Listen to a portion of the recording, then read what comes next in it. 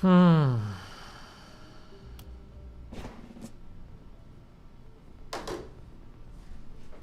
I don't know if my... Okay, give me a minute for everybody to come back to the...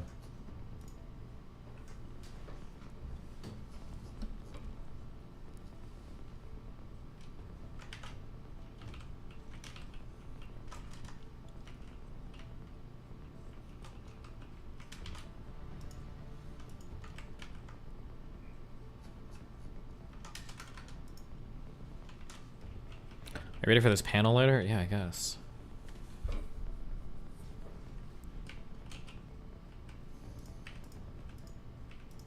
Wait, what the fuck are these things? The mist flows from its pulsating core hiding mist. The configuration changes from day to day. So is it worth it destroying all of these? Like, should I be trying to destroy every single one of these or no?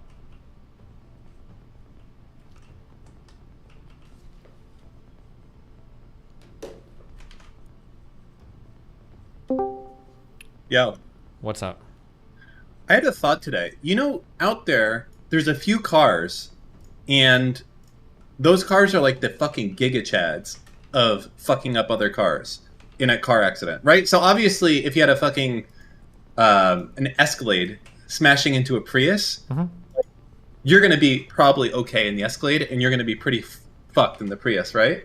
But we don't talk about that type of stuff, and I was wondering if that's okay or not. Like, how do I put this? Like, for instance,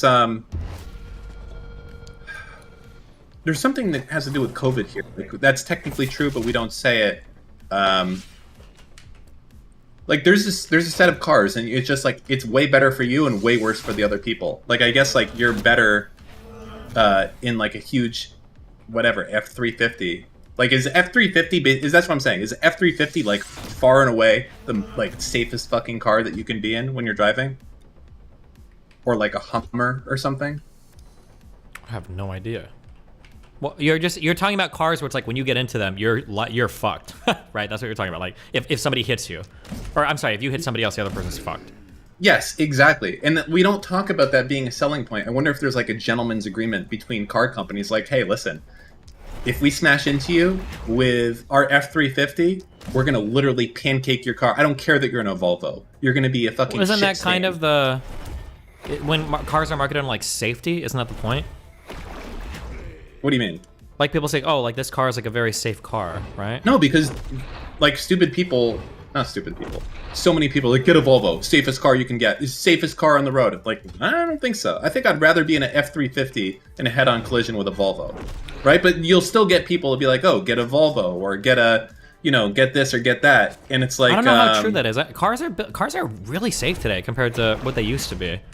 Like in general, I don't know how much it matters if you're in like a smaller car versus a bigger one on a head-on collision with like a truck. I'm not sure. Also, head-on collisions are probably like, my guess would be one of the rarest forms of car accidents. What are the most common ways to? My guess is going to be like side swipes, maybe T-bones, stuff like that would be my guess. Yeah, and I think the idea is that if you're in a big, tall, huge fucking Duramax HD 8600 or whatever, that if you get T-boned by a Prius, the Prius is going to be fucked, and you're going to be like, did I hit something? Well, I'm super curious. I am too. Yeah. Well, because fuck, I bet it's not going to show it. My uncle drove one of those really big. Is it an F-150? It was a big truck, like the kind that I had to like climb into. And the lady that cut their car in half when she ran that intersection killed both my uncle and his girlfriend instantly. They instantly died at the scene. So it seemed like having that huge fucking vehicle from a side swipe didn't help them at all. But I don't know in general if that's true or not. What car was the other person in? I mean, I guess if they were in a F350, I want to say they were in like a crossover. Fuck, I don't know if it's gonna say it. But yeah, like shit, I feel like, oh yeah, that's his truck. Jeez. Oh yeah, she was in a pretty big vehicle as well. But like, I don't know if like being in the big truck didn't help him against that big vehicle, right? Like, well, I mean, if you have two rapists coming at each other, yeah, they're both gonna get fucked. But if it was like, I wonder, would they have been fine if it was like a Prius that did that instead? If that makes sense. Oh, so now we're talking about like defending from smaller cars? No. Yes, I guess. Yeah, exactly. Right? Like, if you care about your safety, do you like? Here's the thing: so many people hate cars, and they hate this mindset, and I get it because it's a giant, it's a race, and they hate SUVs and they hate the big trucks.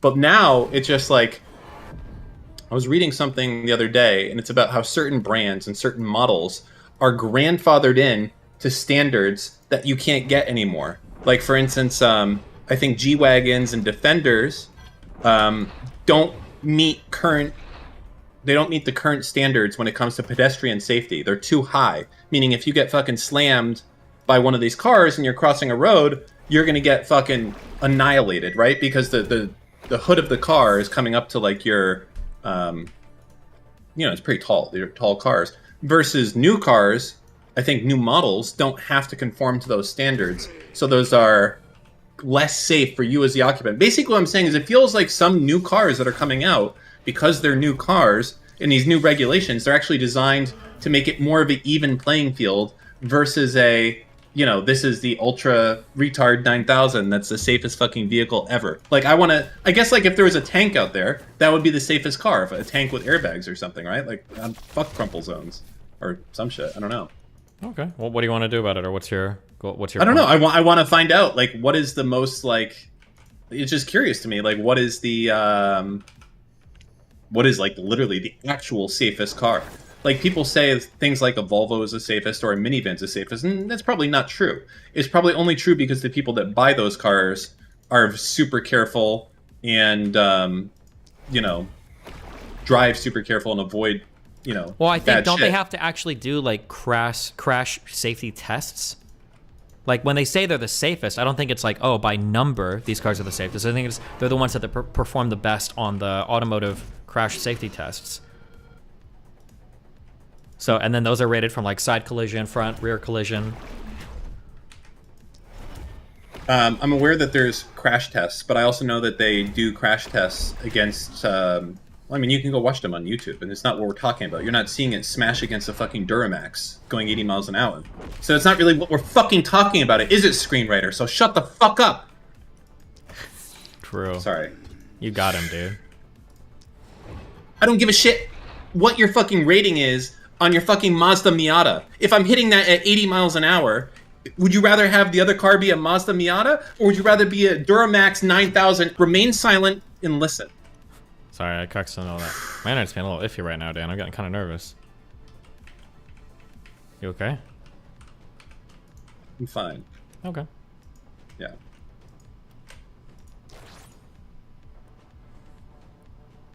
Anyways, yeah, I guess the idea is just to find whatever vehicle is like the, what's the biggest rapist when it comes to cars? Which is the, sorry, I should stop using that. Yeah, fucking Rust, I don't know Rust term. why you're... It's Rust terms that are getting in Rust, when you're dying, you're getting raped, and when you spot the guy that's raping you, that's the rapist, and those are the call-outs in Rust. I don't make them, okay? It just is. So that's the kind of team you play with?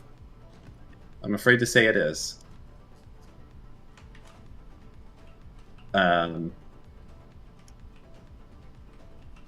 Anyways. Are Tesla's rated as the safest car you can drive for crash training, etc.? Is that a meme? I don't know. Look it up. I wouldn't be surprised if Tesla's being safe, because I think it has a lot of rigidity. What are you laughing about? What? What is funny? Answer me now.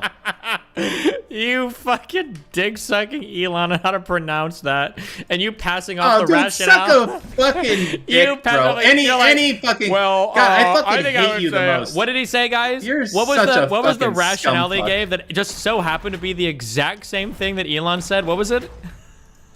There was a rationale for it? Yeah, and you gave the exact same one.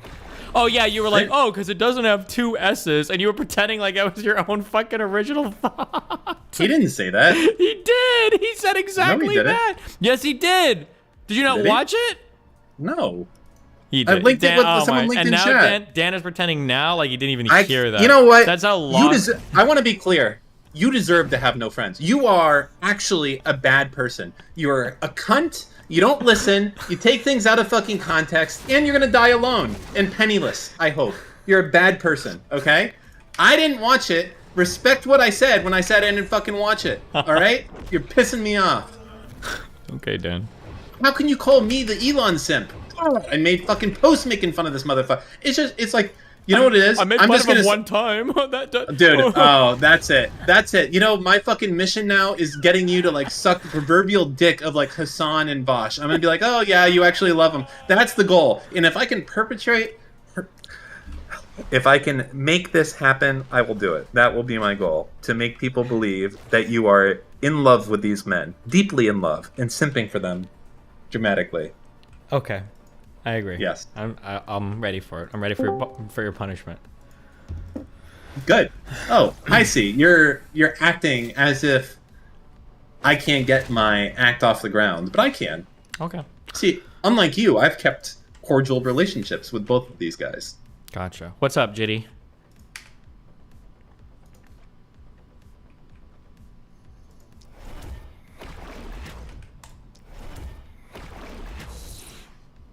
Okay. True. All right. What have you been up to today, Dan? Anything fun? Oh man. Oh, you hey. know, just watching out for Nate Diaz is back. You know, me and him are gang now. You probably don't know who that is though. No. Can catch me up. Dominic Dune. Jadeon been lame lately. Hey man, it be like that, bro. You know, can't be cool to everybody, my man. So. Damn. So what's Tough. going on? Is this call coming straight from the penitentiary, or? Nah, man. Sadly, we haven't got arrested yet. Sadly. Wait, are you saying you clickbaited? Because I thought I saw a Oh, did I title say of your Nick? video. My bad, Nate. Nate. I thought I saw a video on your channel that said that you got arrested. Did you not? Oh, Is that I a did lie? get arrested. I did get arrested. Oh. Yeah, I was arrested for like 6 hours. Oh. Well, that's not too bad, I guess. Nah, it's not too bad. What are you guys debating about?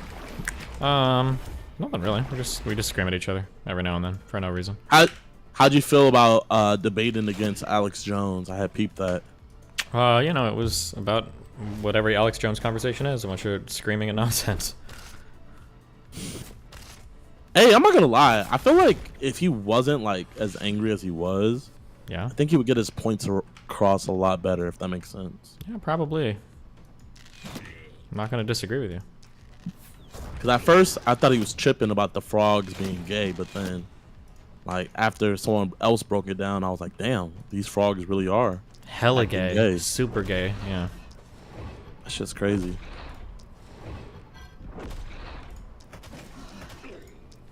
Well, what are you up to today? My tonsils were completely swollen yesterday, so today's like the first day I was able to talk. So, you know, just enjoying the little things in life right now. Oh, well, that's nice. That's cool. Facts. Wait, how come you haven't been streaming on Rumble? I tried to today, but I'm just getting a please wait when I'm streaming. But I've been traveling a ton, so. Have you ever gotten that before? Oh, wait, now it's working. Good job. No, I never had problems. Huh. I don't know what's going on today. But I've been I was like traveling a lot lately, so I haven't been streaming as much really at all. Nah, I feel that. Nah, man, I'm not gonna lie. I see why everybody's getting into the streaming stuff, cause like, bro, I've been getting like 1 million views off of fucking doing reactions and stuff. But it's like I like streaming, but I just get way more satisfaction making an actual video. You know what I mean? Yeah, it's probably more artistically fulfilling, I'd imagine. No, yeah. Exactly. I've been noticing your editor. It looks like he listened to me. What'd he do? Your titles have been better and your thumbnails have been way better. Like he really stepped up his game lately. Well, good job, August. So shout out to August.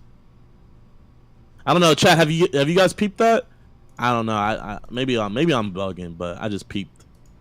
It feels like it at least. I don't know. Am I bugging? I don't think you're bugging. I don't think I'm bugging. I don't think you're bugging. Nah, not really. Wait, So, how do you say the name of the car that Elon Musk has? What's that car brand? What do you call it? Tesla? Cool. Okay, just checking. How do you what? Someone else pronounce it a different way? Yeah, I think most normal people say Tesla, but for some reason Dan here and some other people say Tesla, which is kind of weird. Who else says Tesla? I've heard Tesla before. I know it's kind of Yeah. doesn't it sound like It's so weird. stupid? Like, I when don't know, I is hear there any somebody other people say Tesla, that say it? I Is there kinda any think, other like, people that say it? this guy must That's be a weird. fucking Steve. loser? That would just be my assumption. Yeah, This guy's gotcha. probably a loser. Probably didn't have very many friends growing up. Probably doesn't have very many friends now. Probably wants less friends than he has right now as well. Yeah, true. Because the two he's got are too many. Yo, damn. Me personally, I wouldn't tolerate that. That's just me Well, though. Well, you're not a battered soul like I am, so kind of used to it. How old are you, Dan? Yeah, Old Dan. enough to know when abuse is taking place. I'll tell you that Wait, much. Are you my little Destiny, victim? how old are you? 34. You know what's crazy? I just figured out the other day that Hassan was like fucking 32. How old do you think he was? I don't know, like 25, 26. That he was like some fresh out of college guy that like, you know, popped off on Twitch. I didn't realize he was 32. Yeah. Well, that is how old he is. That's crazy. All y'all motherfuckers are old. True. We've been here for a long time. We're your elders, okay? Have respect. That's what I'm saying. I bet these motherfuckers in chat are old as shit too. Mine are probably a little older just because I do like politics and like basically boring shit, so. When do you think I'm gonna go down my like political age? Who knows? Depends on what type of content you do. Feel that. I don't know. I feel like out of all the people that do political shit, I think Russell Brand does it the best, in my opinion. Maybe. He's a guy, that's for sure. Like that motherfucker's hilarious. Yeah. I don't even be knowing what the fuck he's talking about, but like he just be saying funny jokes and it just be cracking me up. Yeah, That is a one. He's a guy, for sure. Hell nah, no way, really? Y'all don't fuck with Russell? Fuck no. Why don't you fuck with Russell? Massive ideological disagreements. Isn't he liberal? No, he's like a populist type guy. Like, thinks like the government and corporations and everybody are trying to like screw over everybody at all points in time. You don't think the government's trying to screw over people? No, I don't think so. Well, like, I feel that, but look at it like this. Is there really a big difference between Republicans and Democrats? Yes, there's a world of difference. But then it's like, okay, I feel that. Publicly, like, media-wise, there's a big difference.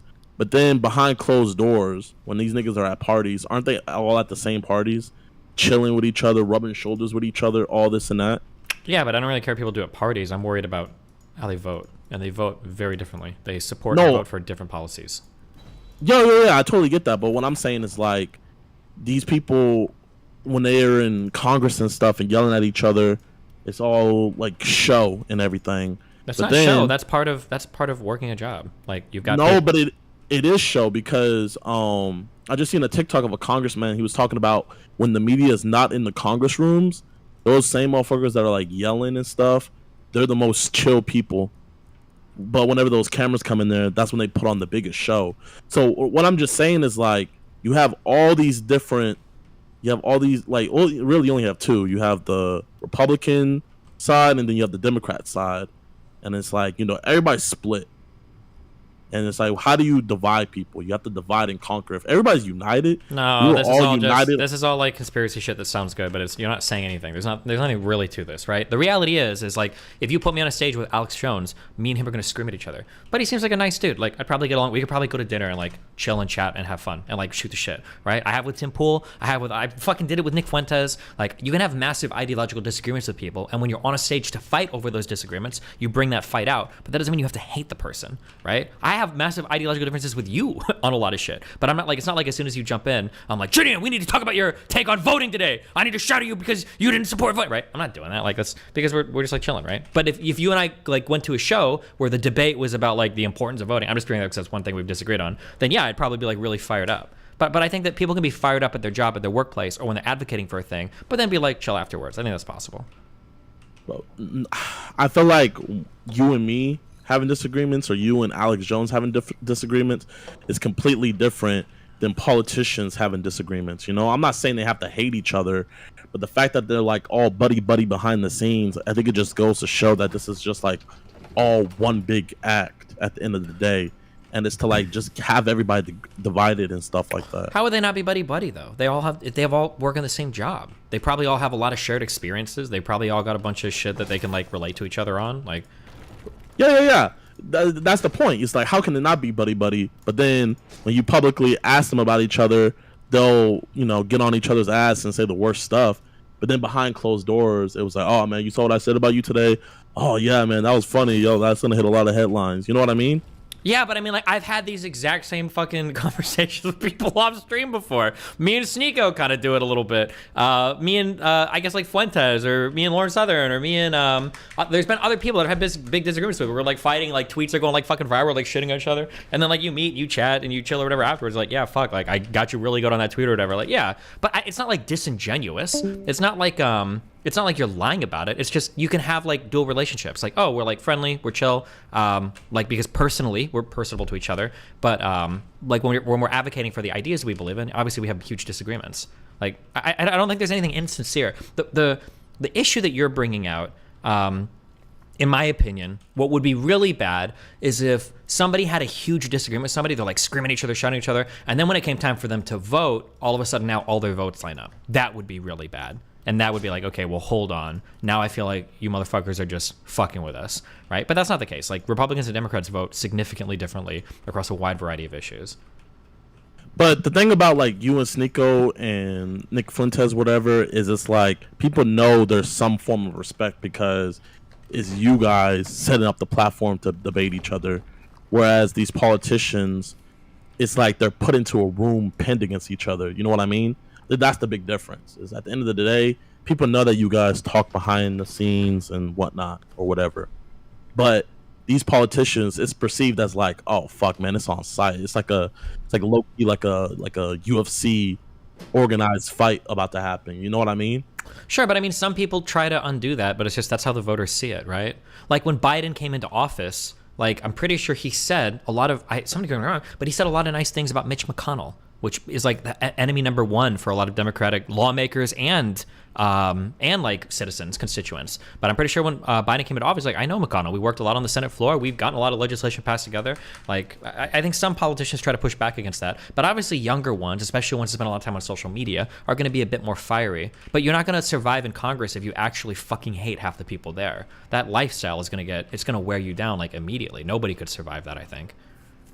I don't think it would be healthy for Congress if like AOC and Ted Cruz legitimately fucking hated each other. I think it'd be a bad area for people to try to pass legislation. And I think that's also one of the reasons why like people like AOC were so upset when Ted Cruz was kind of sort of supporting like the January 6th stuff, because she's like, listen, we disagree with each other and we're politicians, I understand that, but like you're literally supporting people that like came like calling for my head, that like wanted to try to kill me. Like it's not chill.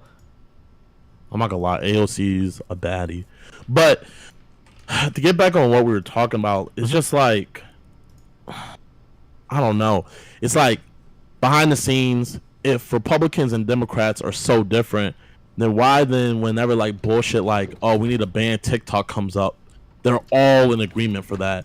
It's always the things that like the American public is all against that every politician's for. I don't think the American public is all against. I don't think that's true at all.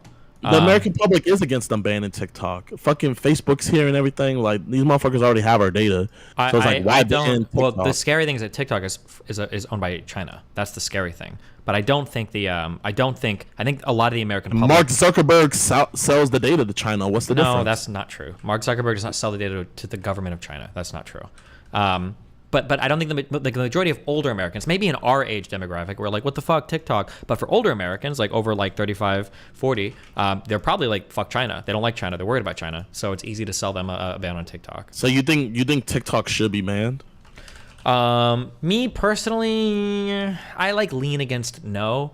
But like, if it's really a bunch of data that China's getting, that's a little bit scary. But yeah, I would lean against it. Probably shouldn't be banned. But it's just like, I don't understand how everybody's all for TikTok being banned, and then when they literally brought Mark Zuckerberg into the Senate, and they were like pressing him hella hard about the shit that he's doing with Facebook, and how me personally, I think Facebook's far worse than all these other social medias. Sure, but you're missing the point.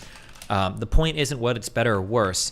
The problem with TikTok is that it's owned by a foreign arguably a foreign adversary. That's why we're so worried about TikTok in Congress. It's not just because of what's going on with the data, it's who the data is going to.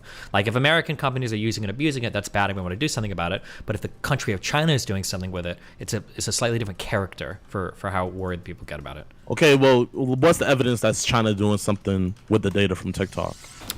Because they keep on saying that, but like I haven't seen any evidence. Well, my understanding, you can correct me if I'm wrong, you probably know more about TikTok than I do. My understanding is that TikTok is owned by China. That's a Chinese company that owns that. If that is the case, then the government of China, I'm pretty sure, has a hand in all of their large businesses. So any data that goes through a company that's in China is probably also able to be accessed by the CCP as well. That'd be my guess. I think the dude, I might be mistaken, but I think the dude that he's the CEO of TikTok came out and said, I think he was saying how like they're not owned by China. He said it, I forget, but like he basically said that they're not even owned by China. Well, I'd have to check, but I'm pretty sure China does own TikTok. Like, but also, this is like just a random thing to keep in mind.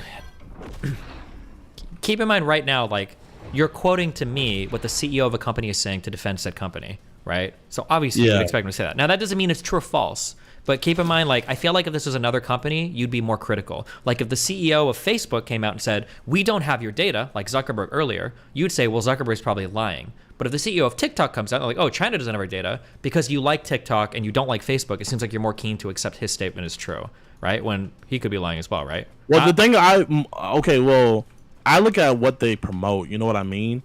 It's like, me personally, I feel like Facebook is way more damaging than TikTok because Facebook literally can lead to people voting a certain way by banning certain things and pushing certain ideologies that can directly affect the U.S. voting system. Whereas TikTok, it's like I can see some hella liberal stuff one post, and then I can see some hella conservative stuff. You know what I mean? No. TikTok, yes, all the time, bro.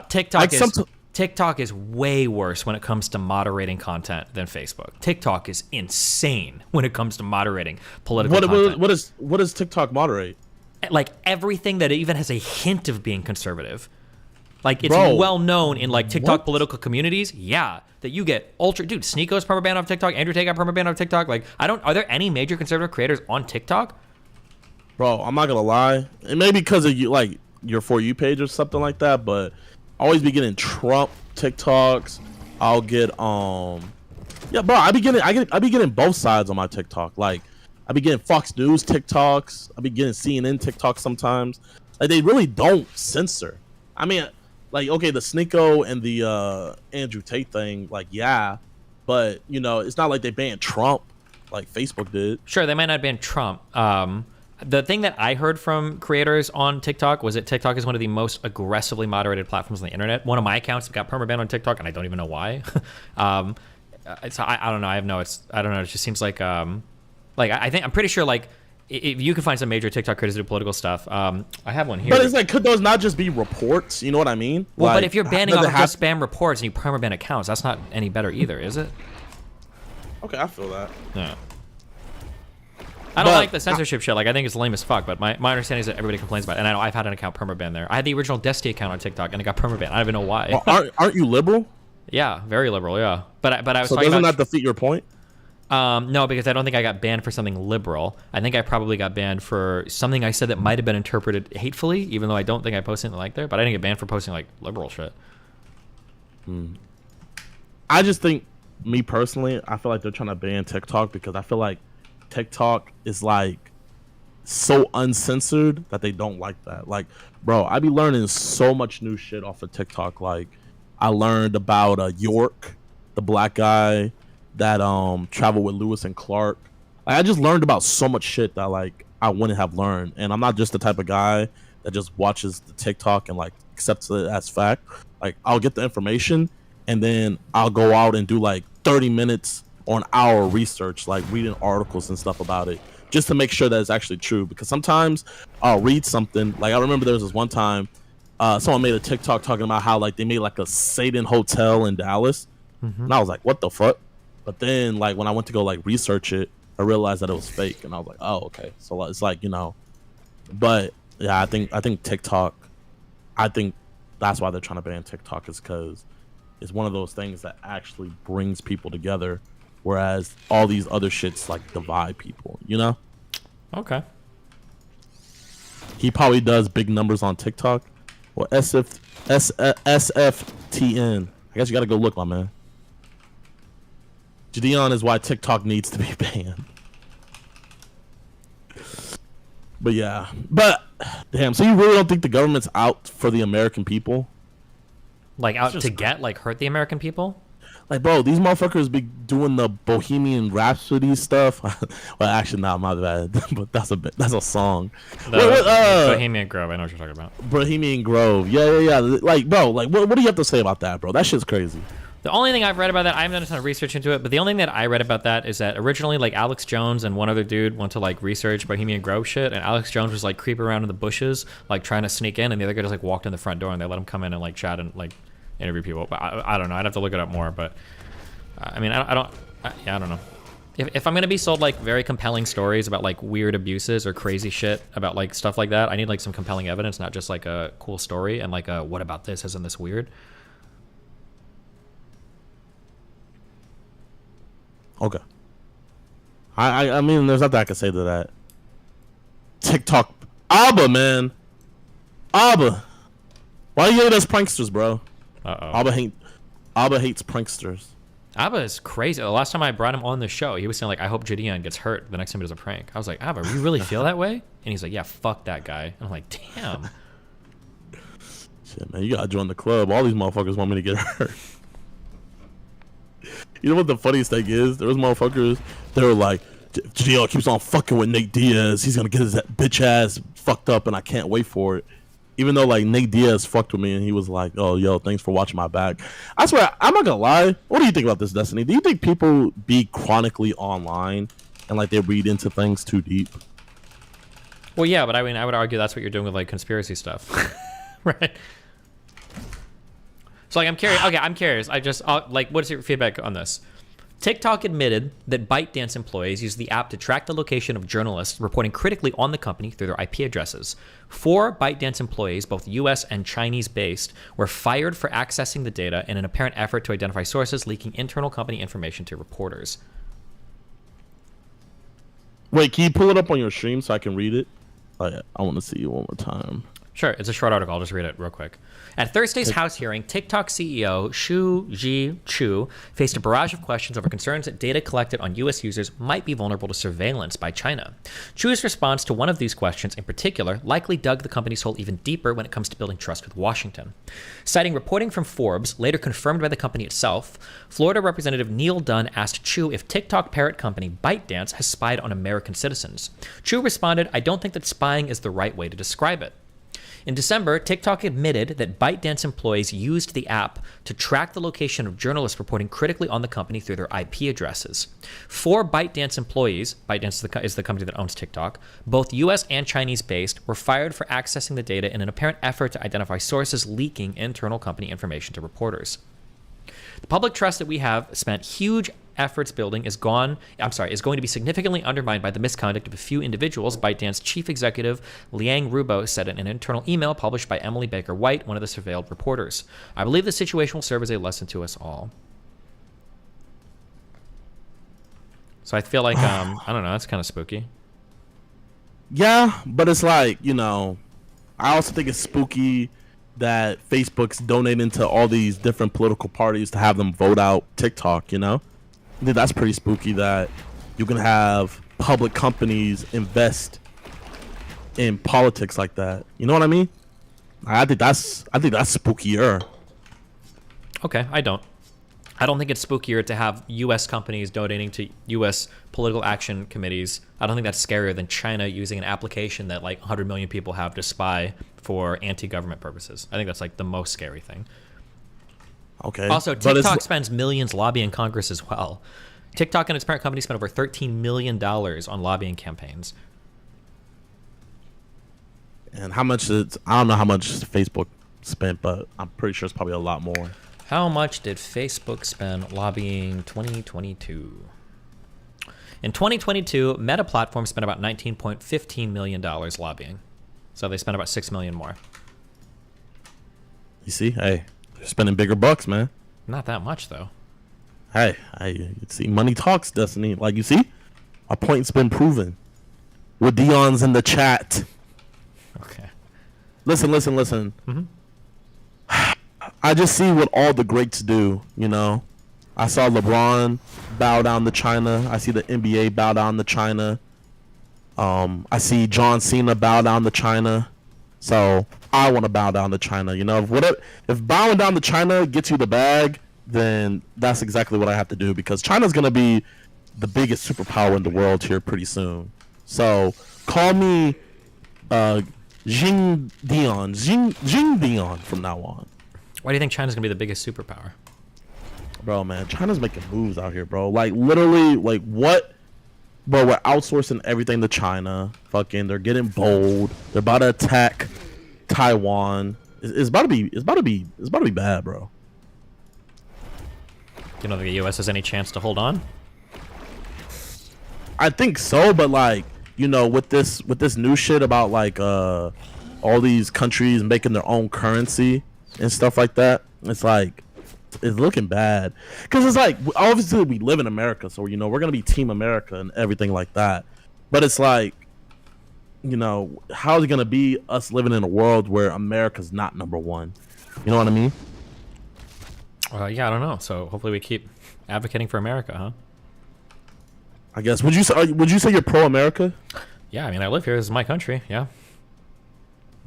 So what do you think about like us having fucking military bases all over the world? Do you think us having military bases all over the world really keeps the peace? Or do you think we should just like focus on ourselves? Yeah, absolutely. It keeps some peace. Yeah. Nobody probably wants to fuck with you if you have an American military base in your country. That'd be my guess. But it's like, would Japan fuck with us? Japan might not fuck with us, but somebody might fuck with Japan, right? Look at China about to potentially make moves on Taiwan. Do you think that South Korea would exist with North Korea and China right next to it if the United States didn't have a military presence there? True, but America did want to invade. Was it China? Yeah, I think it was China. America did want to invade China after during the war. They actually want to nuke China during the Korean War, but I think it was President Eisenhower. He voted against it, but the general at the time he wanted to nuke China. Like, they literally were like, "Fuck it, like let's just take over all this shit." Well, I guess I don't know if that's true, but good thing we didn't do it, I guess. Yeah, that was one general, but I mean the general is the general. This is true. Does my mic sound bad, Destiny? Yeah, the gain keeps like going up and up. I don't know what you're doing with it, but I'm not doing anything. maybe it's China. Maybe it's Zuck. Uh-oh. Like I say, man, like, you know, I'm just a youngin looking at the world. I feel like I speak for all young people. You know what I mean? Yeah. I think I'm the voice of the... Dion, why do you think I want you dead? Oh, shit. Abba. I didn't title the thumbnail that. That was my editor. Ooh. But no, I never said that you wanted me dead. I just said that, like, you know, I said oh my gosh, that sounds horrible. Hold up. Let me fix this. I don't want to be that guy. I'm actually a big Tyler 1 fan, so I like blown out mics. Yeah? I'm a big fan of your mom, so I like blown out backs. If you know what I mean. Do you know what I mean? Absolutely. Okay. How we sound now? A little better? What kind of mic are you using? I'm using that Scarlett. I don't... Oh god, that interface. That's not the microphone, but I know what you're talking about. Okay, don't worry about it. Scarlett. It's one of those fancy mics that everybody uses. Well, the thing you're talking about right now is probably the interface that it plugs into. Do you know what the microphone Oh, is? yeah. It's like that. It looks like a... If it's the black one, it looks like a BBC. Is it the SM7B?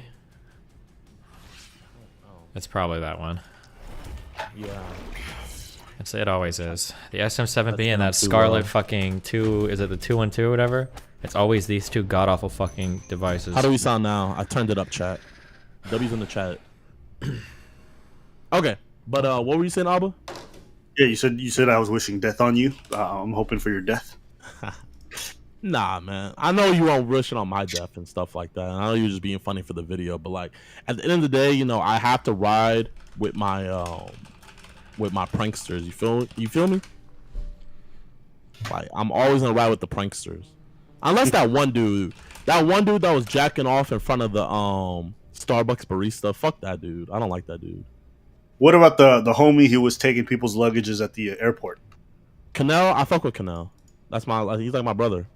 Or do you fuck with everything he does?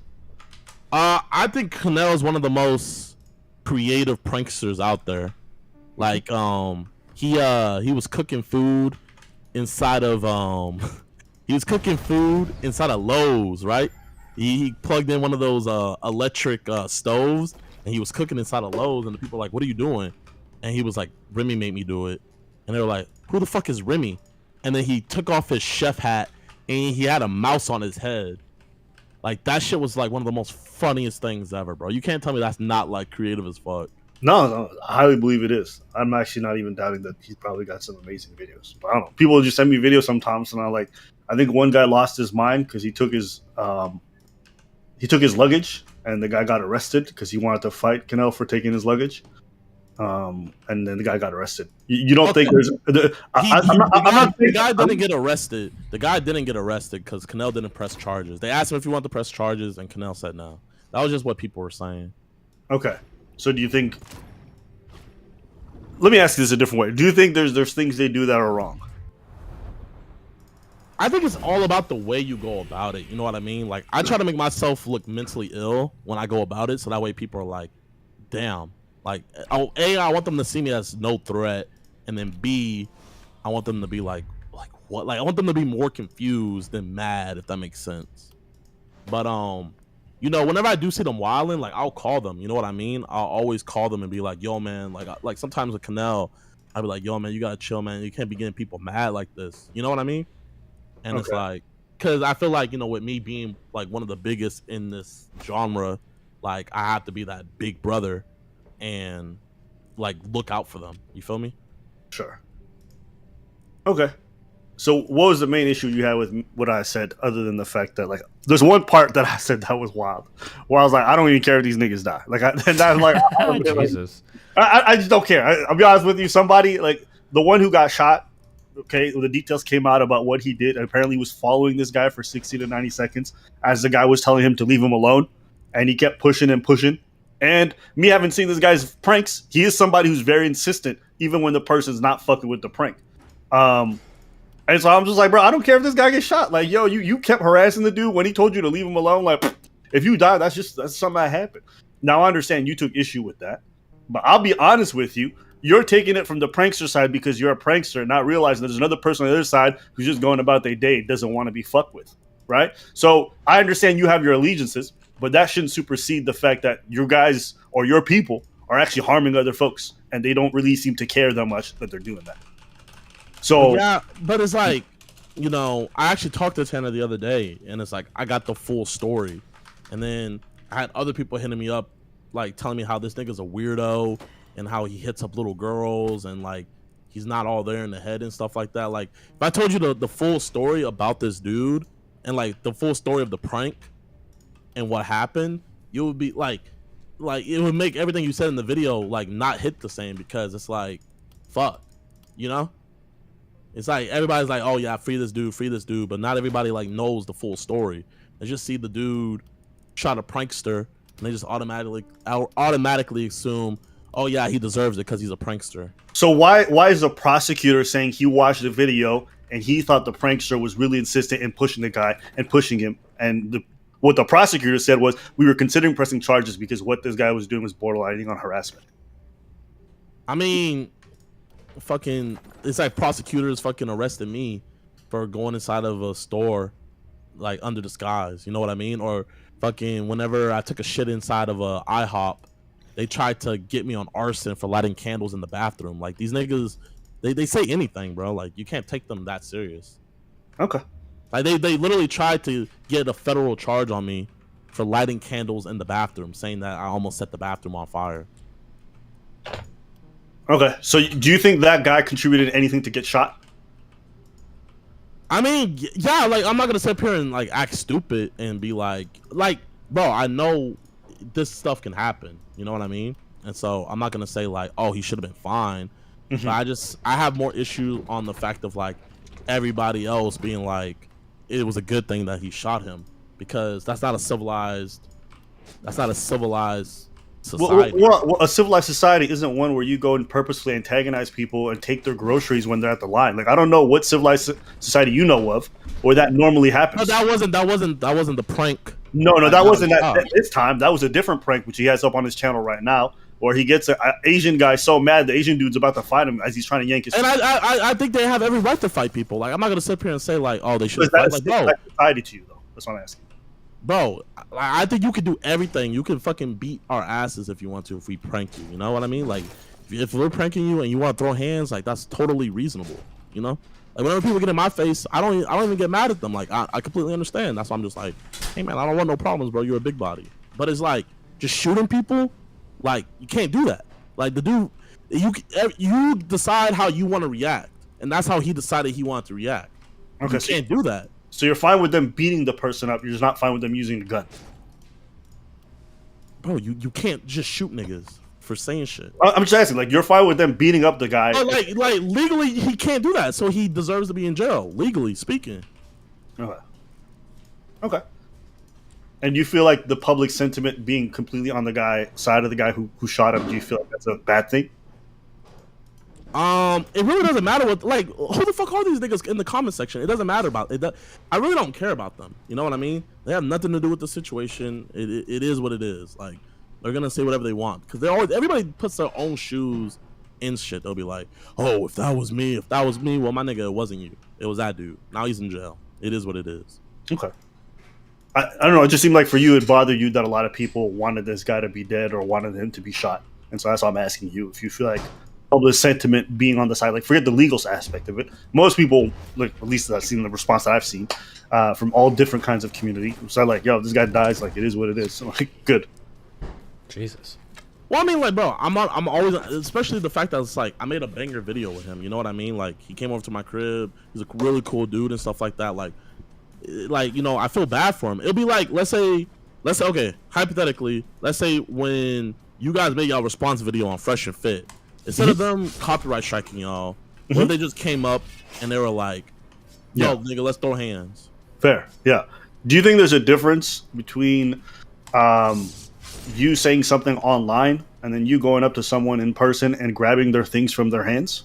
There is a difference, but do you think that, I guess the point I'm trying to make is like, do you think that's a rational reaction? Do you think that'll be a rational reaction for them to, like, find out where you guys live and pull up on y'all? No.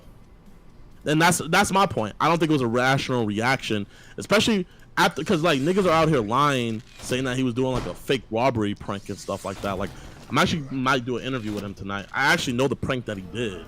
I think there's here real quick. There's something I think that I don't know how you would draw this out, because I've had a hard time. I don't know like what language to give this. There are things that are wrong, probably, but they're understandable, right? Like, I should be able to walk up to a black dude in the US and call him the N-word and not have him touch me, because him attacking me would be wrong. But I know that if I do that, I'm gonna get my ass kicked, right? And I don't think anybody would feel bad for me. And they'd say, yeah, the guy probably shouldn't have put hands on him, but like, what the fuck do you expect, right? And I feel like that's kind of the area that Abba's talking about right now, where it's like, are people rational for shooting somebody or attacking somebody for trying to steal shit? Probably not. But like, I don't know, if I ran, like, there are states that I wouldn't do that in. If I was in Texas, I wouldn't run up to anybody in like a fucking cowboy hat or run up to anybody at all and try to steal their shit, because I don't know if I'm about to die, right? That would just be my expectation, right? And it's like, I wouldn't do that. That's not my type of content either. Like, I don't think stuff like that's funny. Like, you know what I mean? Sure, but I think what Abba's just trying to make the point that it's like, it seems strange to get so offended that people are saying like, oh, well, this dude gets shot, whatever. And you're like, well, no, that's super irrational. It's not fair. And it's like, yeah, it's not really fair, but like, damn, you know? I just think it's crazy how everybody's just rationalizing the wild, wild west. You know, if we were in the 1800s, sure, okay, yeah. Oh, he got in my face, I gotta shoot him. But it's like, we're fucking in a regular society, you know? Like, what if that bullet shot an innocent child? What if it went through him and shot an innocent kid behind him? Then what would niggas be saying? Would it still be the prankster's fault? or would it be the nigga that shot? Because anything could have happened. A regular bystander could have got hit by that bullet. Yeah. I'm not just saying just the prankster, but it's not a rational thing just to fucking shoot somebody in a mall. You don't just do that. I agree, but that's also probably why your prankster buddy shouldn't be out here taking people's groceries or doing whatever the fuck he's doing. You know, Okay. like I understand that, right? I understand that. So most of the blame would still go on the person who fired the shots, but you antagonizing somebody, getting up in their face and following them for whatever that's what the prosecutor said, 60 to 90 seconds. I'm sorry, that's a long fucking time to be pestering somebody who says leave them alone. That's what the record shows. So for me, do I hold the person who shot accountable? Absolutely. But I'm also holding your buddy accountable for instigating a situation. And there's nothing wrong with that. I'm not saying you can't hold him accountable. I'm not saying that at all. But Okay. it was more of the fact that you guys were saying free the dude that shot him. Like, do you really think he should be free? Yeah, well, listen, if you ask me on a principled standpoint, what do I think? No. If you're asking me how I feel, like, yeah, low key, I'm not gonna lie, free my nigga. But if you're asking me, like, do I think it's the right thing? No. I would honestly tell you it's not. And that's the point that I'm coming across. It's like, you could personally feel a certain way, but to be like, oh, he needs to be free, or it's like, bro. Well, here's a question on this though. What if people wanted to charge your friend or charge that prank guy for theft when he like pranks and steals somebody's groceries and they give it back? Would you be okay with that? Yeah. Well, I mean, yeah. Like, Okay. Yeah. So are you fine with your buddies doing pranks where they steal stuff from people? I'm not saying I'm fine with it. Like, well, But it sounds like you don't have an issue with it, though. It sounds like you like maybe I'm misunderstanding. I don't want to put words in your mouth, but that's what it sounds like. Because when you say I'm gonna defend my, it's not something I would do. You know what I mean? No. Hold for on. me to be fine with it, it has to be something that I would do. No, because you came out and you said these are my people, these are my pranks. I gotta rock with them. That's fine. Okay, Yeah, I gotta cool. rock with them when one of them gets shot and everybody on the internet saying free the dude that shot him. Yeah, in that situation, I have to rock with him. Now, okay, if I made a video defending him whenever he did his stealing the groceries prank, then okay, you would have a point there. But I didn't make a video for that. I made a video for, and if you watch my reaction, I didn't even say nothing about that part. I just let you rock with it. You know, Right. like I saw where you were coming from. Right. Okay. All right. That's fair. That's fair. Like I said, I just think I'm not against the whole prankster genre. I just see a lot of people who do it poorly and do it in ways where they just fuck with people and make their day substantially worse for their own content. And I don't know, to me that's kind of fucked up that people are just walking down the street and all of a sudden they're the target of something that they never wanted to be part of, and you just got them riled up for your own content. I don't know, for me, morally speaking, I think it's kind of fucked up to do that to some people, especially with the kinds of pranks. It's not innocent pranks where it's a small emotional toll. You see people having mental breakdowns, you see people pulling out guns, you see people attacking the person behind the camera. It's like, you don't care about them. You don't care. You want to turn them into content, and you want to push the envelope like your boy Canal. I watched him in the airport. He was having people on the verge of beating him up, and he's like, oh, it's just a prank. Some of them turned back, and they got cool with it. But it's like, you're just trying to get them riled up so that you can get content out of them. I know part of me thinks that's partially fucked up to some degree. Can you see why? No, yeah, like I like with one of with the angry painter dude that I was fucking with in the mall. Like, I riled him up, and then I was like, damn, I did rile him up bad. So I went back to him, and I paid him, and I apologized, and he was like, oh, yeah, you're good, man. And then I came back, and we did, like, a part 2, and then I gave him, like, $5,000, you know? Like, Yeah. That's just me. Like, you know, whenever I fuck with somebody, I always just, like, let them know, like, shit, like, yo, man, it's just a joke. I don't want any problems. And, you know, I like them to be characters on the videos in the future. Like, that's just how I go. Like, what do you think about my content whenever I do stuff? Uh-oh. I mean, it depends. The ones I've seen for the most part have been pretty decent. I remember like the last one I saw was the one where you pretended to be some kind of basketball coach or like a referee. That shit was funny. But if I'm pretty sure if I saw enough of it, I'd probably find some stuff. I'm like, what's this? But I haven't watched a lot of it. That's the last one I remember seeing, is the one where you did the whole basketball referee thing. That shit was funny. Or the one where you went to like the basketball game and you got your hair cut. Like, nigga, who you bothering? You know what I'm saying? I think that shit's fucking funny. But bro, people complain about everything. With the haircut ones, I saw people in the comments like, imagine paying $10,000 for your seat and you get hair on you. Da, da, da, da, da. When literally every single person around me thought it was the funniest thing in the world. Like, bro, niggas just always have shit to say. Like, okay, I'm not gonna lie, Abba, there's people that are mad at you with the fact that you just talk about shit.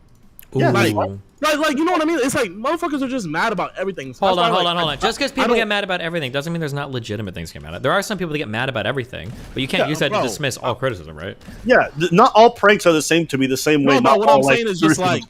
like motherfuckers just be saying shit. They just be Sometimes, chatting. but sometimes they're actually speaking facts. There have been times where I've received criticism. We're like, you know what? They may not be mad, but they do actually have a point. I didn't do. What was the point that they had that you were like, damn, I agree with them?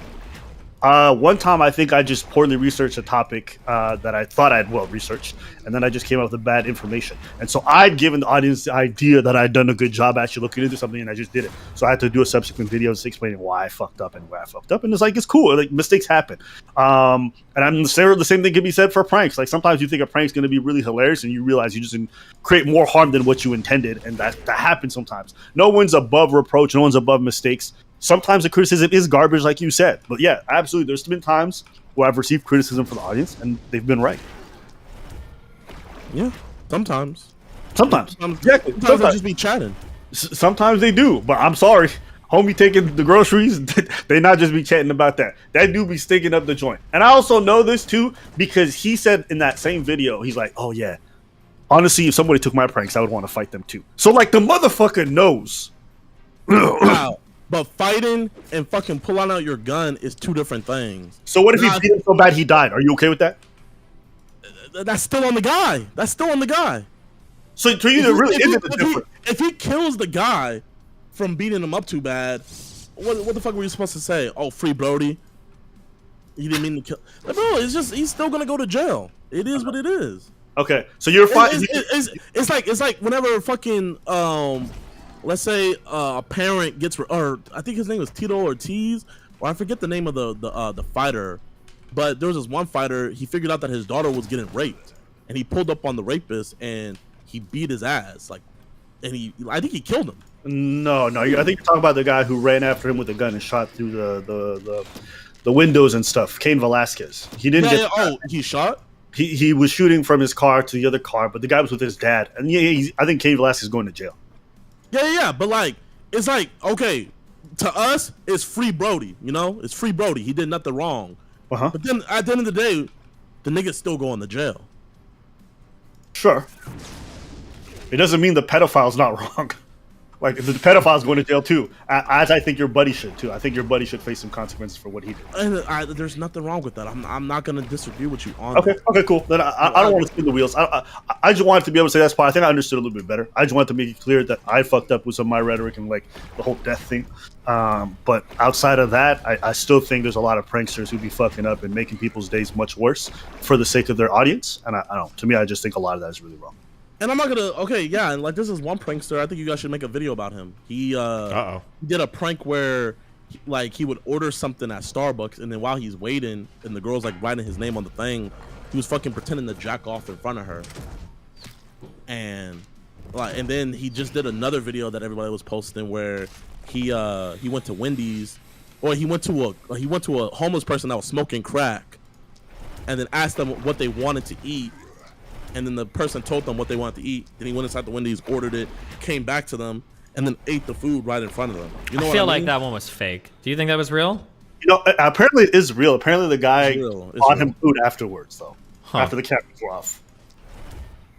I think that was a recruit. Either way, but it's like That guy looked. I could be wrong, and maybe I just see really fucked up homeless people in Miami and LA. But that guy looked really clean for a homeless dude hooked on crack. Like if you watch the video, not all homeless people be looking dirty, bro. Bro, crackheads be functional. I don't know why everybody be thinking like there's functional crackheads out there. But they've been no. crackheads for I'm not 30 saying there's years, not like, functional crackheads. I'm saying for a crackhead that was homeless behind a dumpster, smoking a crack pipe in public, he looked fairly clean for me. That's what I thought. But maybe I just see fucked up homeless people in Miami and LA a lot. So I think there's a lot more homeless people you've seen. You just didn't know they were homeless. Hence, you got a selection bias. Maybe. I don't know. Well, okay, my bad. Someone in the chat corrected me. For He was homeless people that I've smoking- seen sitting behind a dumpster, they all tend to look a certain way. I haven't seen very many now there could be just homeless among us walking around, blending in through the crowd because I don't know why they're on some Sometimes fucking. you just need a bit of privacy to be able to do some crack, and a dumpster's a good place. That's all. That dude did not look clean. Like I don't. I don't know what homeless people you're looking at, Destiny, but like you need Homeless to go outside. people Destiny's in a Miami. gamer. Homeless. So his threshold for cleanliness is different than the rest. So I'm pretty sure I've Like, lived Disney, in. where you from? I've been to. I lived in LA for 3 fucking years, and I live in Miami now. Like I don't know where you guys are from. Where do you live at? Okay, pull up the video and show your chat what he looked like. Sure, give me the video. Give me the streamable. Just look up prankster eats food in front of homeless person. and you'll Prankster find it. eats food, homeless person. If this is clean to you, Destiny, then I gotta see the motherfuckers you talking about. I don't think you've seen any homeless people. You probably don't. You probably live in the suburbs or some shit, and you don't know. But that's fine. Ooh, GTR. There's Destiny assuming shit, as always. Isn't it crazy how Destiny has to beat me in the debate about him knowing more homeless people than me? You literally just said that right before I did. Do you have like short-term memory problems? You literally just said, "Oh, I don't think you know what homeless people look like," right? I was in LA for 3 years. I don't know if you don't. I don't know what kind of homeless people you see. Even the people in Austin. You go on 6th Street. You think the guys that are walking around with the fucking glass there, dude? Me and Melina, when we were in Austin last, there was a dude shitting on the sidewalk. Okay, that guy did not look like the dude in this video. All right. Where Alvin, did you link? I'm me not gonna something? lie. I think you look like a tiny bit cleaner than that dude in the homeless video. All right, that's great. That sounds like what a kid from the suburbs would say. That's okay, dude. I'm happy for you, man. That's good. I'm happy for you. Listen, man, moving on up. Okay, that's great, dude. I'm proud. I'm happy. Here, show your chat the video. Here's your there sure. it is. Here's your dude. That's not my dude. Fuck that dude. Oh yeah. Oh damn, he's tidy. Oh my bad. For I a homeless apologize. dude behind a dumpster smoking crack? I apologize. That dude's clean as fuck. He should be working at a Chase. No weird marks on his body, no crazy overgrown fucking hair. His sweater's pretty fucking clean. Destiny, my bad, Destiny. My bad, Destiny. That He dude looks very homeless. Okay. that dude's scrappy as hell, man. Yeah, I don't know. My bad. You right. You always right. You always right, bro. My bad. No, pull that up. Pull that image back up, please. Please pull it back up. He's not gonna pull it back up. You gotta pull it back up, please. Yeah, I can leave it here. I don't think you guys have been around homeless people, but that's fine. Like rich YouTubers spend all the time in the suburbs. That's all good, dude. Wait, Alba. I don't think you don't see the $1 million in his pockets and that nice fresh haircut he has. That haircut look homeless as hell. No. That's what the average black guy in LA looks like to Destiny. Okay. No, look at his shoes too. His shoes are the big most dead giveaway. Yeah, and the are they? matching clothes. Yeah, absolutely. Yo, chat, everybody spam. I need to go do I need to walk around fucking Miami or LA and stream sometime and show you guys some real homeless people, okay? Not the ones you guys see in movies or some shit. Destiny, drop a poll. Yeah, homeless or not homeless? Pull your audience. No, you run a poll. I'm not gonna poll my audience of kids that live in the suburbs. Dude, I came from LA for 3 years. I spent time in every fucking homeless city in the world. I've been to Seattle like fucking 20 sometimes. I've been up in fucking New York. I've been in fucking Miami. I've been in places I've seen homeless people. I'm not gonna argue with a bunch of people in the suburbs. Okay, what I think homeless people look like. Okay, what parts of LA did you live in? I lived in nice parts of LA, but I've been to shitty parts of LA. I've been around Okay, Hollywood at night. I've been around Hollywood. I've been around Hollywood. I didn't say I live in the suburb, kid. I've been around Hollywood at night when it's fucking weird and scary there. I've been in fucking walking around Toronto at night when it's fucking weird and scary there. The parks with the fucking homeless people. Like a suburb kid. You literally lived in suburb. Damn, dude, I think you're spending way too much time on That's TikTok. like I think it's Kim rotting your Kardashian brain. being like, You have a I lot. know- I know the For struggle being 'cause I 20 live in years old, LA. I think you've lost too many brain cells at this point. I don't know if it's recoverable at this point, but Bro, Destiny, here.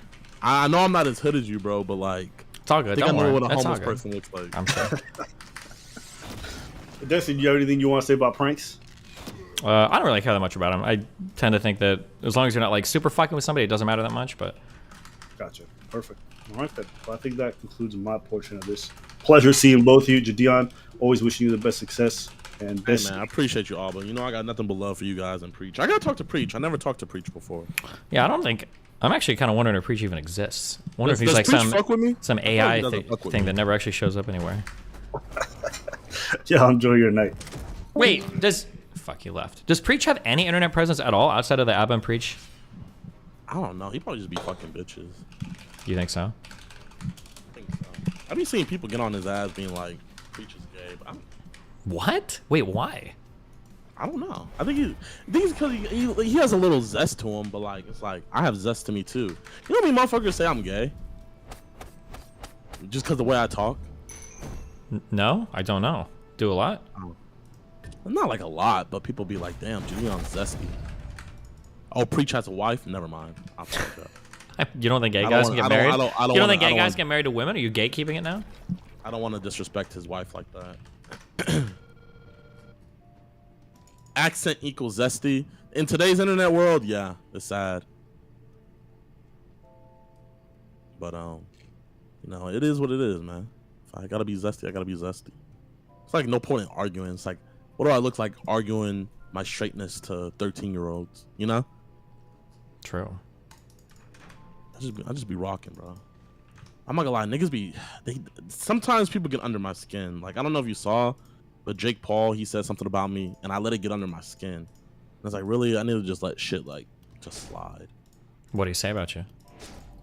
What do you say? Called me a fanboy and said I was a bitch. Damn. Wait, what did you say to him? I asked him why he has this energy with me, but whenever Logan fucked his girl, he didn't do anything about it when they were dating. Okay, well, it sounds like you kind of earned it then, no? No, that's what I said in response to him saying that. I didn't say nothing about Jake before. Oh, gotcha. Oh, he just randomly called you a fanboy? Yeah, he was sitting next to his brother and he was like, can you do? You saw that video of me and Logan when Logan asked me to move? I don't know if you've seen it. I haven't seen it, no. Oh, then you wouldn't get it. Oh, but like he said my name like 3 times and he said, I'm not a fanboy like Jadeon. I'm not gonna do whatever you tell me. And it was just like so unwarranted. So like, you know, I got pressed. But then again, it's like, bro, it is what it is, you know. How am I gonna get pressed at shit like this? What's up, Anna? How you doing? Well. Who's this? Steven. I don't really know. Anna, introduce yourself. I'm Annalicia. Nice to meet you. Shalom. Hello. But Steven, you know, Shalom. Steven, Oh no. a What? lot of bridges are being burned. For where? Well, I mean, just the content that I've been privy to in the last like week. That like people send me clips. Wait, Oh. before we go, how are you doing? Me? Oh, I'm doing fine. I'm chatting with my good friend Jadeon right here. We're both kids from the burbs, so we get along real well. And yeah, what's up? I just thought it was a little bit sad that some of the friendships that you've had online are just bridges have been burned. That's I mean, just thought it was. everything public is always like pretty rocky. That's just how things go. I mean, yeah, but there's usually a line that even content creators, especially content creators who are friends, will sort of like tacitly draw for one another. But I guess not in your case, which is unfortunate. But I didn't do. I mean, it's just interesting. A lot of people thought that would be me, right? Even you. I think True. I gave you a high marginally. percentage. That's right, and you're still holding on. So good job. Congratulations. Look at that. I'm giving myself my flowers. But that being said, grievances. I have Okay. to air it out with you. Go for it. Someone sent me a clip of you on a Dusty podcast. Can you not? more- Can you? Jesus. Okay, go ahead. I probably can't. Come on, just accept me for me. I accept you. Okay. Someone sent me a clip of a Dusty podcast that you were on, and you said, oh, you know that girl Annalicia? Yeah, her. I know her because her message is controversial, and the message was abort all black babies. Yeah. Which yeah. I mean, Wait, Well, what? No. Hold on. Black male babies, to be fair. But go ahead. Wait, what? Wait, what? no, hold on. This is A and B. Hold on, let me finish, and then you can hopscotch in. But Steven, I mean, respectfully, with respect and love, because you know I have it for you. I never, ever actually said that was my position. You can agree, right? You'll concede. I thought that. Okay, I could be wrong. I fully admit I could be wrong, but I thought that was broadly the position of like the divester community. Is that not the position, or is that like one that you disagree with? Or? So maybe the delineation is that I didn't ever posit to you that I was in that space, or that ideologically speaking, that was my like. I don't have that framework ideologically speaking. Like, I'm not in the divestment space. I'm in like BWE, which is like empowerment. Okay. Divester is something. And listen, it's a lot to keep up with. I don't expect you to. I don't want you to. Well, sure, but I'll It's a try to. If lot. I characterize your views incorrectly, I mean, I'll do better at that in the future. Then, okay, you don't believe that? Gotcha. And you wouldn't consider yourself a divester? I promise you. I have never held that position. I've never. I talked about content creators who did. That is one thing. Someone that I admire and someone that I respect very much. And I said, hey, this is the position that they may hold, and this is the reason they may hold the position. And logically, it's consistent and it makes sense. But I never said, I didn't usurp the idea or the idea. Like, that's not my talking point. Wait, here, can you do us, well, me and Chad a favor and say right now, like, we should keep all black babies? No, I don't do anything anybody wants me to do. So, but Steven. Wait, yeah. you're gonna go against saying keep black babies? No. Let me just finish with Steven, because. Oh, real quick, I have wait. Shit, hold on, wait. I love you both, and this conversation is probably way more interesting than what I'm about to do. But I have a panel that I have to do right now, so I'm so sorry. Yo, okay, but Steven, I'm not done. Okay, I know, but Anna, you're cloud chasing right now. No, hold on. She's not. Wait. She's No. She's not cloud chasing. Hold on. She hasn't been here a long time. I'll be back in like an hour or two as soon as I'm done with this panel. If you're still around or you still want to chat, okay? Yo, Destiny, you need backup? I do, but if you want to come, you to say, Anna, say I love you. You didn't burn any bridges, and you aren't going to. That is true. I love you, Anna. Thank you for not burning any bridges. Okay, be careful. Okay, I love you. I love you too, Peace. Gideon. I love you too. Okay. All right, let me know if you need backup. Okay, yeah, gotcha. Fuck. W's in the chat. Everybody. Okay, so you're not part of the men go their own way thing? Is this the right? I didn't even know about that until about a week ago, because I heard MGTOW for a while, and I was like, what the fuck is MGTOW? And I think somebody here actually said, oh, men go their own way. I'm like, what? So, are you gay? Are you master? Where the fuck am I going? I don't think that was the right room. Destiny, you have to pop backstage to get into the thing. Oh, where's backstage? It's at the top of the channel. Oh. Fuck me. Oh, fuck. I just had to cut short. Gideon and Anna. Oh, I'm up there now. What the hell? I'm sorry to drag you away from that, Destiny. No, you're good. Hold on, let me get a drink real quick. I'm so sorry. One sec. Yeah, take your time.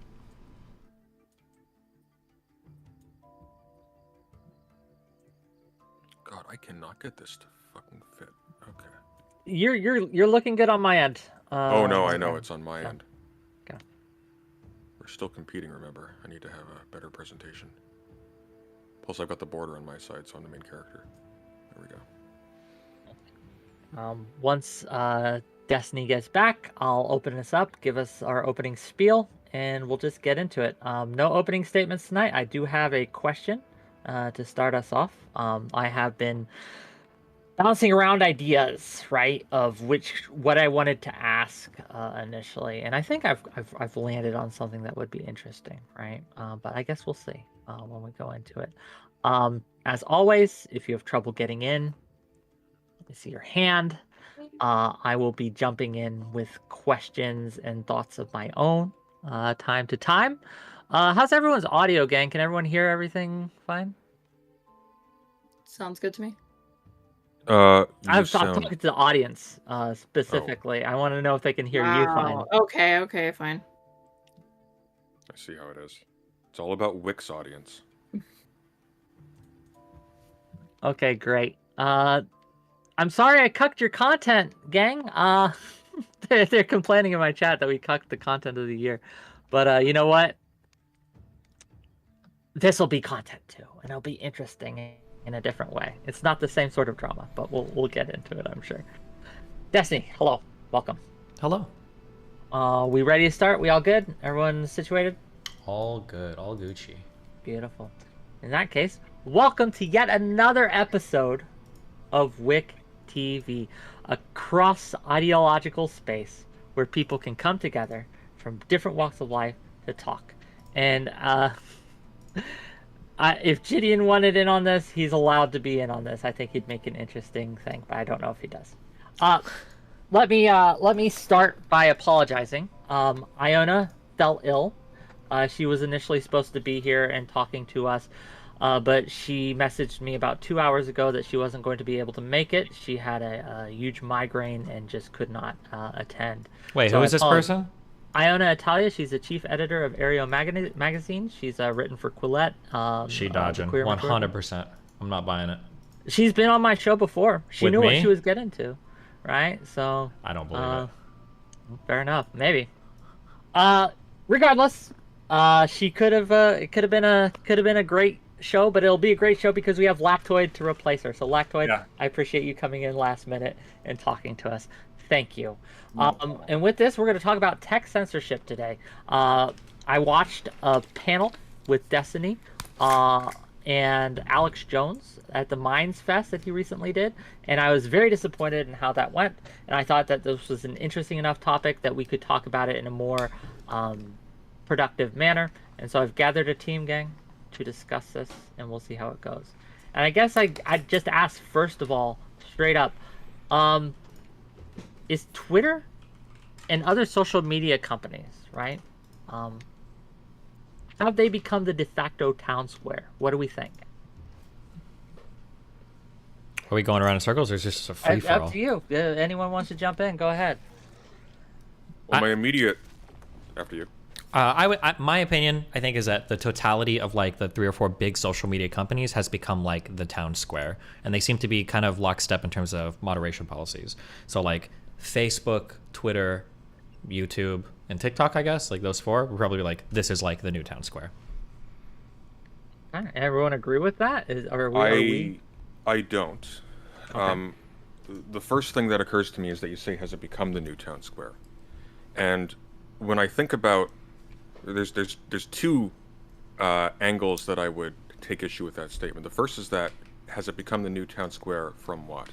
Were we all assembling in some wide open space with a bunch of robots in addition, just like yelling random stuff at random strangers and then swiftly disappearing back into the crowd to come again in a later time to do the same thing over and over again?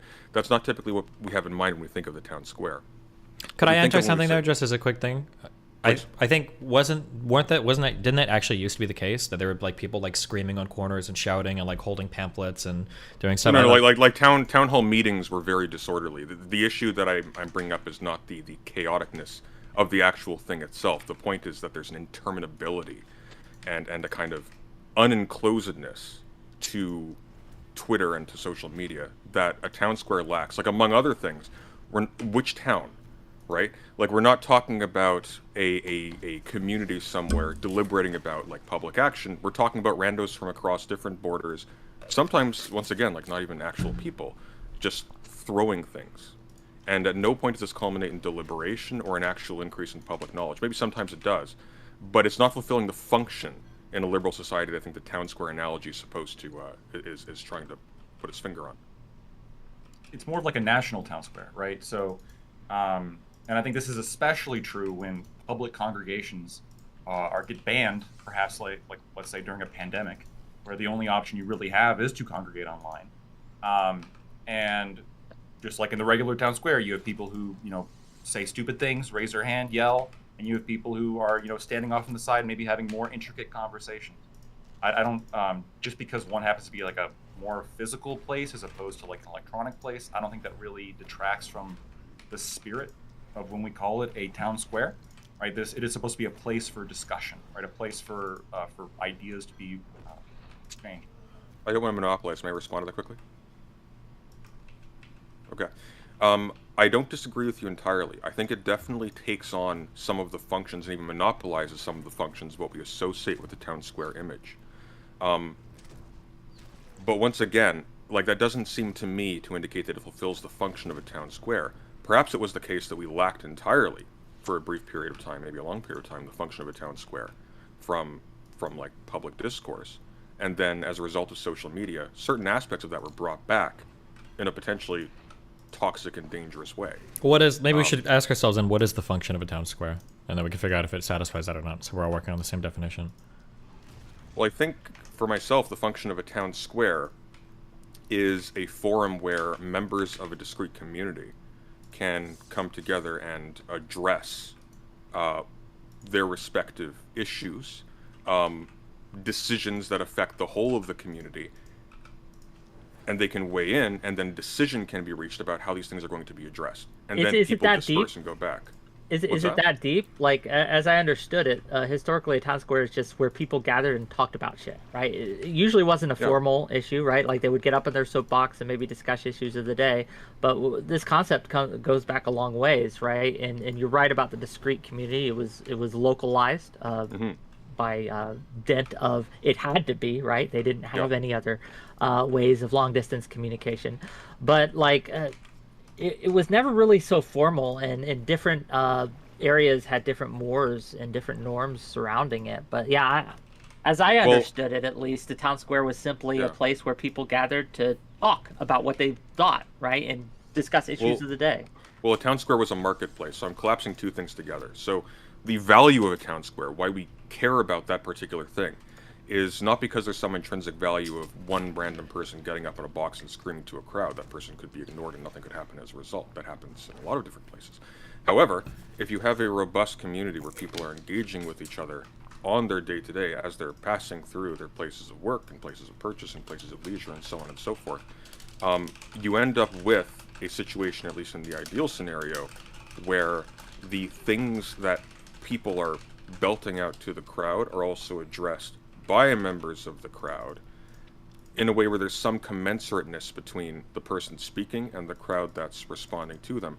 On Twitter, by contrast, and I was talking about this with Aaron earlier, a rando who goes onto Twitter starts off with 0 followers, has no capacity to be heard at all. Someone shouting back at the person in the town square, by contrast, does. What happens when we consider social media like Twitter and YouTube to be the town square, much more so with Twitter, is that we substitute celebrity culture with politics. And I think that's where it becomes dangerous, because now real political influence can be gained by propping up people as celebrities.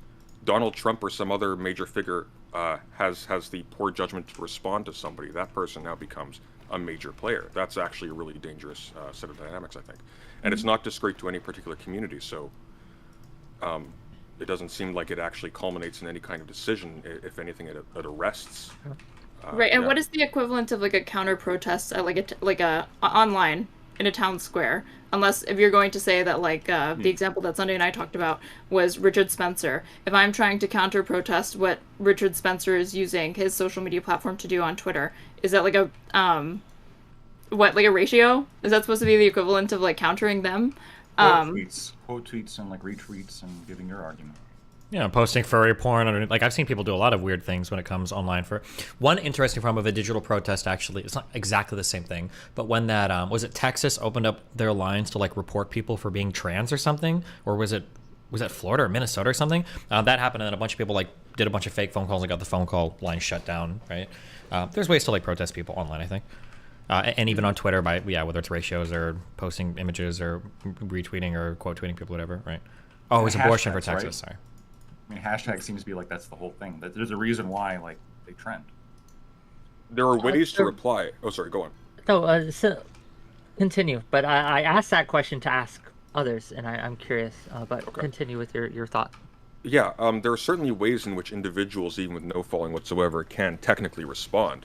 However, now we run into the question of whether or not it satisfies the conditions of an open forum, where somebody can respond but categorically can't be heard because the system itself, for reasons that are inscrutable to most people, for legitimate reasons, they just have no uptake or no visibility. There are some people who will respond to very big figures and they'll make a very poignant point and it will just go unseen. Whereas at the very least in a literal town square, when you shout back, somebody around you hears. Maybe the person you're even shouting at hears.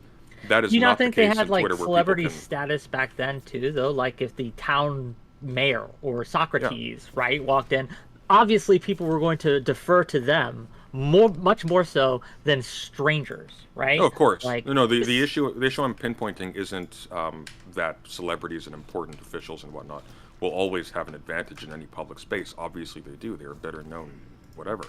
The difference, though, is that in an actual town square, just because of physical proximity, I'm not saying we need to bring back the town square itself, that's infeasible. The point is whether or not this counts as one. In an actual town square, the square itself is not so designed that a smaller person saying something is actually muted, like they actually physically cannot be heard. Fair enough. I asked that though because I also wanted to ask something that Destiny asked the Alex Jones and the other panelists there that I don't think he got a good answer for, and I'm curious, given his stance on this as kind of like the de facto public square, what his answer would be to the question, and that's, should it be a company or corporation's responsibility to guard free speech or to make sure that their customers or the people that are participating on the site have access to information outside of their bubble? And what does that even look like? What do we think, gang? If you think, right, that the social media has become the town square, right? Do the people that own the town square and operate the town square have any responsibility to make sure that people are heard? Their only responsibility is going to be to make money and maximize profits. Insofar as they're going to be concerned about that, it will only be to cover their ass when it comes to liability. It's not really going to be in the interest of promoting one idea over the other. I think with respect to Whick, I think the question itself is a bit fraught. You're asking if like a private company owns the space of public discourse, and I don't think that's really an apt comparison. For one thing, well, yes, you disagree that it's a public town square, right? But for those like Lactoid or Destiny even who say, well, I mean, they do, right? Well, let's pretend that it is for a second, though, right? In that case, now the responsibility becomes whatever the public determines it to be. Now we've directly linked the responsibilities of the companies because they are presiding over a specifically public service that is being anointed as like a central part of democratic deliberation. If a democratic society determines that it should be legally responsible, there really is no ethical component to this. That is the ethical link. It is directly connected to law. Here we run into the additional problem, though, and why characterizing it as a public space is an issue in the first place. Whose public space? We have people from Russia, we have people from Canada, we have people from the United States. Even in this panel, we have multiple nationalities present. It's managed according to whose lights. Like right, Lactoid said this is like a national conversation, but really like Twitter is host to international users, and it's going to expand. Like right now our conceptions of like what constitutes free speech is going to be biased in favor of like the First Amendment and stuff like that, but Sunday is a Canadian, Lactoid obviously are an American, but like the European conception of free speech is going to be incredibly anemic compared to the American, but I'm just biased to say that. I don't know that Twitter like adopting any sort of like well, I that just begs the question, like, wait, hold on. Is Whick moderating this panel, or are you debating on this panel? I'm trying Whick to. is, I'm doing I both. got a few points, right? So to answer the question directly, yes, yeah, absolutely. Companies have like a responsibility to freedom of speech. It's always so odd to me that like otherwise very lefty people will just like for some reason like when you ask them about censorship, right? This is why I think authoritarianism is actually often like their underlying motive for most things. When it comes to like terms of censorship, like they immediately flip into like the most free market like ANCAP you can possibly imagine.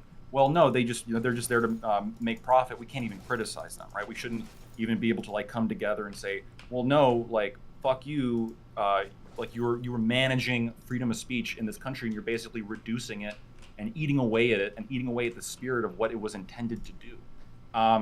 As to how that affects other countries, I mean, ultimately, I wish American free speech interpretation was the law in all countries. Ideally, America would be the country, but that's a whole different conversation.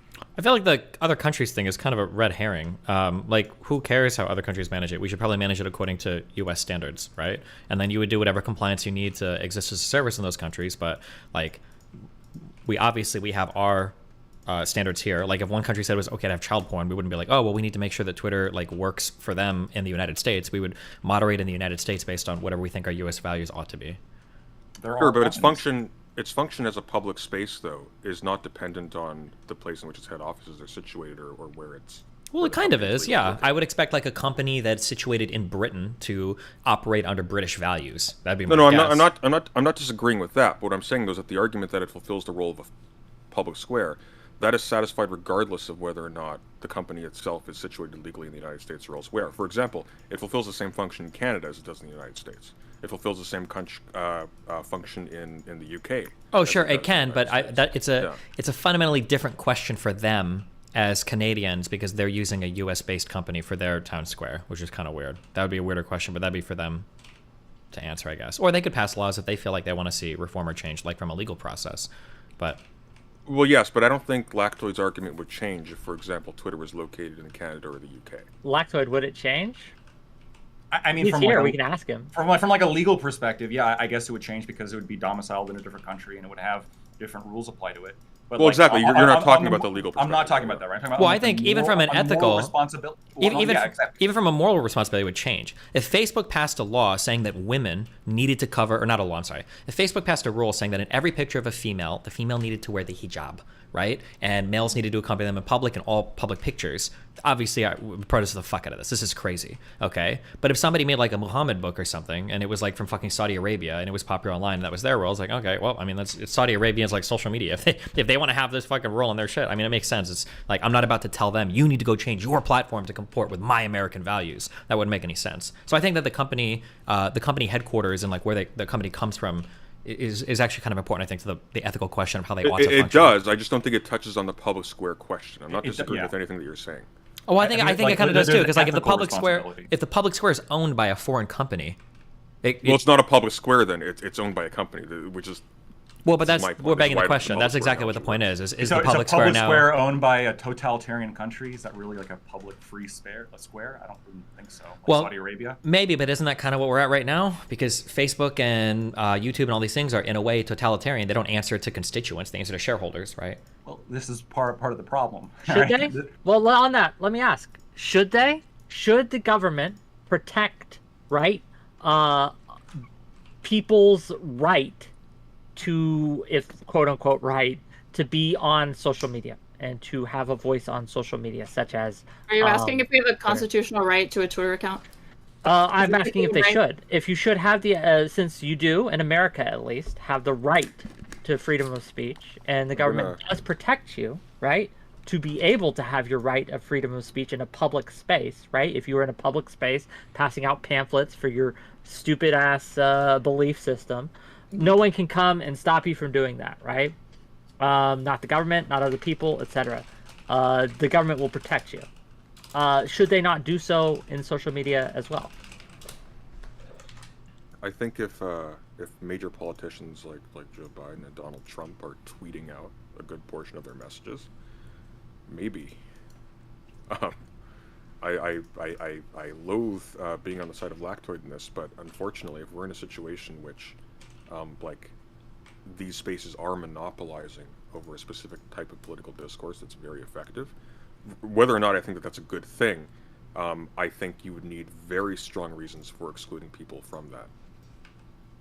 Yeah, I think we thought he had a good reason when he banned Trump, right?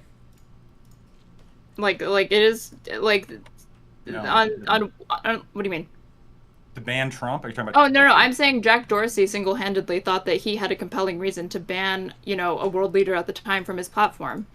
And I guess he would defend that on the basis of, I have the right to do that. It's my private company. This is not the town square, even though it's utilized by public officials. But should he be doing that? No, he should not. Or, like, he shouldn't have the ability to, as, like, an individual actor, decide that he is not going to host a world leader. I wouldn't be comfortable if Jack Dorsey had banned Obama, That case is tricky because at the time Donald Trump was fomenting what very well could have been an insurrectionary action, right? So yeah, like I think we can agree that even public officials, like if Biden gets on and just starts spamming the N-word, it's probably okay for him to get banned from Twitter, right, for a blatant TOS violation. But if we're trying to say that Twitter is supposed to function as like the town square, then why would a sovereign or president ever be subject to that? I don't think he should be, actually. Well, I think you should. I want to know if Biden was doing that. Well, I think in this particular case, though, Trump was engaging in something that I think would not even be acceptable within the context of normal politics, anyways. He was calling into question an election, trying to overrun the will of the people as has been determined legally. I don't know. I don't. Well, let me ask you directly, Sunday. Do you think that election denial or an election questions about the free and fair election in a country should be censored by a toss company. Not whether they can or can't. I'm not asking legally whether they can or can't, but I'm asking should a company, should a corporation censor people questioning the legitimacy of an election? Well, that's an impossible question to answer. Once again, like, where and at whose behest? These are private companies. The questioning the legitimacy of an election, that's tantamount to like a prelude to a declaration of civil war. You're saying that the Constitution has been overrun and the people have been betrayed by its leadership. There's only, if you actually accept that thesis, there's only two possible outcomes. You concede to what you believe is tyrannical rule, or you fight against it. So the question is whether or not the people in a position of decision-making authority have what I would deem to be just reason to think that these claims are spurious. At the end of the day, there's going to be a human being making these decisions. So it's going to be on a case-by-case so we're basis. saying on the grounds of like the undermining of the election could potentially lead to violence, and that's why it needs to. There's a case for it to be deplatformed, even though it's coming from a public official. Because if we're worried about like violence, right, significantly more Americans will have died from COVID-19 vaccine disinfo, right? Yeah. Then will, from the insurrection or something like that. As far as I know, like less than 3 people died at the insurrection or something like that.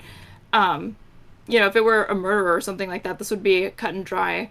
But if I'm like a Weinstein brother disseminating nothing but vaccine misinfo, and I'm responsible for the deaths, potentially of misleading thousands of people, he's not going to be in a jail cell, he's going to be in a mansion by the end of the night. I think that there's a difference. I think some deaths we're willing to accept. We should be willing to accept in democracy. Other deaths we're not willing to accept.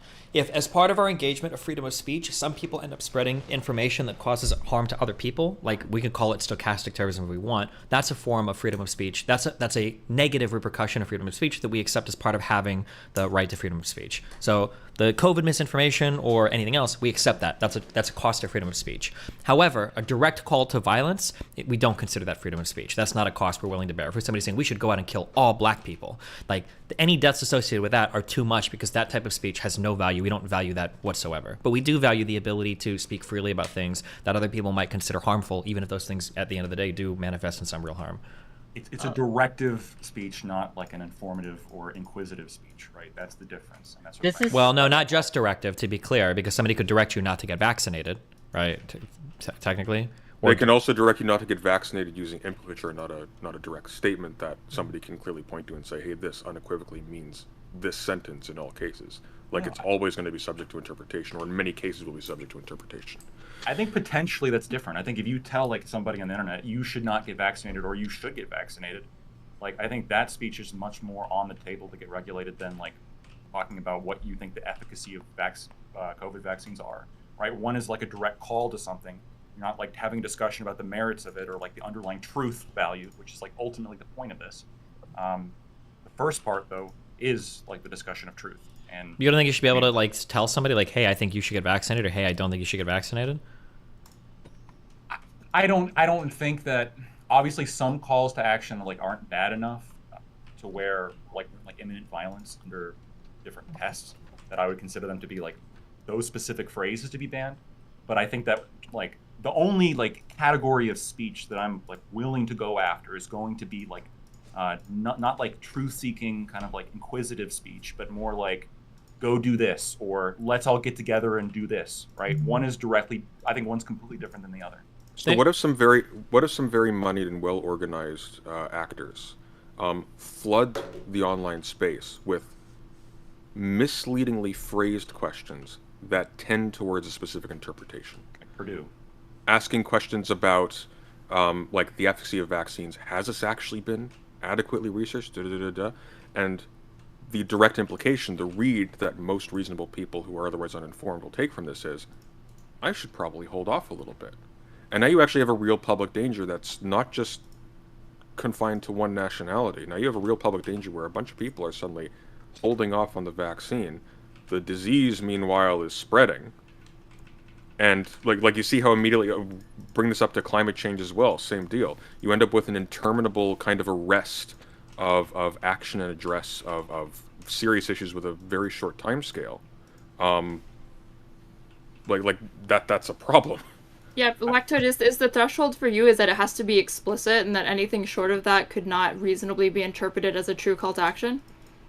Yeah. So my opinion on this like follows essentially like what the Supreme Court said in Brandenburg, right? The idea is it's got to be like imminent, like a call to like imminent violence that has to be somewhat credible, right? There needs to be something behind it, and it needs to be like imminent. Let's go do this, like directive action, because this like implication of, well, we can draw a line from something like the truth-seeking question that you're asking today to then like it's implied, or like a reasonable person could intuit that this actually has like a directive kind of statement hidden within, or someone could come to a directive statement. Like before you know it, all speech is on the table, right? But like, who judges? Now we can censor people trying to call out Purdue Pharma. You know, the people who are like, hey, this shit's actually addicting. Well, hold on. Are you telling? If you point out that's addicting, then some people might not get it, and so you're basically telling people to not buy OxyContin, and so like they're dying or they're in tremendous amounts of pain. We're going to censor you now. Like you can basically do anything. But who judges what is imminent? How is that judged? That is going to be a person drawing a line. At some level of analysis, that is an inevitable factor in every single censorship decision. Yeah, and I think it's just like on the responsibility of companies to have like a much more transparent and clear TOS. Not like we're just going to ban hateful conduct. It's like we are going to like in this kind of situation, like example A, B, or C, or you know if there's something that like according to I don't know U.S. Supreme Court precedent or whatever about what is the definition of imminent violent action or a call to credible threat of violence, things like this. That makes sense to me. Do we think there's been a lot of talk on this topic of TOS, right? And moderation decisions by tech companies. There's been a lot of talk that tech companies have been putting their thumb on the scales to promote certain ideologies and to demote or shadow ban or get rid of other ideologies. One, do we think this is happening, and to what degree? And what's the solution to this if you do think this is happening? Or if it's not happening, what is happening instead? What are you thinking? I mean, I think it's pretty obvious that there's a lot of stuff that's related to the conservative agenda that's not very popular on social media platforms. Like most people that are going to be asking questions about like climate change or vaccines are probably going to be right-leaning. And if that type of stuff is being heavily moderated, then conservatives are probably going to feel like they're getting moderated out more than anything else. And the stats reflect that, right? So, like, I think it was, of all people banned on Twitter, like 4 or 5 times more conservative-leaning people get banned than left-leaning people. That may be true, but I think it's well, let's assume that is true. It's also been determined, nonetheless, that conservative-coded tweets are massively more amplified than left-wing coded ones. So it may be the case that conservatives, just on average, or conservative-coded, because how are we determining these things? Going to be based on superficial characteristics. Conservative-coded actors are just breaking TOS more often. Maybe they just have less self-control when it comes to using slurs. Right, it obfuscates the point to just say that conservatives are being disproportionately targeted or banned as a result of these TOS enforcements, because like when you actually look into it, sometimes it's just flagrant inability to follow even just the most basic anti-harassment policies and stuff like that. And there's a difference between being banned because you're a conservative, or were you banned and you also happen to be a conservative, you know? Sure, I didn't go through every single ban. I just know that like 4 to 5 times more conservatives are banned. I look at like shadow banning, right, which Twitter said it wasn't doing. It turns out it was, which I think is fraud. But shadow banning, I mean, at least my perception is this happens more often to conservatives. I don't know, like, what are you talking about when you say conservative voices are like amplified more on social media? Do you think that's true? Well, what are you talking about when you say conservatives are banned more? I have a study. Okay. Well, I think to be clear, I think we have to be careful when we say conservatives are banned more. Like, let's say somebody calls somebody the N-word on Twitter. That's probably a bannable offense. If we think that happens, who's more likely to be doing that? It's probably going to be a conservative account, right? So, well, are they talking to Candace Owens, or are they talking to a normal person? Yeah. Right. So I think that's because the slurs against us aren't banned yet. It's unfair. Sure, but that's not true. Wasn't Hassan removed off of Twitch for saying, I can't even say it, can I? The C word. We're on YouTube. We can say cracker all we want over here. Yeah, but was Whick on Twitch? Oh, you're not on Twitch. No, are you? I'm Destiny's. No, that would be We terrible. can't be on Twitch right now. I'm the Twitch ward. Oh, that's a good guess- question. Sunday, do you What? think that they should lift Destiny's Twitch ban? What was the ban for initially? It was you were saying something to the effect of rednecks need to mow down BLM rioters or something like that. No, I don't know what my ban was for, but it definitely No? wasn't that because that was a long time ago. Okay, well, if it wasn't It was for a that, truth then- statement, and he got banned for it. This is the evidence of the problem. Well, what What's was the truth statement? That American hero, Kyle Rittenhero. No, hold on. That wasn't even what I got banned for. Where do you guys get this idea from? That was essentially, let's be honest. Right? No, that happened like a year. That was like 2 years ago. That was the first one. That was the first big one. I got unpartnered for that. I didn't get banned for that. Well, so do you have any idea what you got banned for? Because now I thought I knew, but If my apparently my not. guess is that Good guess. I think when I was fighting with people, I called somebody subhuman, and apparently they decided that that was ban worthy now. I think that's what I've heard from Twitch, but I don't have an official reason. I don't know officially. Okay, the redneck mowing people down thing. If he was banned for that, arguably. The other thing, no. That's dumb. Okay, fair enough. What about Or strike that reverse it. Yeah, Sure, he- sure. If it was Lack it was of for an insult. transparency. Right, that's the problem here. So- you banned, you don't even know why. That's crazy. Well, that's a Twitch specific issue, right? That's I mean, like that sucks. I don't like that their TOS is impenetrable, that they don't give adequate explanations for why they ban people. That's annoying, and that sows distrust towards them. And which but political that doesn't really. Well, that doesn't really Twitch bear we're on the. aligned with. Well, that doesn't really bear on their responsibility as a platform unless we're already construing them as a town square. And we've already identified 2 different companies. I think I'm still on like the town square thing. Like another reason why that falls flat is that I don't think Twitter, as far as I know, is in the interested in litigating slander or libel. So, and like a town square, that would be actionable. Like I wouldn't be able to just go up and start talking about how Steven sexually abused me allegedly, without there being repercussions to that, as opposed Well, I to think. on. Well, no, you can. Yeah, you detect the speaker. In that case, because of Section 230, the social medias do actually function kind of like a town square. Like somebody can go on Twitter and say some shit like that, and Twitter doesn't get banned for that. It's the person that would like suffer criminal charges, or I'm sorry, civil charges. But it'd be the same in a town square. If somebody goes and defames somebody in a town square, then you're not going to sue the street. You would sue the person making the speech. Yeah, but there's recourse there. Like I don't see like. Wait, what do you Twitter mean? is- What's the difference for recourse? What do you mean by that? Because in a town square, if you do it, you can take them to civil, potentially criminal court. As opposed to if you try to report another user on Twitter, they said this thing about me. Can't they just always back up and say this is a matter of opinion? Even if there are slanderous or libelous statements within what they're saying. Yeah, and, they could say it's a matter of opinion, but it's going to be the exact same whether it's on Twitter or in a town square. Where the defamation happens doesn't make a difference. Or they could deny it was them and say they were hacked or something. I don't know Or if they that could deny defense it was has them worked and for say it was them. anybody yet, and I imagine in Discovery you either. could probably fight that.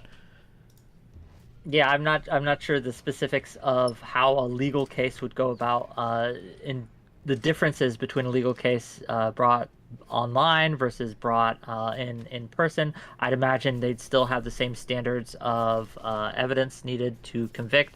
And defamation is, at least in America, historically pretty high, right? Like the standards you need to meet are actually very hard to meet.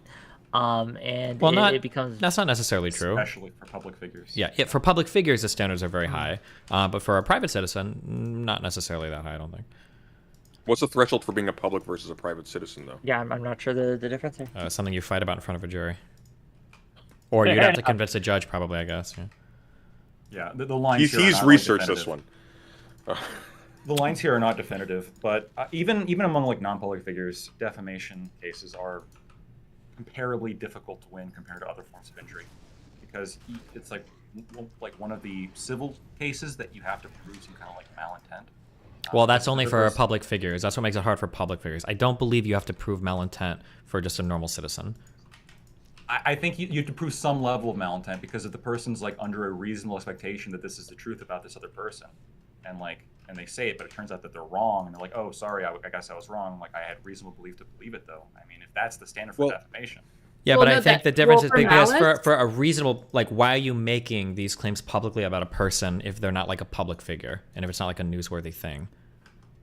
So here's something interesting that comes about as a direct result of this flattening of social media that we were talking about earlier.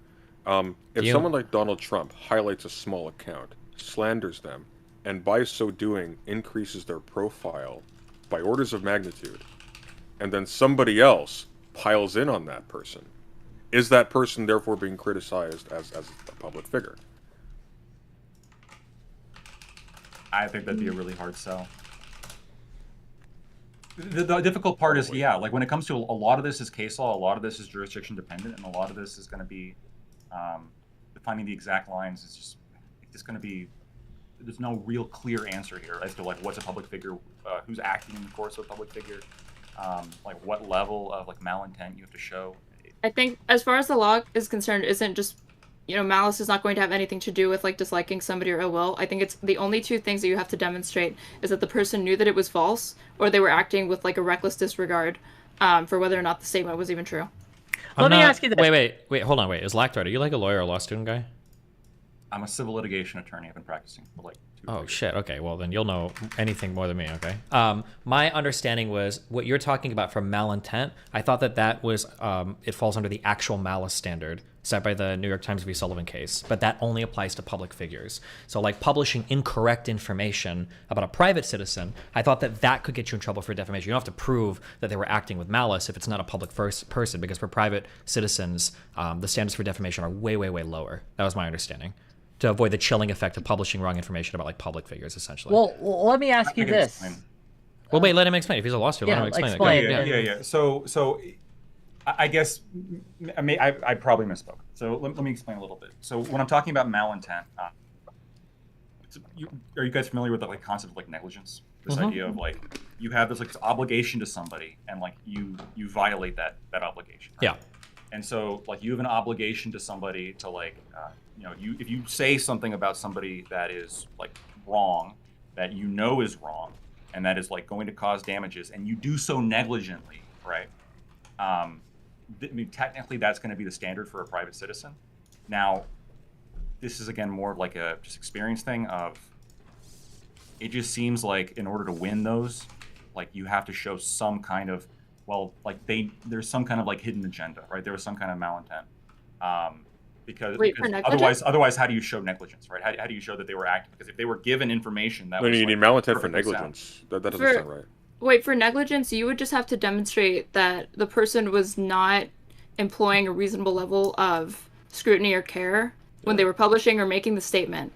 And I think it's that standard is way lower than like actual malice, right? Yeah, like if I negligently publish something about you, Lactoid, like somebody's like, oh, Lactoid's a rapist, and I was like, oh shit, I'm gonna publish that, right? You might be able to sue me for defamation because I'm being kind of negligent.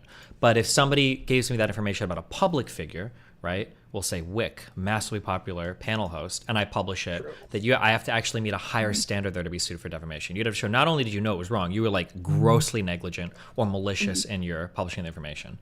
Yeah, like did that person do everything that would be reasonably necessary to attempt to determine whether or not the statements that they were making were true? They could provide evidence that they were by showing research, editing, fact-checking their work, trustworthiness of sources, stuff like that. Right. That's what. Yeah. Right. Exactly. Like you have to show like some level of, hey, like I wasn't negligent because of XYZ reason, even if the evidence is false. Out of curiosity, just for my own edification, do streamers count as public figures? So, for example, if they could, okay. So, does there have to be a threshold? Like, for example, do you have to be Destiny sized? Or I'm pretty sure all of that, none of this is going to be hard. I think this is all going to be argued in front of a judge. You've got to try to convince them like this person for these purposes ought to be considered a public figure, essentially. It seems like it would always be relative too. So like someone like Destiny versus someone like, I don't know, like Asmongold, for example. I don't know off the top of my head what the relative sizes are, but I think it's roughly 50% larger.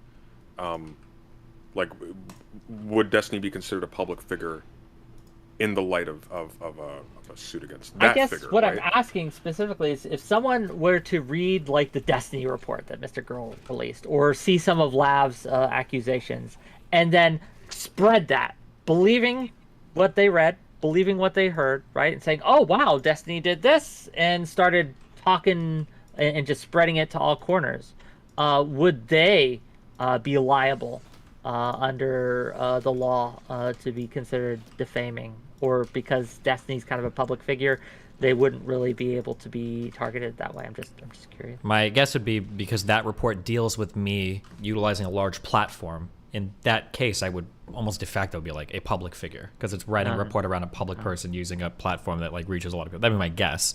That'd be pretty easy to argue. Should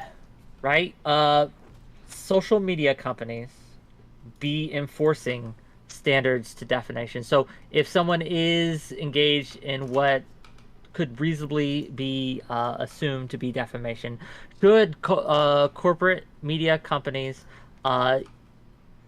build that into their TOS? Should honesty be built into TOS? So if someone is purposely spreading misinformation, should TOS put a stop to that, or should it be allowed? What are we thinking? I don't think Lactoid can answer that question because fundamentally, once again, this is up to human interpretation. Someone's going to be making an inference that this claim is untrue, or that this claim is defamatory, that this claim is being made in a misleading fashion. So even like the asking of certain kinds of questions, for example, can imply like a certain statement, and that can have like serious social effects individually or broadly. And so it's going to be up to some person's, hopefully, some person's judgment whether or not that passes muster.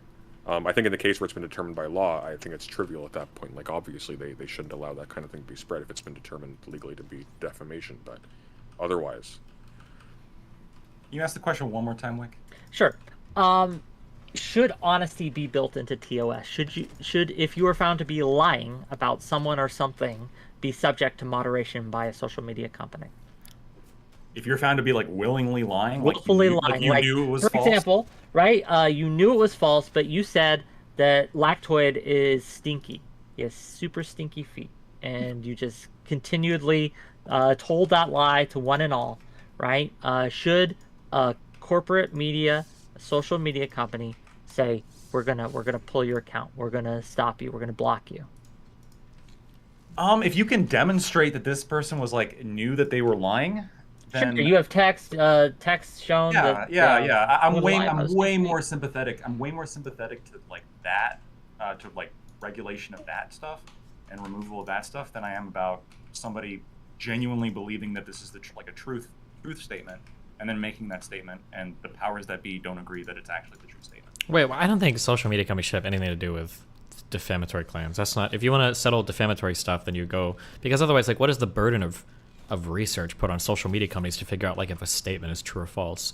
Like, hey, John said that like I shit myself in school, like I'm gonna ban him because I think that statement is like, do we really want social media companies in the business of trying to determine how true people gossiping about each other is? Yeah, that's fair. I don't know how much, like, I don't think I would put a lot of like, I guess under Section 230, I wouldn't put like a ton of like responsibility on social media companies to like affirmatively do this. But like I can imagine a scenario of which like, oh hey, it was determined by a court that this was false, or hey, like even though we did like a minor investigation and we found out like it was a lie, like this person. How about this? How about this? Here's a good question. I guess I'd be okay with it. Here's a good question. What if an account in Pakistan accuses somebody of urinating on the Quran? See, that can culminate in an actual immediate violence against that person if they're identifiable, right? I just don't think it's just not something I would care for. That'd be like saying, like, do we think should social media companies ban you if you've got like 3 felonies? Like, I don't know. I don't think like if you murder someone, should you get banned from Facebook? No, sure, but like in the event that defamation or something sort of in the broad category of defamation results in immediate extra legal harm to an individual, or can be predicted to result in immediate extra legal harm to an individual. This can go from like the example I just gave to like accusations of somebody engaging in child grooming, for instance. Is there not an argument then for a social media platform that becomes aware of this as a pattern? Like, again, we can set like a certain threshold of awareness here where they're aware this is a pattern, they're aware that this can have like serious consequences. However, of course, given who they are and how they're operating and where they're situated, they don't have a way to actually determine the truthfulness of the statement. Or, in the case of the person who pissed on the Quran, whether or not the statement is true. Arguably, like it seems to me that it's fairly trivial. Like the value of curtailing that is greater than. So to be flooding clear, you would flush. be okay with banning false accusations like that, right? I think it's a gray area where I would allow some level of flexibility. What if I did? What if I did piss in the Quran and this is like the one guy that saw it, and then he accuses me and I just deny it? Well, what I'm getting at with this is that it really depends on where you're situated. So where you are, that will result in nothing happening to you. Maybe a couple of Muslims will get mad at you online. If you're, for example, a woman in Pakistan who is accused of this, that might result in your death. So it's different stakes. Again, though, should the social media company, right, be responsible for moderating that? And I don't know if they should, right? Well, it's like there's a different question of responsibility versus do they retain the right to do so. Fair, Yeah. right? Like, but rather than asking can they, I'm asking should they. Well, I only asked the question of can they because I think it's only going to it's going to come down to a matter of size, like Truth Social, right? Isn't this like a much smaller like kind of rip-off of Twitter? Or am I wrong? I think Truth Social is this, but like it looks much, very close, right? It's a much smaller version of that. So if the creator and CEO of Truth Social comes out and they say, I don't want, as far as I can reasonably know, I don't want to assess, or like I don't want to host like convicted felons on my platform, or liberals or people who I identify to be part of like XYZ faction and stuff like that. I don't think people would really care. People would be like, well, Truth Social is their platform. They can't be compelled by the state or really even socially encouraged to host just anybody. They have freedom of association too. And people wouldn't care. But if it came to Twitter, and suddenly the CEO, like the boardroom of Twitter, is starting to say that we don't want convicted felons on our platform, or we don't want conservatives. Now it's just a matter of like practicality and size, where previously people would be defending like, well, as an owner of, and CEO of a social media company, you don't have to host anybody who you don't want to. But when it comes to Twitter, people are much more like, no, Twitter should basically be compelled to like host these people or not deplatform them so frivolously. They're taking 230 protection, so it makes sense to some extent, right? Okay. But are you asking a moral question or a pragmatic question? Moral. I don't know why 230 would mean you can't ban whatever users you want to ban. Well, no, I'm saying like not right now. I'm saying you could wrap that up in the obligation, right? So once you become like a social media company in which, hey, you're like distancing yourself from the statements that people make from like a liability perspective, as opposed to maybe like a smaller organization. I think you could all, working that into Section 230 where we're giving you that liability shield in exchange. You're also the public square now. You got to be pretty transparent about your TOS, and you can't just like act arbitrarily and remove people without explaining to them what they did. I don't understand. I've never understood the 230 arguments. It just seems insane to me. If I host a forum and I want to host a forum for like people that love cats, and people step in and start posting dog pictures, am I not allowed to ban them now because I'm going to lose my Section 230 protections? I think the Section 230 arguments, I've never heard a good one in favor of that leads you to be the stripped of these, or you're like all of a sudden not allowed to moderate your platform. Like I think Section 230 very explicitly applies to publishers. I don't think moderating your platform all of a sudden makes you a publisher. That seems weird to me. 230 encourages moderation. To non-publishers, right? Because if you're a publisher, or non-publishers, I mean, yeah. Right. So I don't know. Look, I'll be one second. If you're a publisher, you don't get the 230 protections. I don't know. The like the off-topic example, I think that's an interesting one where like, hey, this is a cat forum, please keep it to cats. Perhaps that's something where there needs to be maybe some other form of like section involved. I don't know exactly what kind of scheme that would look like. I do know that when you have something like Twitter, which is a public forum of politics, where certain political views are repressed and certain other ones aren't. And we also existed not just a couple of years ago.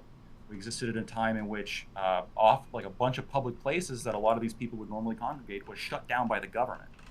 Right? Where are you going to go if your shit was shut down by the government and you don't? Let's say you're uneducated with tech, you don't have a lot of you don't know of many alternatives. You just know about Facebook. So I'm going to create my own little Facebook thing. I mean, the government technically is pushing you into a private space at that point. That benefits from 230 protections. I don't know. I don't think it's that unreasonable to expect Facebook to like accommodate that and to not just like ban the boomers because they put the color on the So I'm not allowed then. I can't host a social media site that says like Progressive Circle, or I can't host a social media that says like MAGA for Trump. You're essentially saying you're not allowed to do that anymore. You'd ban all of that. So any standard that I'd apply to Twitter, I would also apply to like True Social. Or, Yeah, but I'm saying that, yeah, that I wouldn't be allowed. I couldn't host like a conservative message board. You'd ban that effectively in your world because that's what Section 230 protects. You should have the right to moderate your platform however you want. I don't. Yeah, I don't. Maybe this would be a compromise here. Like you can do that, but like I think there's a from like a fraud perspective, I guess there's a difference here when you are saying, okay, this is a conservative space. We are going to censor left-wing opinions. Just flat up, we're going to shadow ban you. We're going to actually ban you. We're not lying to you, okay? As opposed to Twitter, we're not shadow banning you. We're unbiased. We're this platform where everyone can express themselves. Well, and then does Twitter present themselves as unbiased? I feel like their TOS and everything is like pretty. I think any reading of it would say, oh, conservatives are probably going to get banned by this more. Like their misinformation policy, don't they tell you like what counts as misinformation? They've got like community notes and everything. I haven't read the full Twitter TOS. Let me. That's a good question. Do or should social media companies, right, and corporations have to open source their algorithm? Like, should people and consumers have the right to know on the social media site that they're on what's going to get promoted and what's going to get demoted in the algorithm? Right? Should that be a thing that is required? I don't shadow ban. Say that again, Sunday. I'm sorry, I didn't hear you. I didn't. Or what about shadow ban, Lactoid? I said, or if they're going to shadow ban, they should probably like be transparent, right, before people spend a lot of time on a platform. Well, I think Twitter is Hinkle flat out lying? I've never gotten an offer to debate Hinkle in Vegas. I don't know what the fuck he's talking about. I think a long time ago I said that I wouldn't debate Hinkle anymore. So maybe he asked to debate me, and somebody's like, "Oh, Destiny says he doesn't want to debate you," and now he's going to say I'm running. Is he going to say I'm running every single time in the future? If somebody says like, "Oh, Destiny said he's not going to debate," I don't know. I haven't been offered to debate him to Vegas. I don't even know what event he's talking about. I have no idea what he's talking about on Twitter right now.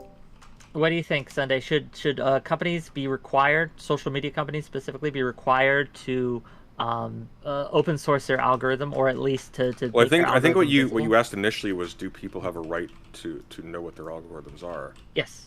And it seems like there's like the question itself is a little bit circular. You're asking if people have a right to know what they have a right to, or if they don't have a right to it, should they divulge that information anyways? That doesn't seem to follow to me. What I'm asking is, do people, right, do individuals, right, who go onto these social media companies in order to promote sometimes their businesses, sometimes their political beliefs, sometimes their ideas, whatever they want to say, do they have a right, or should they have a right, to know what sort of information is going to be promoted and what is going to be demoted? I mean, I would say that I would like to have the ability to see that, but I don't think businesses are going to be likely to turn over algorithms, even under, like, I guess, duress technically by the state, because they're not going to want to disclose, like, business secrets now. Well, the reason why I'm having... Once it is leaked, then users could just game it to their advantage. Then you've just given somebody the framework, like, if you're a propagandist, here's the exact algorithm that you need to manipulate in order to actually effectively promote your message, if you're being shadow banned. That's really well put, actually. That's my initial worry. But then the other one is, if you're asking, like, should they? It depends on how seriously I want to take your question. By reference to what? Like, by reference to what's best for the consumer, what's best for the user, or by reference to some like higher normal or legal? Like, I just don't know. I mean, like, objectively not. There's no judge that's going to say that they have to, as of right now. Okay. Fair enough. I don't know if I agree personally. I think that well, why don't please the algorithm. So when you buy a product, right? When you buy a car and something, right? You have a right to know about, or you should, right? Do a thorough check to make sure that the person who is selling you that car isn't lying to you, right? So if you go on a social media something believing that your information, your business is going to be promoted, and you will have your voice, as long as you don't break the moderation or whatever, and then because you haven't broken moderation, but you've done such things that the algorithm demotes you, right? Like, isn't that the same as buying a car where someone's been tampering with the odometer? Well, the flip side, the mirror of that, though, is that the algorithm promotes other people, and that's always going to be at the unpromoted person's expense. Does that count as demotion? Well, the question I'm asking is, should you know, like, should everyone be given the rules, right? Everyone be giving a clear rule. So whether you take the time to look through the algorithm and to monopolize, or we're also, just very quickly to interject there, we're also presuming that the effects of the algorithms are even known specifically to the people who are employing it, right? Like, they don't know. They didn't know specifically, or they at least had no answer as to why conservative viewpoints were being magnified over left-wing ones. This was treated as like a surprise. So Right, that's the other thing, is that like unless you can intimate from the algorithms that are made public, unless there's going to be some way to determine like explicit coding directions that are like that have bigotry built into them, you could have this transparency, but that doesn't mean you're going to have people who could tell you whether or not the algorithm is fair, right? I mean, if I may, just very quickly, sorry, I just want to jump this before I forget it. The very fact that we're even talking about any kind of algorithm affecting the outcomes of discussions, or of magnifying or demagnifying certain voices, directly contradicts the very idea that something like Twitter can even function as a town square. Because at this point, it's not even just people who are now having a say, it's automated processes that are whose activities may be beyond the understanding of even the people who made them. Beyond the understanding of the people who made them. Okay, Yeah. I want to reset a little bit. I don't think anyone's biting on this question. Does deplatforming and censorship even work? Yes. How so? What do you mean by that? Well, if you're playing a specifically media game, and you're trying to garner sympathy and followers over a vast expanse of space, and your sole medium for doing so is via your social media account, removing that social media account neuters your reach. That seems pretty intuitive. Studies have borne Wait, this what out. do you mean by work? By work, because in terms of like whether or not it's like effective, obviously it is, but whether or not you should be doing it, or like whether or not it's moral, would be a different question altogether. I think both, right? So, for example, they have deplatformed many people on the manosphere. Many conservative voices have been deplatformed 4 times the rate, right? But these ideas haven't gone away. If anything, they have been gotten stronger, right? It's fed into this kind of oppressor narrative that they have, right? Well, it seems the situation you're dealing with there is not that deplatforming hasn't worked. It's that deplatforming hasn't actually taken place. Someone has been removed or limited on some platform, and has meanwhile held an extreme amount of influence on another platform, and so they've been able to rhetorically deploy the deplatforming here over here as a propaganda tool. So what you actually can't tell if the deplatforming worked at all, because it never actually took place. They were removed from one medium, but they weren't actually depersoned in the way we typically tend to think of when we talk about like total deplatforming. So the issue here is of like, once again, because there is no public square, these are different mediums controlled by different people whose motives we do not fully understand. Because of that, nobody is actually getting fully deplatformed at all. So there's actually no commitment to a policy of deplatforming any one party across the board. And this speaks again to the international state of things, because even if somebody is totally deplatformed, and this is where, for example, like this actually becomes a positive. If someone is deplatformed unjustly by the state, they can nonetheless have an international voice from somewhere else. So, I want to agree with Straight Raid with the idea of like, what do you mean by work? Are you silencing a whole bunch of people? Yeah, right. Are you preventing people from hearing whatever they want to hear? Yes, you are.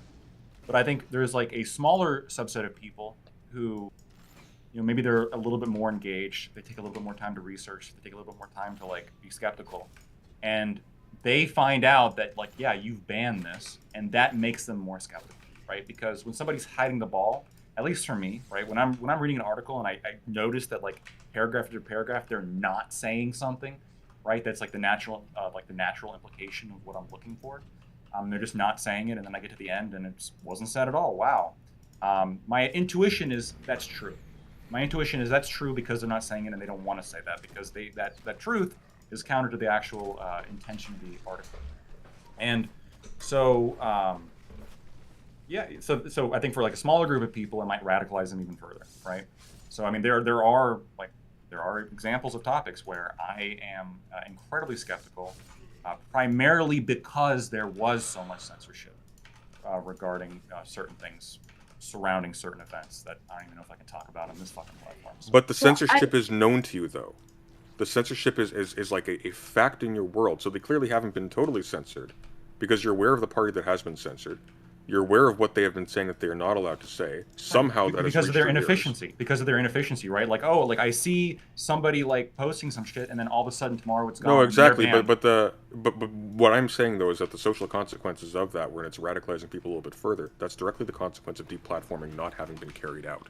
So well, no, I think we don't have to have an absolutist point of deplatforming. Like, if somebody's been banned from Facebook, but they haven't been banned from like Twitter or YouTube, they've been deplatformed, but not completely, right? Well, sure, but I mean, the question of deplatforming working sort of assumes that it's not being undermined by some other equal platform lifting them up. If you want to actually judge whether or not deplatforming could work, you know, like its function, which is to remove the platform from the person, has to be fulfilled to some extent. And I don't see much of a strong distinction between someone's been banned off Twitch but not off YouTube. Well, I mean, in that case, we then it have seems like our audiences that bleed definition into of- each other. Yeah, but our definition of deplatforming then basically has to be like, is somebody getting killed or not, right? Because unless you're actually murdering somebody, you're not going to completely remove them. Like, everybody's going to be able to make some kind of account on Gab. Well, or how about Truth Social or- Stefan Molyneux? So he's been removed from like a wide variety of things simultaneously, and his influence is dead. Yeah, but he could probably still make an account on Rumble. I don't think he's been there, right? Yeah, but Rumble is a recent thing, right? That's so once again, like once Or it's Gab undermined by or another Truth platform, Social, sure. right? I'm saying that, like, so he's not really. So in your definition, he's not truly deplatformed because he could make an account elsewhere. He just hasn't, right? But the issue is, like, with these manosphere types that have been deplatformed, there's always obfuscation. So, like, Steven Crowder, for example. So he went around calling Carlos Maza, like, a lesbian queer, and maybe even, like, the F-slur. But he would make it sound like, oh, I was deplatformed or whatever because of, like, dangerous ideas or something like that. And it was like, no, I mean, you were deplatformed because you were harassing somebody on the basis of their sexual orientation. Or, like, Sneeko, for example. I think the thing that got him on YouTube was not because he was talking about pickup artistry or, like, red pill ideas. Wasn't it because he made a rape joke, basically, against another, like, female content creator? Like, regardless think of what got him banned affiliation, was- that's going to get you swatted. I think it was COVID misinformation that eventually got him. Or election denialism or something is one of those things. Lactoid-like studies. So a few months ago, we actually did a bit of a research dive into a bunch of studies that were looking at the effects of deplatforming on radicalization. Yeah. And so here's the thing. One of the side consequences of deplatforming in this otherwise neuter sense, where they're off one platform but on another, like a general culture of, if you say X, Y, and Z in this particular manner, you will be demagnified or you will be removed, that kind of thing. One of the consequences of that is that people who have ideas or who have arguments that would otherwise run afoul of the censors now are forced to pad them out. So they either have to couch them in more acceptable terms, they have to limit the extent of their claims, and they have to, like, remove language like slurs, for example, which would have the efficient effect of depersoning, like, certain groups or of helping people sort of target their anger on specific parties. Let me be more specific, because I think we're all missing it. I understand that you can hurt someone individually. You can. No. There was. I was getting to a point with this, though. So what they actually found with the studies is that as a consequence of this, the actual growth of monitored extremist spaces online was stunted entirely. They became more extremist because less dilute, because fewer moderates were finding them. But as a consequence of them having to sanitize their rhetoric in order to stay on these mainstream platforms, their efficacy in bringing together a bunch of people and of radicalizing them en masse was sharply diminished. Even though they have, like, the talking point now of, like, they're coming for us, because that's all I see for, like, from the people pretty much anywhere who've been, like, deplatformed, right? You have, like, Tate who's ranting about, like, how the Matrix is coming to get him, and I mean, Crowder talked about it too. Oh, that's been around forever. Right, but, like, there must be some, I don't know, there must be some kind of beneficial reason for pointing that out. They don't, like, I mean, I feel like, again, I'm more principled that, like, just because they personally don't follow the spirit of it themselves, I don't think that they should be frivolously deplatformed. But Fresh and Fit was going around, I'm pretty sure, just spamming copyright claims to all of these channels that they didn't want to engage with the criticism of. Abba and Preach was one of them. They attempted to hit them with like 20 frivolous copyright claims in an attempt to like quell criticism, but then they turn around and say like, oh, people are trying to cancel us or whatever. So it's not even like they have some principled opposition to like cancellation or whatever. They just as soon do it themselves if they could, you know. I think that's a separate issue, right? Like, I don't believe almost anyone is actually for free speech. I think they're for their free speech, and their enemies need to be silenced. That's not completely true. So there was recently a poll that just came out, and now we're controlling for students, right? So I understand it's like a different demographic, but at least in my state, among my public university system, the disparities between political beliefs and like which political demographics were okay with people of the opposite political demographics speaking their mind and talking about what they believed, and whether or not their ideas were dangerous, and whether or not those ideas should even be allowed in the first place, or whether or not administrators should step in if they say things that push forward this particular agenda. The differences were stark, right? Like, generally speaking, it appears, at least in my state, but I think I would be confident enough to say this across all of America, that like the right tends to be a little bit more tolerant here when it comes to like accepting other people saying their shit, as long as they get to say their own shit as well. Yeah, I think that is absolutely not true. I think that the right is just as, if not worse than the left when it comes to censoring speech. The only problem is right now they're losing. So of course now they want to be far right, or like just normal stock conservatives. Well, just to add to that very quickly. Let's assume that you're right, Lactoid. Okay. Is there an equivalent study that also shows like how many of those people also actively advocate for the marginalizing of entire groups of people? Well, maybe the reason. Even ignoring that, I mean, just real quick on the freedom of speech thing, conservatives, when they have the ability to censor, like, it's funny because we can say, like, well, here's a poll. Conservatives right now are actually more tolerant of other points of view than progressives are. I think it's just because conservatives are on the losing side of it. If you look at where they do have power, like, what are they trying to do throughout states? Ban medical treatment for adults related to trans stuff. Ban books from different schools. Matt Walsh and I think Ben Shapiro was retweeting that somebody, Lizzo, should be arrested for having performers on stage fully clothed in drag, right? That's like more authoritarian than most left-leaning stuff I've heard recently. So I think when conservatives do have the power, they will flex it in highly censorship-prone ways. They just right now they don't. So I think there's a lot of context behind some of the things that were just said. When we're talking about like the banning books in where kids are, like elementary school libraries, I think that's completely different. Like controlling. Why? What's the difference? Well, because the difference is when we mandate that children go to education or are educated, right? You can force that as a law. Like if it's a public school education, it would make sense that the public gets to have a little bit of a say as to what the kids are being educated on. Yeah, that's fine. This is not like a freedom of expression like issue when we're like dictating what books get to go like in an elementary school library necessarily, compared to what a college campus system, which is supposed to be the like where ideas are challenged, where you have the vast majority of left-leaning people who think that right-leaning people should not be able to say their ideas, or if they do, kicked off campus. Right? Okay, so completely different magnitudes. What I was going to say, actually, thank you, Destiny, for that. That dovetails very nicely with the point I was trying to make. It may be the case that they appear on paper to be more accepting of other people espousing their ideas, because they're presuming the depersoning of most of the people they actually care about in the first place.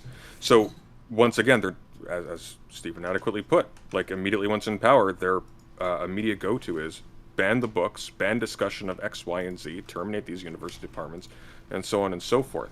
They say like, hey, we're for the equalizing of the university, want more diversity of thought.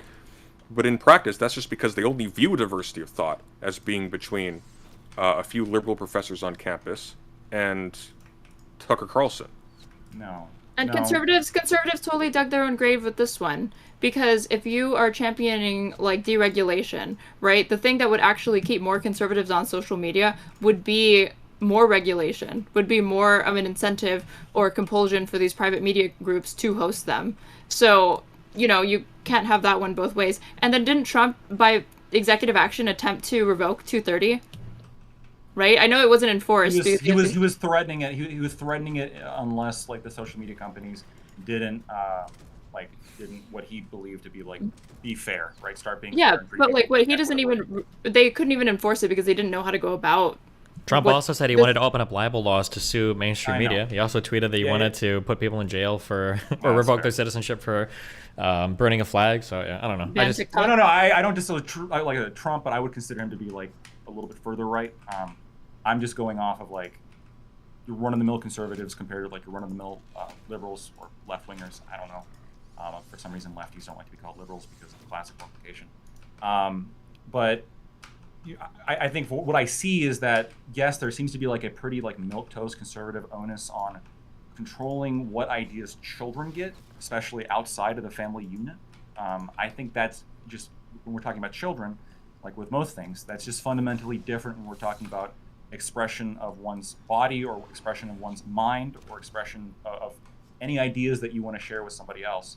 And a college campus, like a system, is just, I think, different again than like an elementary school classroom or like a drag show where children are, you know, in the audience. Which that seems to be like those are the rallying points in which conservatives are like getting pissed off. So you think the flag thing?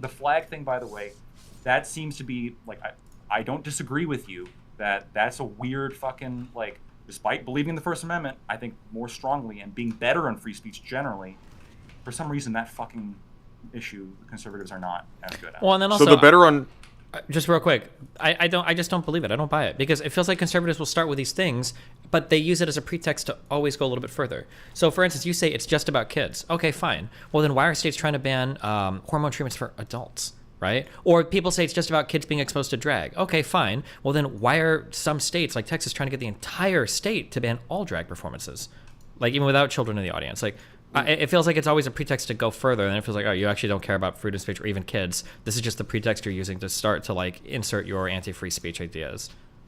Okay, on that hold point, So on that wait, point, I want to let Lactoid respond to that. I'm curious what he has to say. Sunday, you'll get your turn. I promise you. You talk a no, lot, I okay? won't. This is a farce, argument. So so what was just said is news to me. I quick Google, every single link is saying restricting sexual conduct and drag in front of minors. Like very consistently, that seems to be every single. All right, let me check. I could be wrong on that. Now, if it's, by the way, if it is true, that Tennessee there's, like, becomes first U.S. state to ban public drag performances. in front of minors or just generally. It says, while the word drag does not appear in the bill, it changes the definition of adult cabaret in Tennessee's law to mean adult-oriented performances that are harmful to minors. But I don't know if this is saying it's only banning them in front of minors. Yes, no, I've read that bill, and that's like that fucking bill is like one of the most misrepresented. Like multiple times, people ask me, "Well, doesn't this mean that?" No, it's basically classifying like sexually explicit drag shows under a adult cabaret performance. So minors aren't allowed to be there. Wait, Again, it also says, consistently- hold on, to be clear, it also says male or female impersonators now fall under adult cabaret, among topless dancers, go-go dancers, and exotic dancers. The bill bans adult cabaret from public property or anywhere minors might be present. I don't even have the bill up, but you're missing a sentence when you say like people performing as the other gender or like cross-dressing. There is a section there which is, I forget the exact word they use, but the legal translation is in a sexualized manner, right? Which is the exact so you trust the definition. government to determine when a dress is dressing up in a sexualized manner? No, if someone's behaving in a sexualized manner, it's the exact same like tests that we use to. But what does whether or that not mean? Yeah, A trans woman in a belly shirt, is that What's acting in a what- sexualized manner? You're right. Like, what is ultimately like the sexual nature of like a strip club? Like where is the line between like breastfeeding and stripping? Right? There is like, again, like with the definition of pornography, with the definition of sexuality, there is like a gray area, and it's very difficult, right? But like one of the concepts here is. And how this is going to be enforced, I guess I predict, I can't know for sure, but if it's enforced, how that word is enforced everywhere else in Tennessee. It's going to be whether or not this is a sexualized performance. If you're gyrating your hips like together in front of a bunch of like 5-year-olds, maybe that's a problem. I don't think that's like on par with like restricting freedom of speech in terms of banning university like Republicans from like hosting ideas that left-wingers don't like. Wait, what was that important sentence that you said was missing? Hold on, I'll bring up the actual bill. Okay, while he does that, right? Do we think like that ideas or books should be banned for children? Like specifically, outside of the sexual realm, let's remove sexuality from this. So other than sexuality, do you think we should be banning concepts like teaching about the Holocaust or anything like that from children's libraries or schools under a certain age, like kindergarten? Like, should kindergartners be learning about the Holocaust, right? Is this a free speech issue, though? I feel like this is just going to Is come it down not? to, like, Well, curriculum. I mean, it's not necessarily a censorship issue, though, to say, like, for example, we shouldn't be teaching, like, issues around sexual assault to people in grade 1. That doesn't necessarily mean that we should make, like, materials unavailable to, for whatever reason, like somebody in grade 1 who has reason to research this topic. But I don't think it would necessarily be appropriate as a part of a curriculum. Okay, fair enough. But as I understand it, the Stop Woke Act doesn't just remove it from the curriculum, but removes it from school libraries and things like that. Is that incorrect? I mean, the removal from the library would be bad, but I don't think that, like, educators making the determination that kindergarten is not the appropriate grade level for students to be learning about, like, certain historical events is tantamount to, like, censorship or book burning or anything like that. I think the minor status of the kids involved is kind of an issue here. Can we move this up a couple grades? Because now we're talking about, like, traumatizing kids versus curating what's appropriate for people to learn first, right? Well, I think the... Or shall I go? And I would like to quickly, if like, just because I found the sentence, right? So it's about whether or not it appeals to a prurient interest, which is a sexual interest, whether or not it appeals to sexuality. Wait. But is it now classifying that men and women that cross-dress are essentially doing so? Can you link what you're looking at in the group chat? Yep, absolutely. Let's see this. We got to find out together, gang. I got to do it on my phone. I mean, I'll put Learning it, with Lactoid. Yeah, I'll post it because, again, like, it's kind of interesting though, because let's just say I'm right. Let's just say I'm right. Technically, you all just participated in misinformation. Maybe you should get banned. Well, there's a difference between misinformation and disinformation, right? I think disinformation would be what you're promoting if you got this wrong. Well, this is from the Tennessee website, right?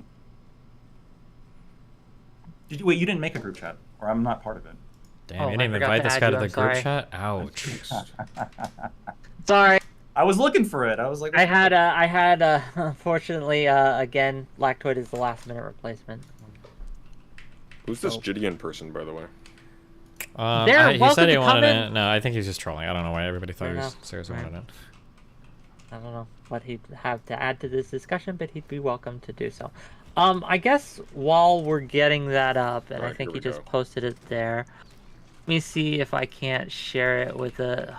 This is a whole... Do you have a line or something I can go to? Yep. So how this works is you have to... There's bill history, amendments, video, and then click on summary. If you go to bill summary, it explains what the bill is, right? So this bill creates an offense for a person who engages in an adult cabaret performance on public property or in a location where the adult cabaret performance could be viewed by a person who is not an adult. The bill defines... Okay, go on. Sorry. The bill defines an adult cabaret performance to mean a performance in a location other than an adult cabaret, like a strip club, that features topless dancers, go-go dancers, exotic dancers, strippers, male or female impersonators who provide entertainment that appeals to a prurient interest or similar entertainers, regardless of whether or not performed for consideration. So if a trans woman wears a slim-fitting dress and sings on a stage outside of a cabaret environment, would they run afoul of this? No, because the actual entertainment is not one that appeals to a prurient interest, which is... Well, that's a matter of judgment, no? Like, the reason why I say form-fitting outfit is precisely because a form-fitting outfit is one that shows off your form. That's directly appealing to a prurient interest. So they're not wearing a... They're not wearing, like, I don't know if I want to parka. debate the right, but here's the thing: if we want to play like ultimate skeptic, there you could also read that technically anybody who wears a slim-fitting dress then it goes to sing could technically be they're violating this, and so therefore we can't have rules against strippers, right? No, you're misunderstanding me. You have an interest in this being much more specific because your position is that it's a bad thing that, for example, along similarly ambiguous lines, conservatives are being removed from social media. Hold on, I want to fight over this for a second. Go ahead. Sure. I disagree. I think that a Republican would say that every drag show is necessarily sexual. I think that they would just say that. Well, the question is what qualifies as a drag show. So I wouldn't necessarily trust a Republican to distinguish between a person saying I'm going to do a reading time in the square dressed in drag, because for any of these no, but the question, Steven, is not. Wait. I want it with Lactoid. Okay, hold on, Lactoid.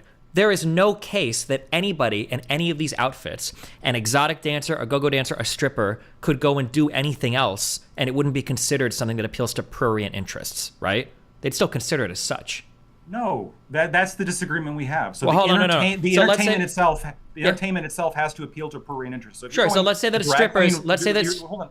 If you're going to drag queen reading hour, like reading to kids, is that sexual entertainment? What about strippers playing volleyball? So strippers playing volleyball, are they like? I guess it depends. Like, are they nude while they're playing volleyball? No, they're dressed as strippers though. They're Are dressed they as strippers. Sure, they've got pasties. They're dressed as strippers. It says strippers in the bill. They're dressed as strippers. Yeah. Would we allow this like in a public area now? I'm asking you, by the language of the bill, the stripper is banned from doing so. Not because it's necessarily doing a strip show, but because Also of the outfit. Dancer. What? Well, also like the go-go dancer would probably be as well, yeah. So again, like this is one of the issues we run into when it comes to defining pornography or like defining like sexual grooming or any of this shit, where like it does rely a little bit on like, now you might just not trust like the intuition or the common sense of Republicans. Well, no, hold on. I'm just going by the legally what you've said, right? So the amendment to this bill, right? The way that this particular bill was amended was the word male or female impersonators were added to this. Those weren't there before. That was part of the amendment, right? So if they're adding that, but you're telling me, oh, no, it's only performances of a sexual nature. Why would you need to add male or female impersonators there? Well, I imagine it probably wouldn't matter whether they were doing a sexual performance or not, regardless of, I can ask you the exact same question, Destiny, right? So if they just meant that male and female impersonators are just naturally doing everything sexualized, then why did they have to include a sentence, who provide entertainment that appeals to a prurient interest? Right? When people add little like modifiers, like this is like statutory interpretation. When people add modifiers to like things, what that usually means is there's an intention behind that. And when but appealing to a prurient interest could mean the difference between, for example, them having to wear like full formal wear or wearing bikinis while they're playing volleyball. The reason why the Whick panels appeal to prurient interests. That could be argued, right? No, like, because you're some here. would say. So the reason why that matters though is because like, is it now simply the case that any trans woman who dresses in female getup is now going to be targeted as being a female impersonator who is appealing to prurient interests? Because it seems like the impersonating itself, I don't know, like judging by how it's discussed, it seems like that itself is equivocated with appeling to a prurient interest. This is why drag queen story hour, despite the fact that they may be wearing like full Mary Poppins garb, may nonetheless be characterized as a like having a sexualized performance for children. I'm sure that's what they meant. Is drag clothing even sexual in nature to you, Lactoid? So I guess we don't know for sure how like with every single statute ever, like with every statute against child molestation, with every single statute against drug dealing, with every single statute against anything ever.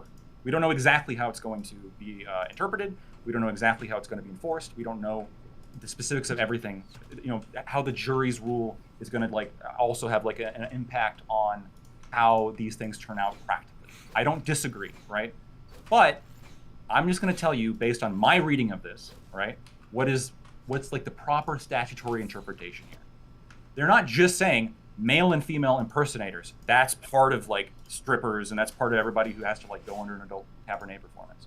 They are specifically modifying that sentence with only if they're performing entertainment, the entertainment being one of a sexual interest, one of a sexual. Yeah, I understand what you're saying, but it feels like that language is only there to say that they're like doing a show of some sort. That's what it's there for. So like a stripper walking in public, maybe. But my guess is going to be that the way that Republicans perceive drag is any type of show. Well, so this is why originalism is the best legal philosophy. Well, we're not talking originalism. I'm just saying. I'll explain why. I'll explain why. Because when they're interpreting this, right, the reasonable thing would do is, why did they make this? Why did they include that little thing? And what is the context of the time that they included it? Well, the context of the time was like a whole bunch of like controversy about the fact that you had like Drag Queen Christmas, where you had like people literally wearing giant fake tits and grinding like their genitals in front of like small children, which is like highly sexual. This is a highly prurient but my guess is going to be that stuff like that is probably already prosecutable. There's probably already bills in Tennessee. No, it's not. I can go in Tennessee prior to this bill, which, by the way, doesn't even account for that. Let's say prior to this, I could walk up to a child and start rubbing my dick in front of a kid, and because, you didn't put, like, the dick rubbing and sweatpants part clause in the bill, I'm not going to get in trouble for it? I don't think so. If you did that specific thing, I don't know. I'm not an expert on Tennessee, like, any specific anti-child molestation Tennessee statutes. What I'm saying is that, generally speaking, in these states, like, drag queens going up on stage and like gyrating their genitals on each other and wearing these great big old fake tits and acting in an incredibly sexual nature, and there was minors there, I mean, they haven't been prosecuted. And so there has been like a little bit of a backlash to this. Well, like, oh shit, we don't want this happening in our state, or we don't want this happening in our state again, right? Because DeSantis decertified the area that did that in Florida. And then you have Tennessee who's like, well, we don't want that to happen here, so we're going to pass this bill to make sure it doesn't happen. I'd be interested in looking at that, but I super don't think you're right. I don't think so. I think why did they pass this? Why did they? Because they don't want to have a sexual prurient or they didn't. Interest here. It's not. You're focused so much on that. That language was already there, the prurient interest. But look at what other classifications that they're being compared to, right? These things are necessarily and inherently by what they are sexual. Topless dancers, go-go dancers, exotic dancers, strippers, and cross-dressers. Like, that's being classified with all of those. No matter what performance any of those other people are doing, these people are probably going to get in trouble if they're doing a performance in a public area. It's necessarily going to be prurient interest. Somebody dressed as a stripper. What's a go-go dancer? I don't know, but it's probably some sexual fucking. If it's sandwiched between topless dancer and exotic dancer as a stripper, my guess is a go-go dancer probably wears incredibly sexually provocative clothing insofar as Tennessee sees it. That's gonna be my guess. Oh, she wears like a bikini and dances in front of people, and if she's dancing sexually to like a sexual interest, then that would be a problem, right? How about this, Lactoid? How about this? I'm going to give you two examples, okay? A volleyball tournament on a beach involving women in swimsuits. The swimsuits are various, whatever they brought with them from home. Some are in bikinis, some are in one pieces. Some have those weird frilly things from the 30s, okay? Prurient interest, public volleyball competition. They're at the very least showing lower leg, every single one of them. Is that appealing to a prurient interest? It doesn't matter if it's appealing to prurient interest because I don't think it's defined as an adult cabaret performer. That's the point, right? Because yeah. Well, no, you would have to like prove that there's a sexual intent here. They're appealing to a prurient interest, and by the way, it's a misdemeanor. So like you would also prove that like they intend to do this, right? They intended to like appeal to a sexual nature. No, I understand, which you could do when you're like got great big old fake tits and you're gyrating your genitals in front of fourth grade. Okay, well this is where the other example is going from. Because we can imagine, for example, a sexy volleyball competition being displayed on a cabaret stage for the titillation of the audience. What if we have the exact same scenario, but they're trans women? Should kids exact be at same that? Variety of dress. Let me ask you, Sunday. Should kids be at that? At a sexy volleyball competition? Should kids be there? In your opinion? Well, I'm not defining a volleyball competition at the beach as a sexy volleyball competition at the beach. Say it was a wet t-shirt contest, sexy volleyball. They're gonna do the wet t-shirt thing. That's get sprayed with water, and then go out and do that event is coded. Right? That event is coded sexually, so by dint of the branding, no.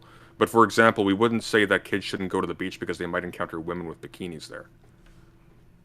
Or particular cheerleading performances at sporting events. No, because those people aren't called out here.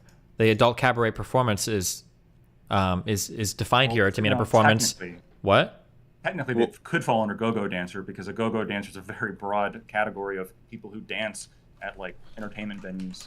Well, the reason why I'm pushing back on this, Stephen, is because like adult cabaret, what's intended for an adult cabaret, is endless because anything can be simulated for the titillation of an audience on such a stage. There's like a massive scope for interpretation there. Yeah, no, you've got to take a step back for a second, right? And I this is one of the difficult things with like defining pornography or defining sex, like something sexualized, is like you do have to like take a step back and look at it like, is this appealing to a primarily sexual interest? Is this appealing to what is the purpose of them doing this? Is the purpose of them like gyrating their genitals on each other? Is there like something sexual about that? Are they like trying to be sexual to like the audience? Is that entertainment? Is the actual performance like built to appeal to somebody's sexual interest? It just the language added doesn't. That's different than like somebody with just a bikini. Okay? Sure, because That's not how it's been defined before, and that this bill doesn't change it to be defining that. Sure. It's defined that way. Adding the cross-dressing thing just doesn't make sense. They're trying to ban drag, right? So I'm linking you to another part of the Tennessee Code, okay? This is 2021. I don't know if the language has been updated. But, like, if we look down here, right, this defines... if we look at like how it's defining adult stuff or adult cabaret or adult entertainment, it seems like broadly what they're really talking about is stripping. That's what it seems like they're really talking about. And you right? put that in the group chat as well. I want to say. I dropped it in the group chat. They included right? strippers, but no. Broadly speaking, they're talking about stripping, right? Topless dancers, go-go dancers, exotic dancers, strippers. And then they put in male or female impersonators. And then adult entertainment means any exhibition of any adult-oriented motion picture, live performance, display, or dance of any type that has as a significant or substantial portion of such performance, any actual or simulated performance of specified sexual activities, including the removal of articles of clothing or appearing unclothed. So earlier you gave the example that somebody was rubbing their crotch in front of a child's place or whatever. This sounds like a simulated performance of a specified sexual activity, so it would have been illegal before. And removing articles of clothing sounds like things you would do in regards to like a strip show, an adult cabaret. So I don't know why you would add male or female impersonators here. Any types of these sexual performances happening before, I can't think of any examples that wouldn't have already been caught under this bill. It sounds like you're just trying to ban drag. The reason why, and there could be like a specific intent there for sure. But again, like the reason why is because recently this has been happening more. And I think it's But wrong, if somebody was right? doing that in front of a kid, you would have already been able to charge them with a misdemeanor. I'm positive of that. There's no shot that I could go up in front of a kid. As long as I'm dressed like a man, I can do sexual activities, simulated sexual activities in front of the child and be okay. That's got to be, you can't have to pass an anti-drag amendment to existing legislation to make that illegal. There's no shot.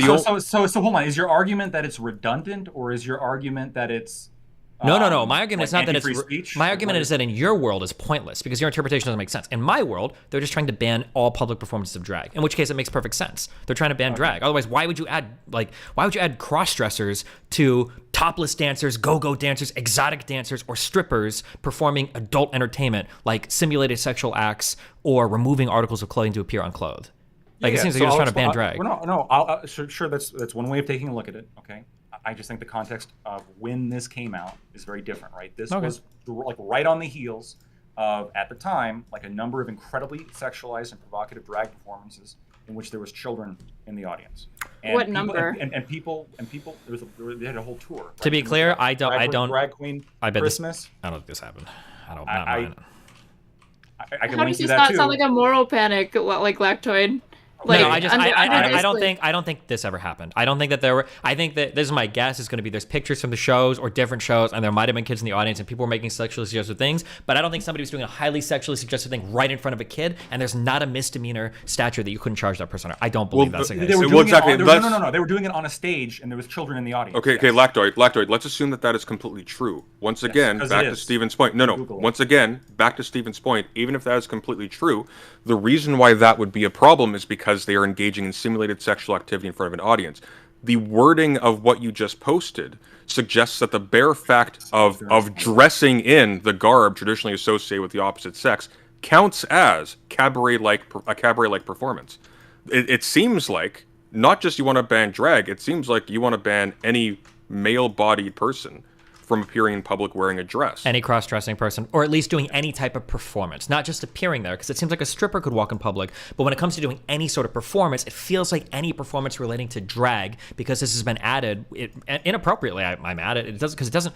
Like if you read this section, none of this sounds like it has anything to do with people cross-dressing. Has this bill been passed, by the way? It was an amendment to the bill, and the first website that he linked is the updated Tennessee code, criminal code.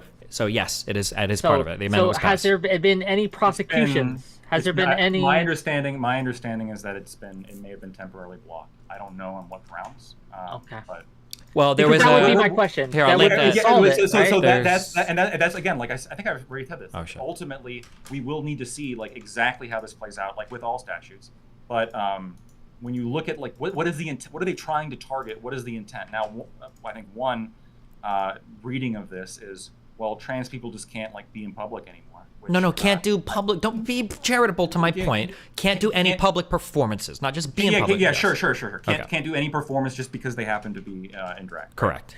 So while Lizzo, that's one interpretation. Just real quick, stop. So while Lizzo, for example, was called out by Matt Walsh and Ben Shapiro, apparently, right? And I saw the Matt Walsh one, haven't seen the Ben Shapiro one, saying you should arrest her because she's violating the Tennessee law, right? Has any arrest been made? Has any action on this bill been taken by the enforcement mechanisms in the state? Because if this is just a thing about as lactoid claims to stop sexual performances, right? Then you probably wouldn't see much. But if it was, to Sunday's and Destiny's point, simply an excuse to ban all drag performances, surely we'd have seen some prosecution on that, some action. Something, right? Something?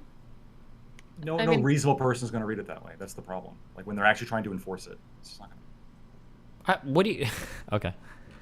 You disagree? No, I agree. No reasonable person would. I don't consider conservatives reasonable. And I think it's pretty obvious what they're trying to do with the bill is they're trying to ban all public performances of drag. Like, that's what they're talking about over and over again. Like, drag story hour and blah, blah, blah. Like, these are the topics that are coming up over and over again. And that was the onus under which this was added. Again, if you read the other categories of people that are considered, like, performing these adult performances, cross-dressing just doesn't fit. They're talking about strippers, go-go dancers, doing highly sexualized things. Like, why would you add cross-dressing? That's so weird. It fits when you look at, like, the context of what was that bill in response to? What was happening at the time that, like, they were like, oh fuck, we got to pass these bills. It was a whole bunch of, like, highly sexualized drag performances. And highly sexualized. The one that I'm thinking of in Florida, right? Yeah. Like, perhaps one of the reasons why they wanted to really specify this was the case, in case, like, well, we're gonna, like, get around some of the statutes by, like, we're not gonna absolutely, like, simulate sexual activity, but we are gonna have great big, like, paper mache tits. And hang on. Those types of things probably would have already been illegal under Tennessee law. Okay, hang on. So it looks like the bill was only effective as of last month on the 22nd. So there's like no time has transpired yet. Mm-hmm. I don't think we can really know one way or the other at this point. I mean, it's a whole month by this metric. And if they arrest like the drag queen story hour and like lead her out, and yeah, I mean that would be, I think, a gross misunderstanding of the intent of this law, and I don't think that she would get found guilty, or he would get found. I don't know with drag queens. Okay, I think we butted heads on this one a while. It's a little tangential, but you know what? It was interesting, I think different interpretations does play into the ultimate point, right, of tech censorship. Because it doesn't really matter what your TOS or moderation policies are.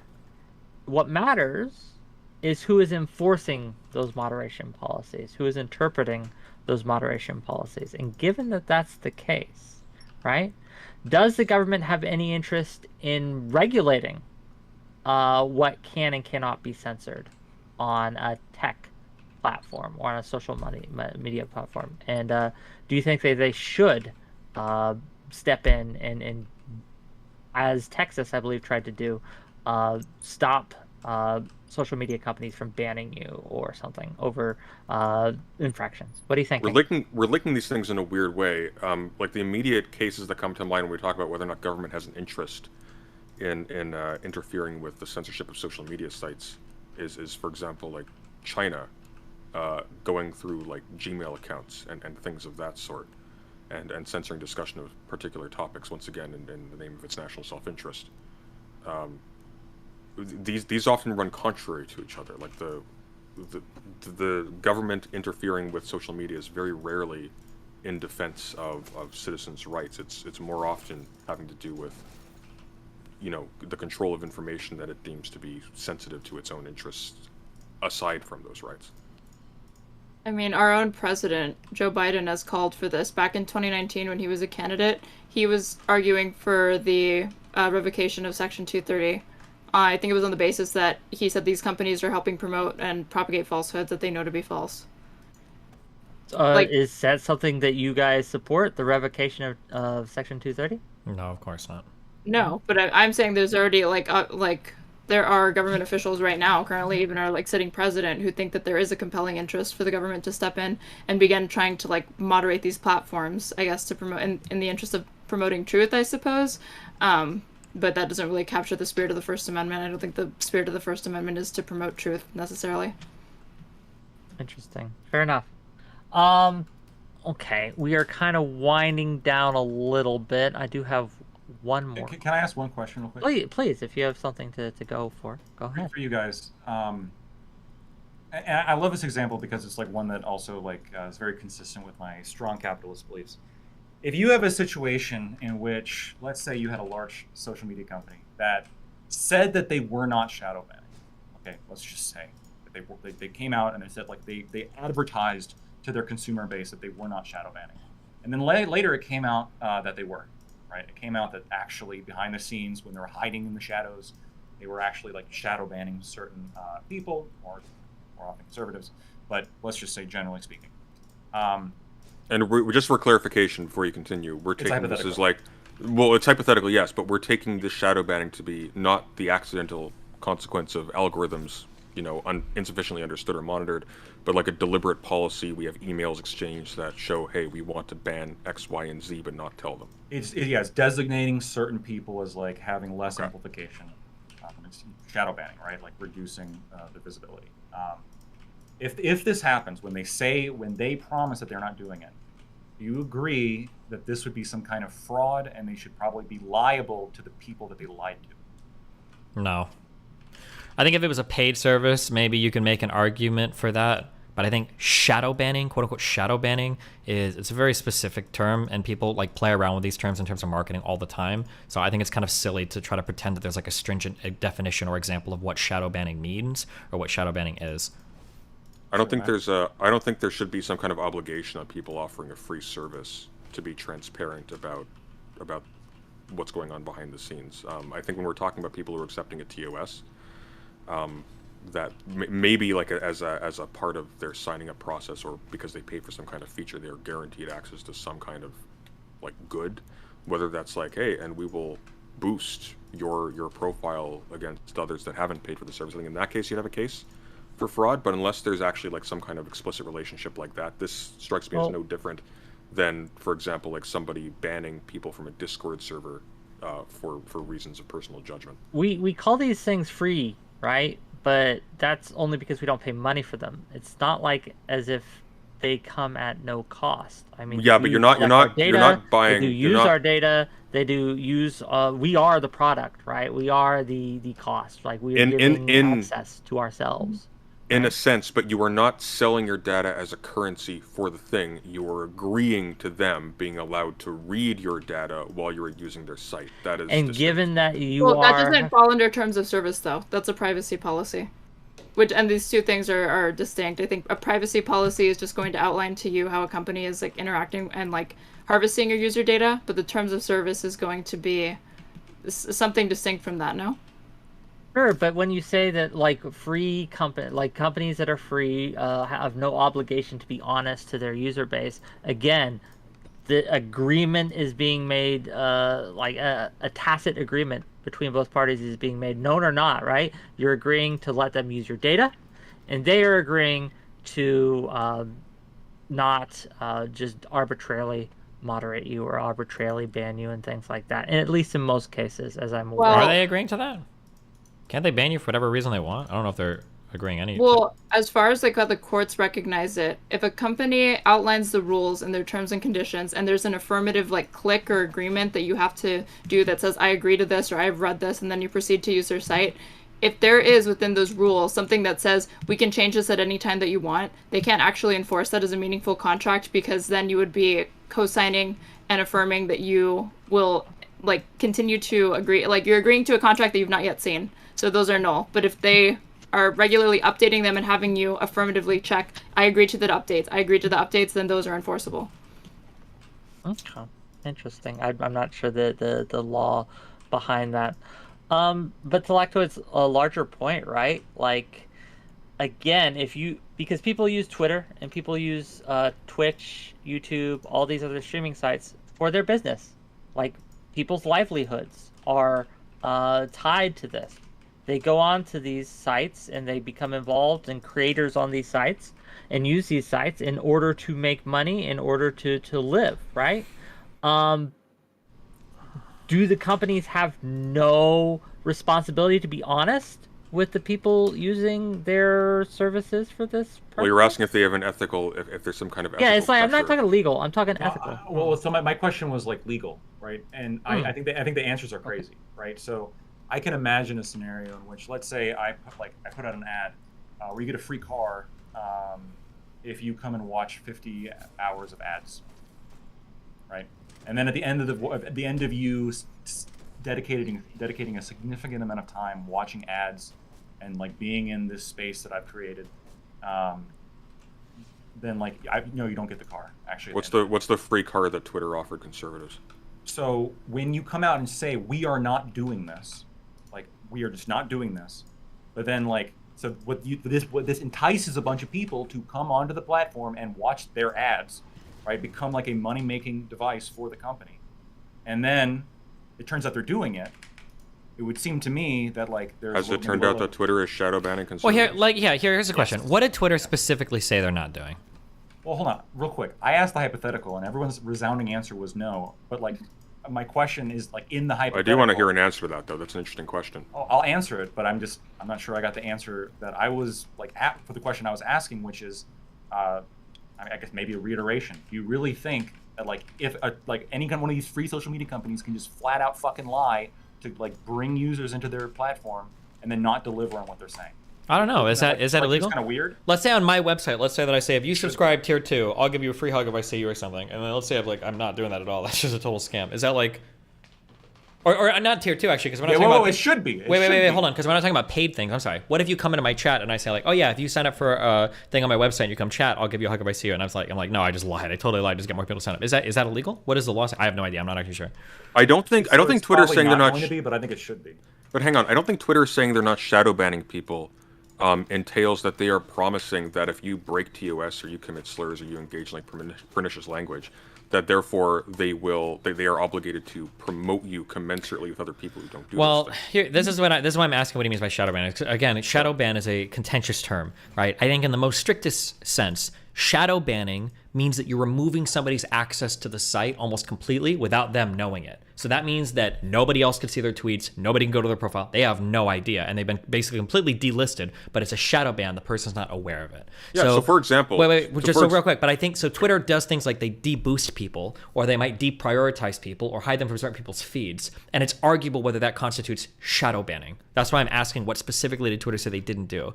And the comparison I'll always use is for cell phones. Cell phone companies today, every single provider will not say that they're throttling. They don't say they're throttling. What they'll say is they deprioritize you after you've used 21 gigabytes or whatever of data. It's essentially the exact same thing. And if you're not wanting to get throttled, you are going to get throttled, but they call it deprioritization on the tower based on how much data you've consumed. So that's like a similar term. It's the same. Let me read this statement. So if we want to move away from the hypothetical and actually get to Twitter. Yes, please. Obviously it's based on. Answer the question. This is the statement that was made, right? People are asking us if we shadow ban. We don't. I think the real question behind the question is, are we doing something according to political ideology or viewpoints? We are not, period. We do not look at content with regards to political viewpoint or ideology. We look at behavior. Okay. Is that wrong? So from what I read from the Twitter files, I only read those, I guess, only specific parts. And from what I read, they were deprioritizing people based on their political beliefs. Well, I guess it depends on whether or not I get... Okay. Just don't. Do you understand this topic? Yeah, go. I guess it depends on whether or not you consider someone, for example, like spreading untoward statements about, say, black communities to be a political belief, or whether or not that's just like an aggression on a community that's not. I want to hear the back and forth a little bit more from Destiny and that would have been the question I was going to ask. That was President somebody asked, because this is the issue that conservatives keep running into. Okay, I'll go onto a platform, I'll spam the N-word, and then get banned, and I'll go, they're censoring me because I'm conservative. Conservatives think you should have freedom of speech. That's the issue. My understanding is I've never seen somebody banned from Twitter for political ideology, but you guys will say things like disagreeing with the COVID narrative. That's part of my political ideology, which I think is a fair point, but it feels different to say I'm banning conservatives. Like, that statement seems to take on a different character versus saying I'm banning somebody because of their political ideology versus like COVID misinformation or something, right? That's the issue, I think. So like, I feel like no, it's identical, right? If you're making like vaccine skeptical content and they specifically said we do not look at content, then they're looking at content, which they said they didn't do. No. They said political content, didn't they? They're not going to say not looking at any content. They probably said political content. Well, let me look at the statement again. With regards to political viewpoint or ideology. Yes. So then my question, because here's my next question, because if I read it how if I read it how you're reading it, couldn't I arguably say every single ban on that site is due to some sort of political ideology? Every ban on every site is due to some sort of underlying political ideology, no? If I think that freedom of speech is a principal thing, yeah, so it's... Right. If you want to be like hyper pedantic, but like... Well, no, that's your point of view. Your point of view... This once again goes back to like the spirit of like, what were they saying when they say we do not do this? We do not deprioritize people or like shadow ban people based on like their political affiliation, based on like their what they're saying, right? Yeah. Or not what the content, I understand what you're right? saying. Not necessarily the behavior. I understand what you're saying, And, but and they like, were doing that. No, let's look at the spirit, okay? Let's use our full brains, okay? Twitter is saying that they're not banning people based on their political points of view, and you're saying like, oh, that's not true because you guys are banning for COVID, aren't you? Of course they're banning for COVID misinformation. They've already said that. They're not hiding that. But they're not banning you because you're a conservative. A liberal could go on and spread that quote-unquote misinformation, or a conservative could go on and spread the misinformation. They're not banning you based on your political point of view. They're banning you based on what they have in their TOS as stuff that they don't allow on the platform, which is COVID misinformation, election misinformation, as they define it, right? It's not based on your political point of view. It's based on violating those parts of the TOS. Yeah, vaccine disinformation is nonpartisan. Anybody could perpetuate it. Also, Lacto, do you think that the algorithms themselves are perpetuating bias? What? Do you think- Algorithms themselves are perpetuating bias? Is that what, like, is against conservatives on Twitter and getting them disproportionately banned or shadow banned or targeted? I guess I wish the algorithms would be more transparent, so I could like know for sure in what ways. I mean, it certainly feels so. I don't know. I guess this one I have a little bit less. This is more of just like a gut feeling, where it does appear that people say, well, we're gonna expand like the list of like words or phrases or like protected groups of people to like start including people who like, especially when it comes to class, for example. I think recently, like one of the new TOS from Discord was like you can't discriminate against somebody based on where their income is.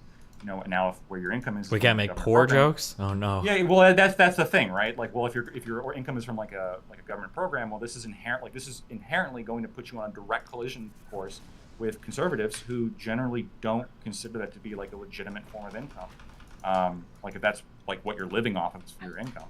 Mm-hmm. I think so Steven's I do case. think like they do actually like I think it does in effect have that effect where it does seem to like bias platform. Yeah, it's Okay, but- biasly against conservatives. I think But don't you think that like your ability, like the same skills that would make somebody like a good coder is not necessarily going to mean that they have the ability to like even detect or identify those sources of bias and like adjust their algorithms to exclude stuff like that?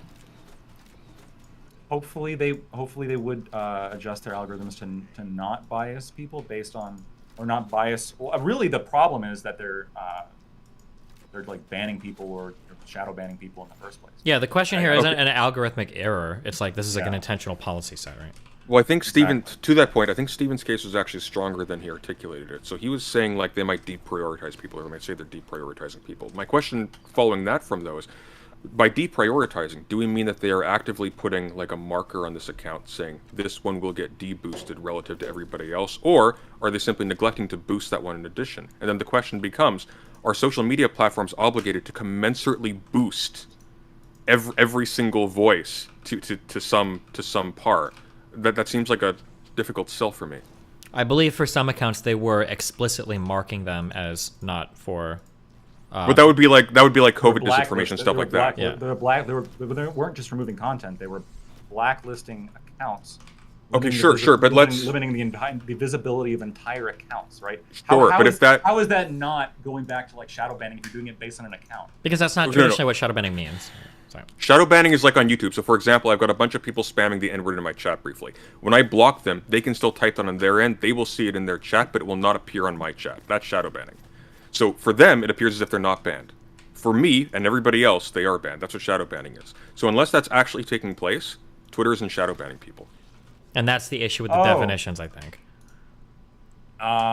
Yeah. Okay. I think I maybe this sounds stupid, but I think that's stupid. I think that when you refer to shadow banning, in I think my mind or most reasonable people I've spoken to, maybe they're not reasonable.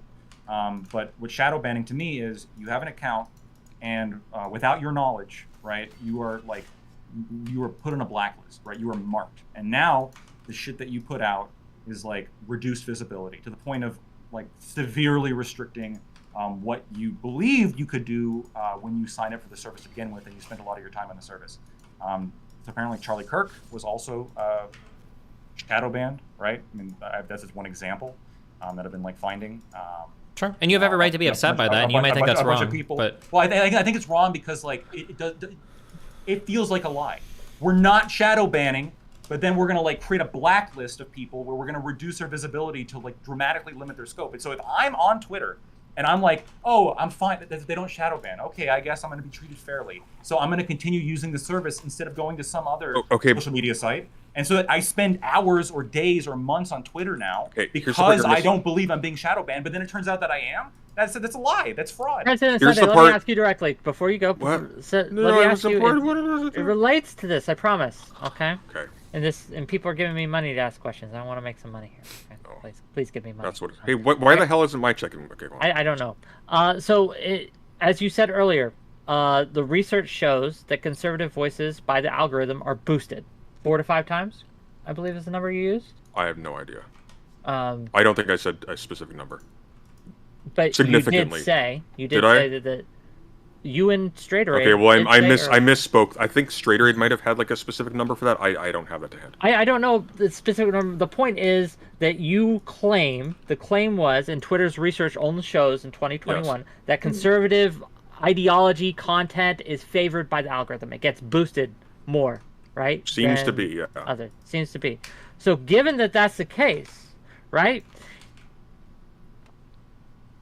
If conservative content is being boosted by the algorithm, does that not imply that someone is putting their thumb on the scale because the algorithm would naturally favor that, but for some reason it's not? Would that not imply at least an increased likelihood of someone intentionally putting their thumb on the scale? Because these things aren't equivalent. An account violating TOS and getting banned of a certain description. We're not talking about banning. We're talking about shadow banning. We're talking about I understand. But the problem is there is no actual shadow banning taking place. So we're equivocating between quote unquote deboosting and shadow banning. And my immediate wonder, and I'm using maybe it colloquially, not. I understand, but there's a reason why I'm making this distinction, because if by deboosting we simply mean they're not applying a positive boost to some parties, then that would seem to imply that what we're talking about here is some kind of obligation to actually positively boost these channels, and that's a different question.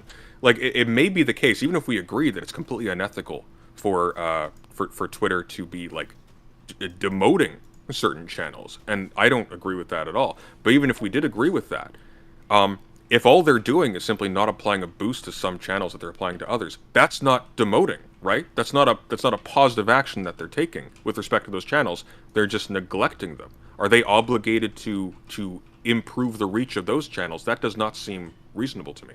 Right, it's just the lack of promotion. Okay. Fair enough. Gang, we circled the drain on this. This has been I found it was an interesting discussion. I hope you all enjoyed it as well. We talked about tech censorship. We talked about freedom of speech more in generally. We went, for whatever reason, for 30 minutes on a specific line and a specific bill in a specific state, which was fun. I hope you all enjoyed that. But are there any other questions or thoughts before we kind of just wrap this up? Anything that we haven't talked about that you think is important to bring up? Did we get to egg throwing? I don't think we did, but very, very quickly, so someone from my chat who is in the know says that it was not deboosting, it was a do not amplify label, so my description is apparently accurate. Someone can disprove that if they have the wherewithal. I don't know. So. Okay, fair enough. I'm going to give everyone here a chance to tell people who they are, shout themselves out, and we're just going to close it out for the evening. Gang, I am Whick TV. You can find me on Twitch and YouTube, both. Twitch at twitch.tv/WhickTV, and YouTube at youtube.com/Whick@Whick-TV. Check me out. We do panels like this on occasion, right? And we have hopefully interesting discussions. So if you guys want to give me money, that's important to do too. Like, subscribe if you're watching this. Straighterade, what about you? Where can people find you? I'm at Straighterade on everything, or Straighterade_, and at some point I'll eventually start streaming it and bother doing it on my end, so that's all I have to promote. Okay. Any closing thoughts that you want to add, or are you good? No, I'm good. Okay. Sunday, go ahead. Well, first of all, thank you for putting this on. I think you did a wonderful moderation job, as evidenced by the fact that you allowed me to talk for roughly 75% of the time.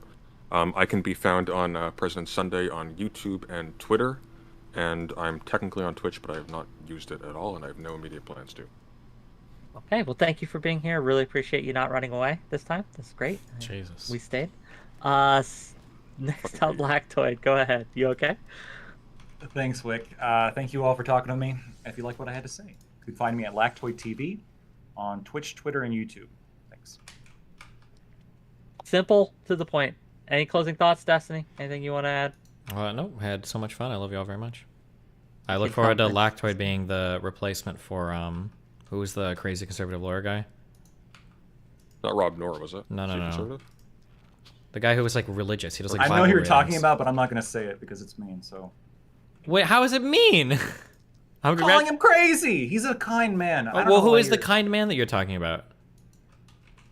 Oh, Lecture Fan, that guy. Yeah, I look forward to you stepping up as our new conservative. Look, Lactoid. I will stand Lactoid. He is my favorite conservative. If I had to pick a conservative, right, I would pick Lactoid. Lactoid is my favorite. So thank you for being here, Lactoid. Thanks, Destiny, for being here.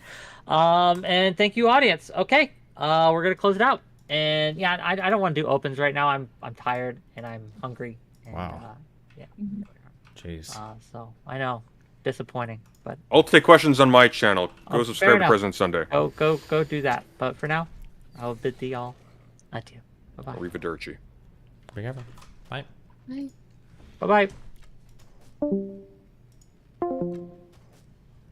Nice one, guys. Let me use the restroom real quick. 1 sec.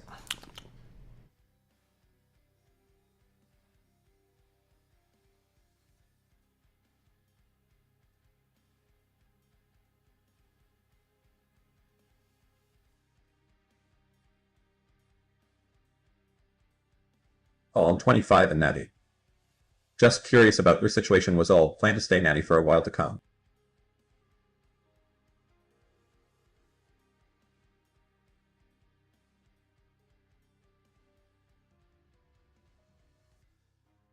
Oh no, I'm 25 and fine, planning to stay natty for a while. Just curious about you and your situation, all love.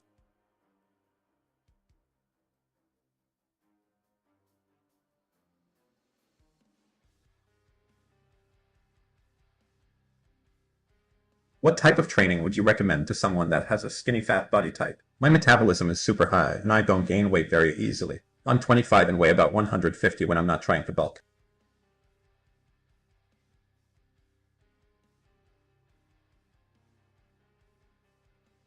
I would rather kill myself than lose gains. That's why it's called a diet. I've taken so many steroids and pre-workout I've forgotten human speech. I've grown a hoof and horns. My heart is going to explode in 72 HRS. Bra science.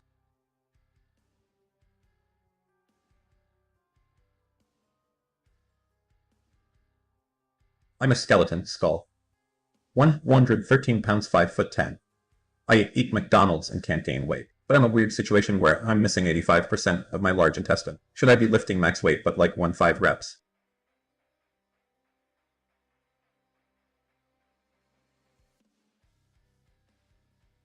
Destiny, I see the 3x10 reverse fly and pull up, but you're missing a heavy 3x5 row movement. No, like bent over barbell row to balance to the heavy pressing.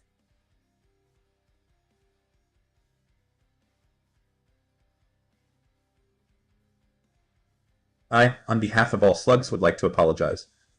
Pepe wins, by the way.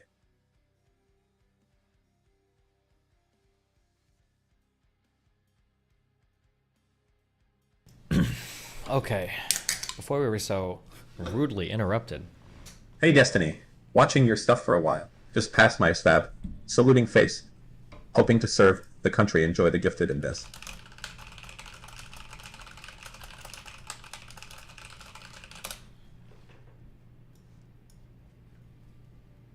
Destiny, I just watched that debate you had with the black red pill guy and it was hilarious. That DG jerk who said enough tea. Enough tea. What the F and CK is an NFT. There's a legend.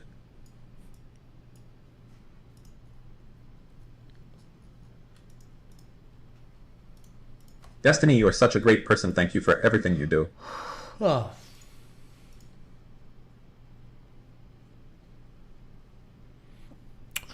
Not sure if you're still doing gym talk, but any tips for someone with inverse Popeye arms? No forearms are sad. Aren't there literally lists to target forums? Why Rep. not just start Gail doing Reynolds those? is a software engineer, and he hammered the TikTok CEO on their ability to keep their platform locked down from the CCP. Or was that a meme reference to Nick?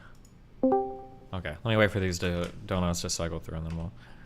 One of the main three that run it is a Chinese prime minister. Plus in China they can only use a 1 or 2 HRS. That's concerning.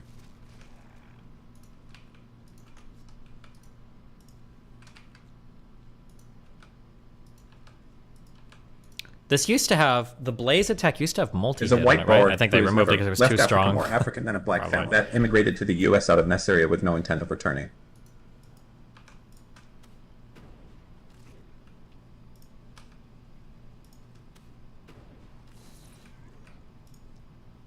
How do y'all feel about the show, Jackass?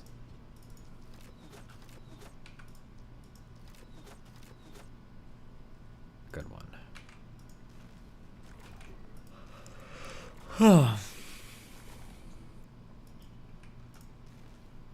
I'm sorry for saying you were mouthing. This is a fair price to pay.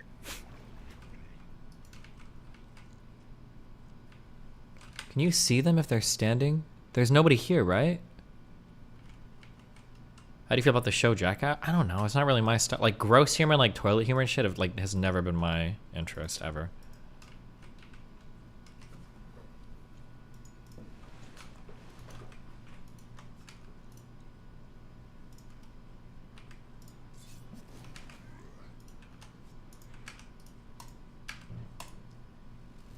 Split VOD. Did August ask?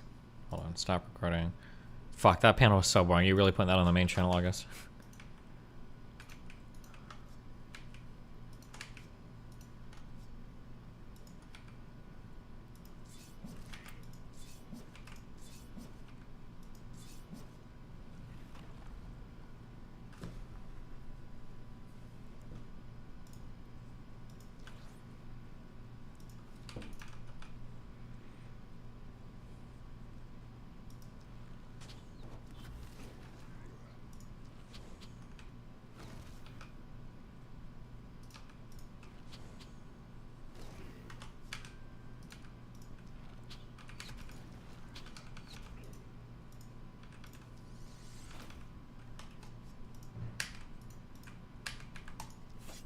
Nice.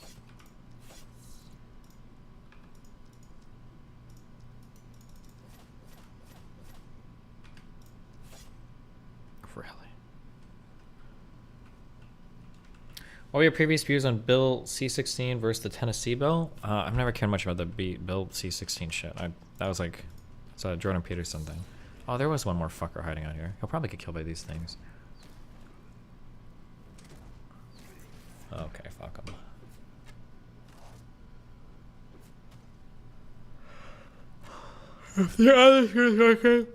Might be able to do the same for recording splits or on my OBS Recall. There's a split recording after X minutes option and preferences. No, he doesn't want me to. I'm sure this will eventually be asked about your previous views on Bill C-16 versus the Tennessee bill. Yeah, I don't care about the shit. August doesn't ask to split based on time. It's usually if something specific has happened, he wants me to split so he can start working on it sooner, rather than waiting for the stream to finish.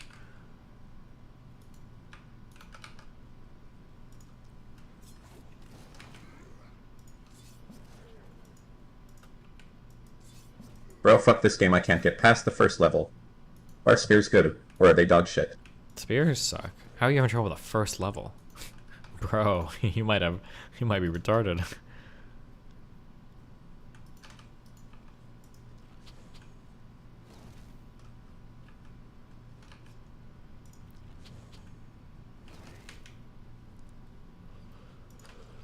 Huh.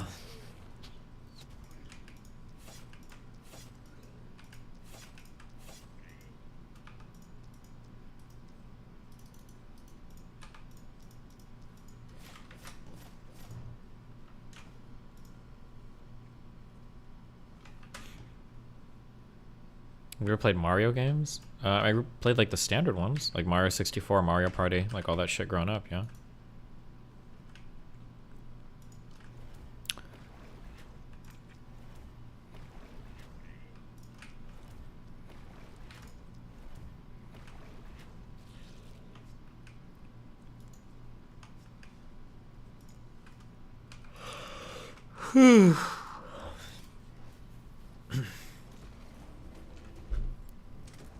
gonna talk to Gideon or Anna now? If they come in again. Yeah, I don't know if they will or not.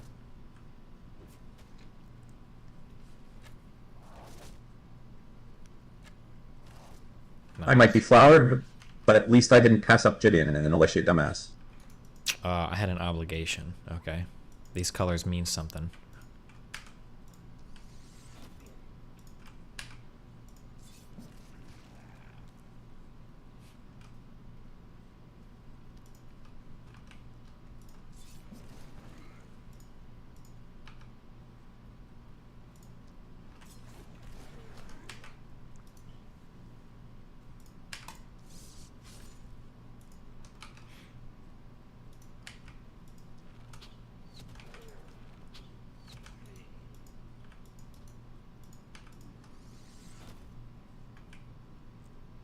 Should have been like live and skipped the panel. True.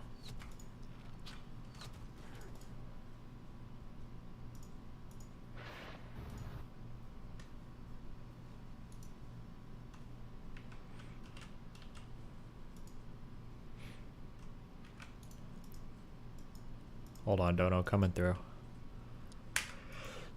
Destiny, what do you think about the new conservative talking point about Fox and Dominion being owned by BlackRock, so BlackRock got paid by BlackRock in that settlement, which got Cucker fired? Sounds pretty fucking stupid. I don't know what you expect me to say about it. Okay. I think that the country deserves to have a credible assessment of these claims and what the evidence shows. And the mechanism to try to force that is denying certification on the 6th.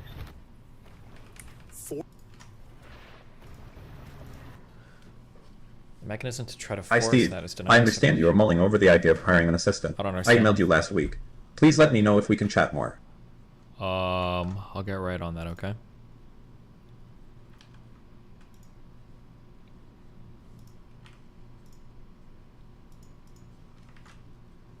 New Shapiro video about Tucker. Okay, I'm pausing Donos again, okay? Alrighty, folks, the biggest media news of the last decade. Just used my layoff severance to buy my first house, and life is feeling pretty good. Thanks for the entertainment, buddy smiley face. Nice. Okay, we're watching this for a minute. See what Shapiro's got to say about this. Carlson has been fired from Fox News. What lay behind this? So, a few different theories. Theory number one is that Tucker was basically ousted as a consequence of the Dominion lawsuit.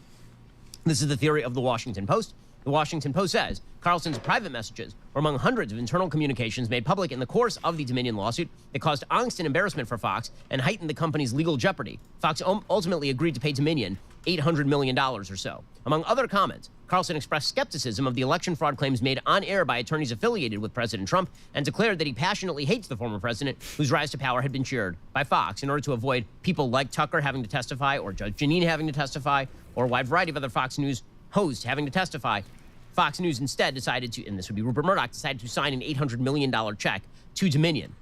But according to the Washington Post, it wasn't those comments that were so bothersome. It was Carlson's comments about Fox management, as revealed in the Dominion case, that played a role in his departure from Fox, according to a person familiar with the company's thinking. Quote, "Do the executives understand how much credibility and trust we've lost with our audience?" Carlson wrote to a colleague in a message a day after Fox, like the other media outlets, called the election for Joe Biden. This was a sentiment echoed by others at Fox in the fall of 2020, as even network officials who disbelieved Trump's election fraud conspiracy theories fretted that countering them strongly would alienate their conservative viewers. So in other words, a lot of the Fox News executives were looking at the fact that Tucker really didn't believe a lot of the things that were being alleged by Sidney Powell and Trump's legal team, but also was deeply worried about how that was going to play with the Fox News audience and all that had now come out. In another message, Carlson referred to management with an expletive, quote, "Those efforts are destroying our credibility." He later wrote, "A combination of incompetent liberals and top leadership with too much pride to back down is what is happening." Carlson did not have a farewell show, obviously. So this is theory number one, is that this was the natural after effect of the Dominion lawsuit, that basically everybody who is involved in any sort of credibility giving to the election fraud narrative is now going to be on the line. And to back that theory, you have the fact that Fox News also parted ways with Dan Bongino just last week. Dan Bongino, of course, had been very vocal in his support not only for President Trump, but also had wanted to do an interview a couple of years ago in which Trump actually aired his grievances about the election. The Fox News brass cut the interview, and Dan actually went on the air and he said, you shouldn't cut the interview with the former president of the United States. He's the former president of the United States. It was just a few days ago that Fox News parted ways with Bongino. So it's hard not to see Carlson's ouster in the context of Dan Bongino also being ousted as of last week. Now, that's not the only possible theory. Is it just going to be a retread of ancillary issues what's happened, basically? Or is he going to give his opinion on what he thinks happened? According to the Los Angeles Times, and this would have been Steve Battaglio reporting as a staff writer over there. People familiar with the situation who are not authorized to comment publicly said the decision to fire Carlson came straight from the top from Rupert Murdoch directly. Carlson's exit is related, according to them, to the discrimination lawsuit filed by Abby Grossberg. There's another lawsuit that has been on the books. She's a producer fired by the network last month, according to certain people. Carlson's senior executive producer, Justin Wells, has also been terminated, according to people familiar with the matter. So what exactly was in that particular lawsuit? A bunch of allegations were in that particular lawsuit. None of them particularly pretty. According to Yahoo News, just about a month ago, that discrimination lawsuit included allegations that constant bullying and gaslighting caused the producer so much stress and anxiety, her stomach ulcers flared up and she was in excruciating pain, and that she'd been discriminated against based on gender, religion, and disability. Discovery may have uncovered other ugly messages, perhaps. Maybe this is what Fox News was worried about. The network said in a statement, Fox News Media engaged an independent outside counsel to immediately investigate the concerns raised by Ms. Grossberg, which were made following a critical performance review.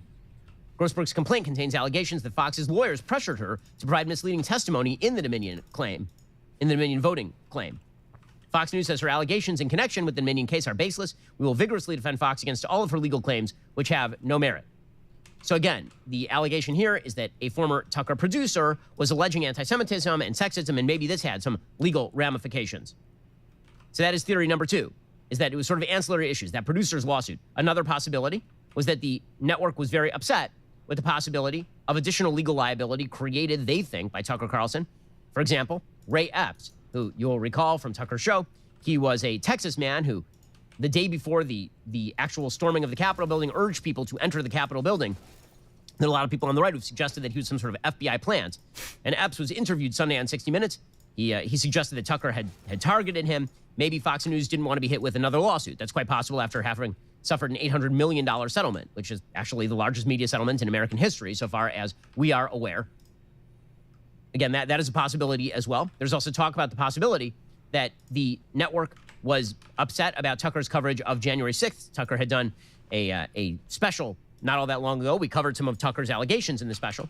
For example, the fact that the so-called buffalo horned man, whatever his name was, QAnon shaman, that he was walking around the building shadowed by a bunch of cops, and that looked kind of different than the idea that he was kind of running around the building threatening people physically and all of this. And Tucker had sort of downplayed the nature of January 6th. Maybe the brass didn't like that very much. But what this all comes down to is it looks as though Fox News is quote-unquote cleaning house. And that can be, for bad. There are a lot of people who not only love Tucker, but also think that Tucker says things that other people won't, which is true. Tucker does say things that other people won't. You can see a fundamental divide has emerged, obviously, inside the Fox Corporation, and that was pretty clear from what members of the Fox News brass were saying during election 2020. There's a pretty clear divide between some of the top brass. That'd be Rupert Murdoch, maybe Lachlan Murdoch, Paul Ryan, Viet Din, some of the other people who are sort of at the top of the Fox brass, and some of the other people. Memorial Day as well, inflection point for the company and a chance for people it's to just tell like a the truth reading about down, what I think, of what's happened, basically. Actually thought new lines about this probably isn't that surprising to anybody, right? If everybody, if your company has an $800 million fucking lawsuit that they just settled, heads are probably going to roll based on who is causing them to have to settle that, right? That's probably not that surprising. How they covered the issues. Whatever the case may be, and again, I think all of these points of view are arguable. Whatever the case may be, Tucker was a major asset to Fox News. It's not going to be so easy to fill that time slot. That is a very difficult time slot to fill. Again, he was the #1 host in prime time for Fox News. Now, there are people who are immediately chortling over the impact of this. The New York Times has been chortling over the impact of this, suggesting that Fox News is in serious trouble, or that Tucker's in serious trouble. The truth is both will go on to success in their various areas of endeavor. This is not the first rodeo for Fox News. Fox News fired Bill O'Reilly back when he had about 3.7 million viewers a night. Tucker has about 2.9 million viewers a night. Bill O'Reilly went on to make a lot of money in other endeavors, and Fox News went on to, continue. Is that true? What did Bill O'Reilly go on to do? I feel like he had like a podcast show for a while, and then Did he do anything, or did Bill O'Reilly kind of like disappear? I feel like once he got fired from Fox News, I thought he went on to do a podcast. I don't know if it ever hit the same level of popularity as he had on Fox News. I could be wrong, but need to be wildly successful. Fox News has parted ways in the past with some friends of mine, people like Glenn Beck, people like Megyn Kelly. You know, again, those are all business decisions, and Fox News went on to continue to have wide-ranging viewership. But you can see a lot of people, of course, very angry and very upset about Tucker Carlson being ousted from Fox News, and that is a direct response to the fact that Tucker, again, is an incredibly compelling performer. He is somebody who has a unique point of view on politics, and I don't agree with Tucker a lot. There are times I've talked about on the show where I strenuously disagree with Tucker. If you want to see some other times where I strenuously disagree with Tucker, all you have to do is watch the Sunday special episode I did with him where we disagreed on everything from foreign policy to government interventionism in the American economy. He, for example, thinks the government should intervene strongly in the American economy, give subsidies, prevent technological development in order to preserve certain types of jobs. I don't think that. But whatever Tucker is, he is certainly a compelling presence. And he does, when it comes to social issues particularly, have an extraordinary amount of moral clarity. And it'll be interesting to see how Fox News tries to, they try to fill that gap. So when I say that the left is celebrating Tucker Carlson being fired from Fox News, I mean literally celebrating by doing the wave. So the intellectual luminaries over at The View led the charge here. Again, combined IQ lower than the pen I currently hold in my hand. If it were possible to have negative IQ points, The View would somehow achieve that signal feat. Here's what it looked like on The View when they found out that Tucker had been let go. Word has just come down that Fox News Media and Tucker Carlson have agreed to part ways. They thank him for his service to the network and hosted a prior contributor. Wave.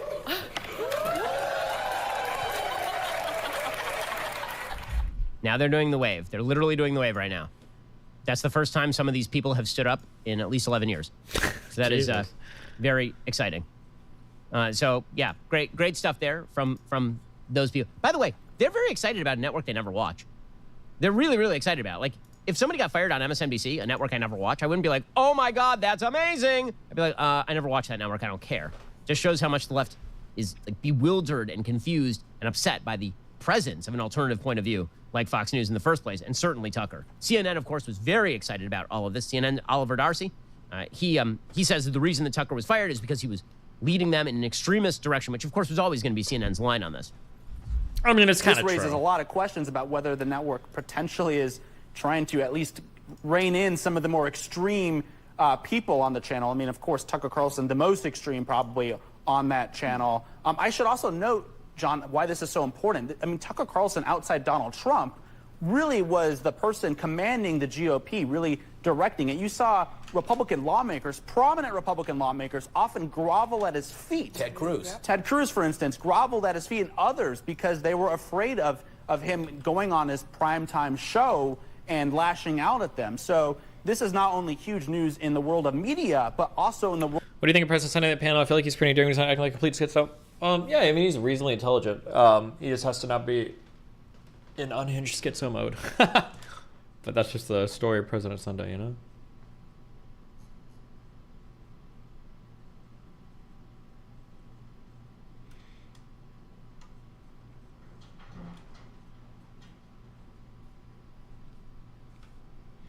World of politics, where he was really pushing the GOP in that extremist direction. And Tucker is not going to go away here. Despite CNN really reveling in all of this, Tucker's not going to go away. I mean, there were immediate rumors that Tucker might run for president. Now, I think that is a very sketchy rumor, given the fact that again, Tucker Carlson tends to be a private person. He's somebody who really enjoys his private life, and he doesn't want to see that up on a screen. I'm not sure that he wants to go head-to-head with Donald Trump, a man who has no limits when it comes to attacking his political opponents. True. But it is galling to watch the members of the left-wing media who've been wildly dishonest for years about Trump, about Tucker, about pretty much everybody, now kind of reveling in it. The New York Times reran a piece today titled, "The Times did an investigation into how Tucker Carlson stoked white fear to conquer cable."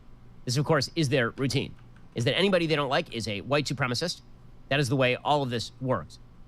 I'll repeat it again. I mean, Tucker Carlson is, he's got pretty mask off in his later years, to be fair. If we're being fair, he kind of... Tucker's an immensely talented guy. He's going to go on to have immense success in whatever he chooses to do next. This is not the end of Fox News. It's not remotely the end of Fox News, because, again, Fox News still is the prime-time destination for the vast majority of America's really motivated conservatives. Read YouTube chat. Real fem say. Wait, bro, you're friends with me on fucking. You're friends with me on Discord. Why don't you just send me the video on Discord? Why are you typing in my YouTube chat? Is it going to harm Fox News? Certainly with Tucker's viewers, it will. But again, the kind of rule in conservative media is that Fox News continues to truck on, and ex-hosts, they continue to have second careers as well. So this is hardly the end for either of them. Alrighty, guys, the rest of the show continues right now. You're not going to want to miss it. We'll be getting into the vaunted Ben Shapiro Show mailbag. If you want to have your question answered, you have to be a member. If you're not a member, become a member. Use code Shapiro at checkout for 2 months free on all annual plans. Click the link in the description and join us. Wow, thanks, bro.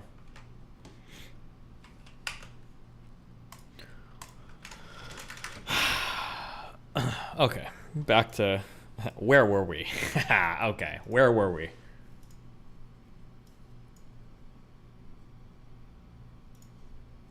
Where are my lifter bros at? Hillshire, where are you at? We're back on it. But we were so rudely interrupted by everybody.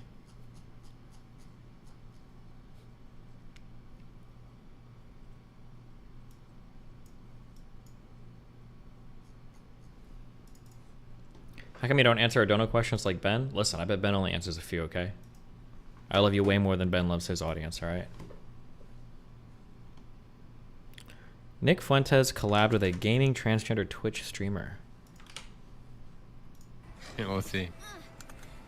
Yeah, this is Lami in the chair right here. Hey, are you trans? Are you trans? Why are you trans? We're targeting you because you're trans. Hey, everyone go to cozy.tv/UX. Hey, Lamia, I'm not gonna save you because you're trans, you're a stupid dumb bitch. Why? What do I care about this? I don't know if this is gonna TOS me on YouTube. This grabber has been baiting for half an hour. Oh, has he? Wait, where is he? Uncle Ted. Stalk Uncle Ted. Tucker just announced he's joining Cozy TV.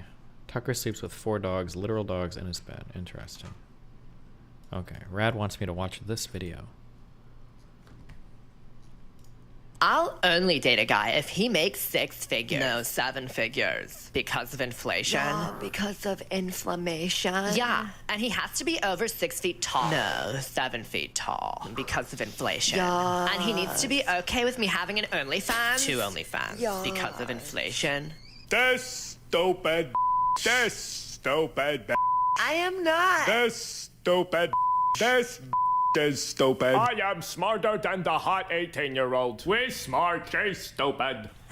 I spent my most valuable years allowing my body to be used because no one ever taught me what love is or how to respect myself. And all you can do is make fun of me for it. You stupid. Stupid. Oh, God. This stupid. Stupid. Is stupid. The stupidest of the. This stupid is so stupid. This stupid. This stupid. This stupid is so stupid. Leave her alone. I'm over 7 feet tall. I make 7 figures, and I do want her. Do you have a 7-pack? This stupid man. Become a member at freedomtunes.com. Okay, thanks. I give it a 7 out of 10, okay?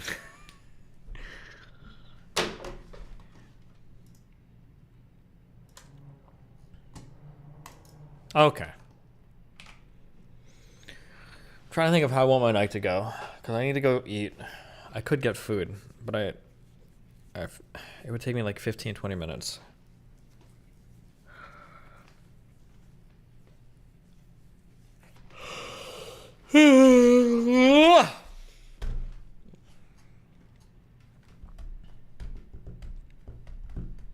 Just order it. It's literally right outside my apartment. I feel retarded ordering it. Okay, I have to go over there.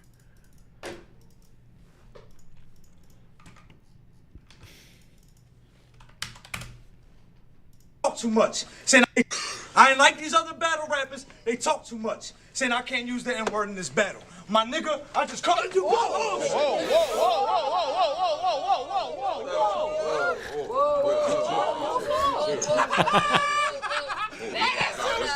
That's what he said. Hold up. Push your fucking pen, nigga. I ain't like these other battle rappers. They Nice.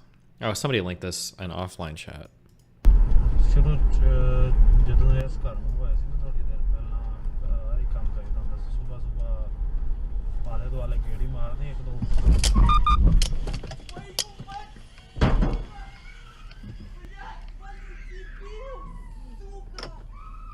Suka. I feel like it's just unfortunate. I mean, I feel like I have to give mad props to the driver, though. The driver was definitely paying attention and responded almost instantly. Like, if he wouldn't have been paying attention, this kid is going to be significantly more fucked. I think he actually even manages to slow down before he hits the kid. Like, what is the response time here? I'm guessing, like, 300 milliseconds?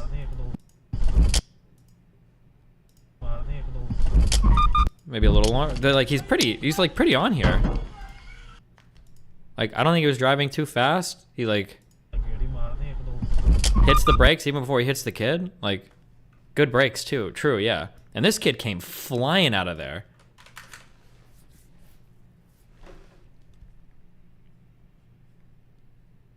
He was still driving too fast? Was he? What's the speed? What's the speed limit?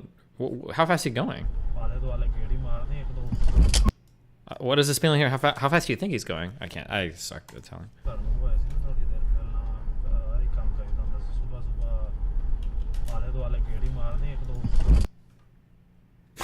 Sorry. What have we got?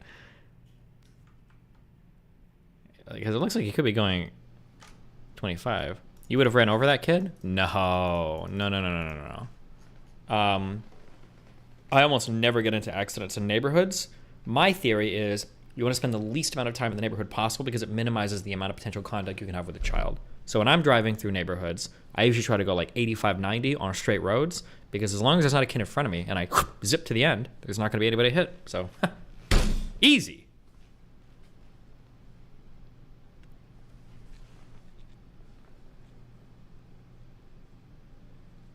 Man, my internet's been pretty shaky today. I wonder why. It's a little spooky.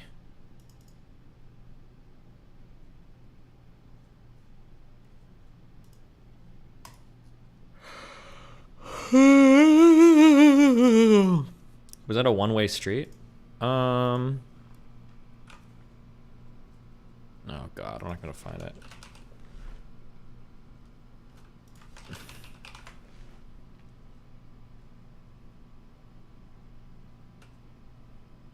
Fuck. What was the name of the post?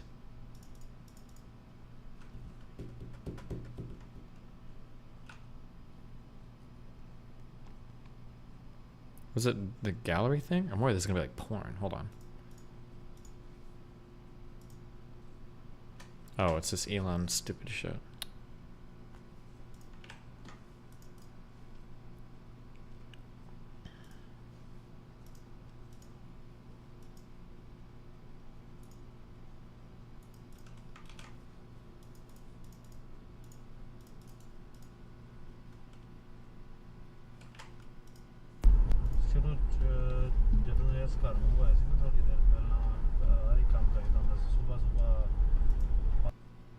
Wait, what the fuck country is this in? It's not a one-way street because cars are parked in both directions, but it looks like they drove on the other side of the road. Or is the footage like mirrored or?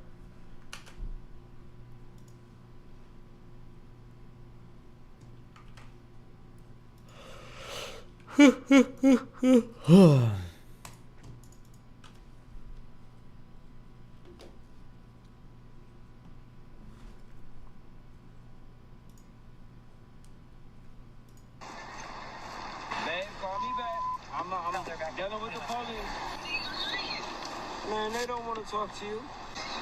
I ran a red light. Man. She said you're a liar. I see why you're here. Could y'all talk to her? Hey, babe, I ran a red light, and they want to talk to me.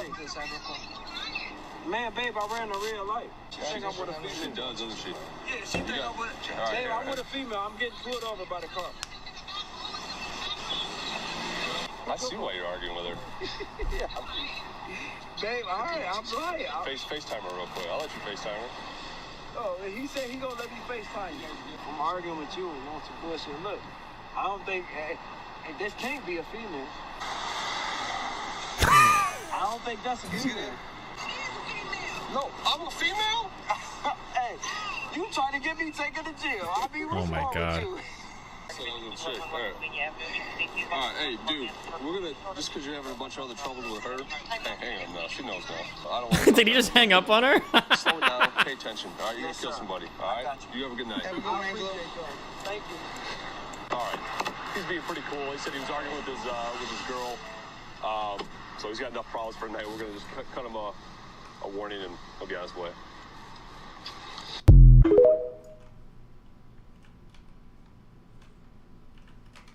Damn, imagine going home to that relationship. Yikes. Yikes, fam. Okay. Back to our gym theory crafting, okay? Back to our trusted gym flares. Where are you guys at? I should be able to set flare-only chats. Cake, why don't we have that feature yet? Cops need to do more propaganda like this to build a better relationship with the black community. What, pull people over while they're arguing with their girlfriends? Is it normal to get pulled over for running a light? Yeah? Oh, pulled out of the car? Pulled out for running a light. It just depends on what happens. It could.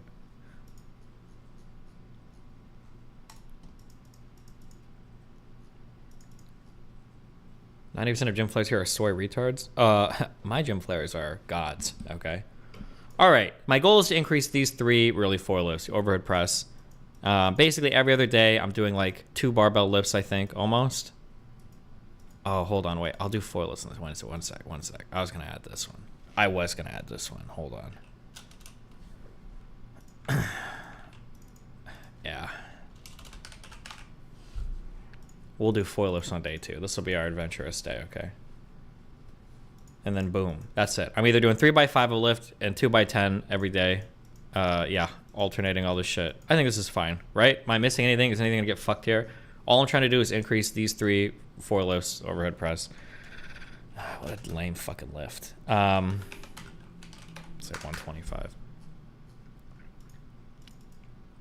Are these our entire workouts? This is all I do. It's like, it should be done in an hour or less, warm-ups and everything.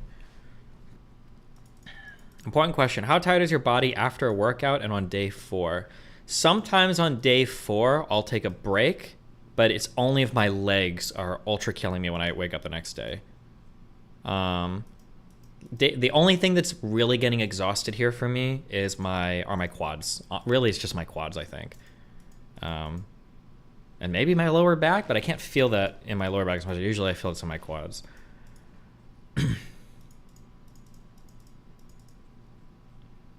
Usually these lifts won't take a full hour, right? The arm day probably won't take a full hour. It just depends on how much I'm on Reddit. Days 1 and 3 will probably take an hour. I probably spend like 25 minutes squatting. Plus I do a 10-minute walk to warm up and then deadlift and then pull up. Well, but every day here should be under an hour. But your squats are improving, right? Your bench is the one kind of stagnating. Right now, technically nothing is stagnating. Everything's been moving up pretty well. As long as I don't travel, everything kind of keeps climbing up. Like all my lifts are as big as they've ever been right now. 8+ reps only. Don't fall for starting strength. True.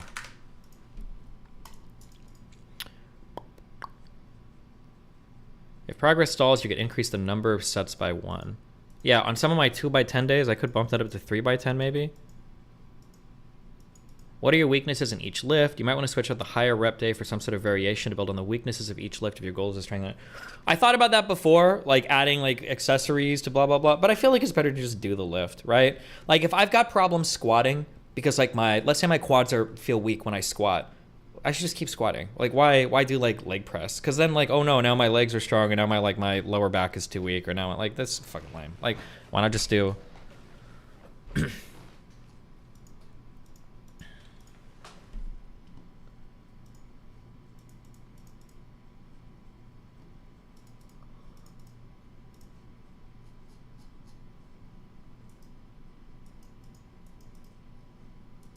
Where is the cardio?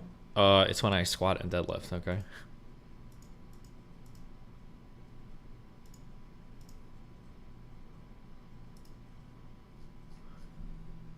Do you actually have issues with your work right now? Do you feel like you're not making progress? Nope. I feel like everything's moving along pretty well right now. I don't know. Okay, well, if nobody has any...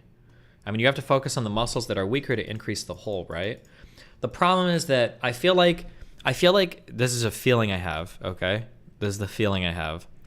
The feeling I have is that I don't know if accessory movements truly benefit barbell lifts. That might be really gay. Oh shit, I'm on YouTube. I'm sorry, I don't know if I can say that.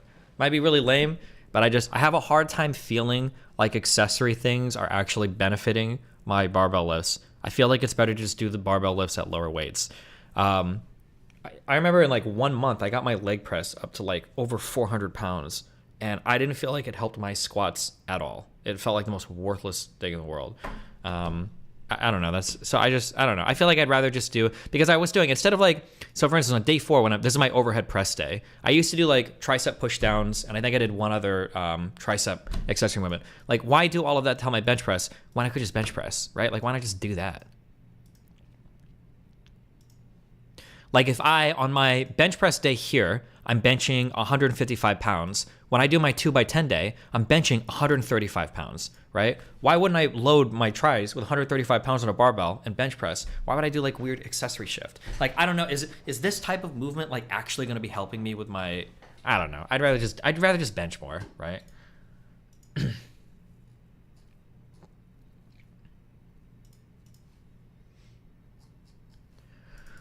Probably because you hit other bottlenecks in your squat, right? So you just keep squatting. Yeah, exactly. Yeah, that's what I think. Do you drink protein shakes daily? Yeah, I definitely get a bunch of protein.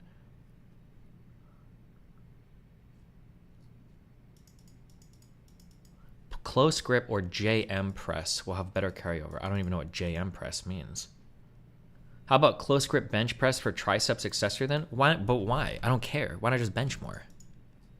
I'd recommend face pulls. Face pulls are the lamest exercise in the gym. Nobody does them right. I probably couldn't do them right. Fuck that fucking lame ass lift. I'd rather just do my reverse flies. I feel like cable reverse flies. It's just the easiest.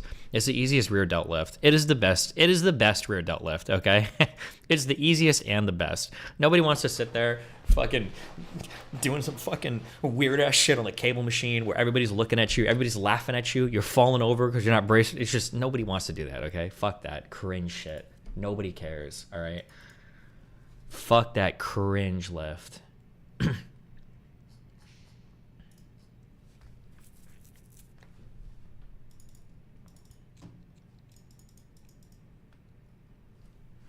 If there are 8 muscles involved in a movement, but 2 are weaker, why would you not min-max those muscles? Because I feel like for the barbell lifts, I feel like you're loading those muscles as heavily as you can anyway. And I also feel like it's important to move them like in a certain way, like to learn the lift. So like if I want to work my triceps bigger, I don't know if doing tricep push downs is going to get me the same type of benefit for a bench as just doing tricep work on a lighter bench with my like on another day. That's what I feel, but I could be wrong. I don't know. Maybe I'll like I said, I think if my lifts stall before I hit my goal numbers, then I'll probably revisit. But right now, this is where. What about rows? Fuck rows. Who cares? What do you even row for? Okay, that's like a phantom lift. Okay, fuck that shit. Cringe. Jacob is in tier 5 waiting. Okay.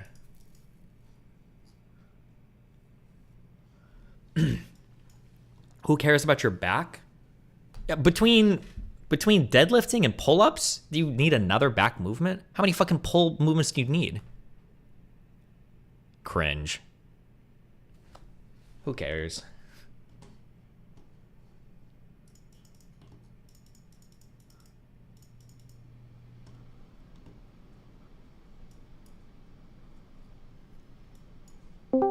Mr. Running Man, what's up? How you doing? I'm doing great. How you doing? Good. So I see you're making a new program. Well, not really. This is just the one I've been doing, and I'm finalizing where I've got everything at now. Because now I'm back from my last trip, gym today. This is like my final stretch for these like 2 months. Okay, I want to get there. I'm almost. Fuck yeah, let's grind it out. Yeah, You got this. I am grinding it out. So right now, what do you think your weaknesses are with your training? My biggest concerns are honestly just injuries. Okay. So, I changed up my squat a little bit for a while, especially when I was doing low bar. And especially coming from the starting strength people, I throw my ass back a lot. It was like my cue. But now I'm trying to make the movement going up and down a lot more even. So breaking at the hips and the knees at the same time and just doing like a smooth up and down. Also because I switched high bar. So I haven't had any back pain at all in months.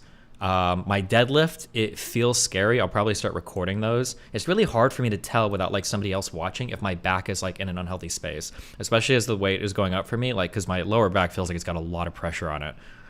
Right. So this is a little contentious, but generally, and where I stand on this is, as long as you're being consistent with how your back is in your deadlifts, a little bend is fine.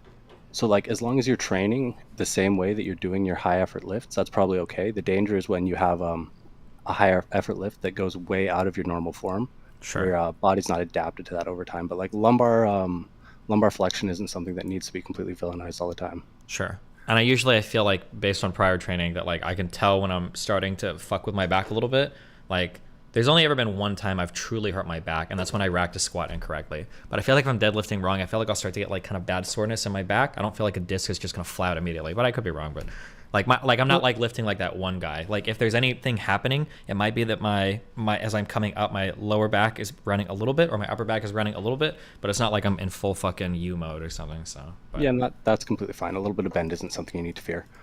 So I'm gonna, from what I've heard you say about your gym stuff, I'm gonna just kind of go out on a limb, and I may be wrong. Stop me if at any point I'm wrong. And what I think your general weaknesses and what's lacking in your training is, from what I've heard you say, it sounds like you when you travel, you'll regularly kind of fall off, and you don't really know how to get back on the horse or how to adapt when you're traveling with limited equipment or just other stress going on. Is that reasonable? A little bit, but I'm being a little bit more anal now about when I travel. So for instance, when I went to Austin, Melina has a gym that she goes to, and I was able to go to that gym every single day. I didn't miss a single day lifting. If I go to hotel gyms, I can kind of work out there, but the heaviest dumbbells I'll have are 50 pounds. So I can kind of keep it on like my bench. I mean, I can do my overhead press, but I can't really do any leg work at all because there's no rack. So I completely miss out on like on my deadlifts. Deadlifting with dumbbells is actual fucking AIDS, and you can't really squat with dumbbells. Well, I guess you could do like Bulgarian split squats on like a fucking bench or something, but... Yeah. Sometimes for stuff like that, it's better to not try to necessarily make progress, but it's just good to keep moving. Probably, yeah. And so you're not like the goal may not be to continue with your program. It's just to not fall off your program when you return, right? Sure. Yeah.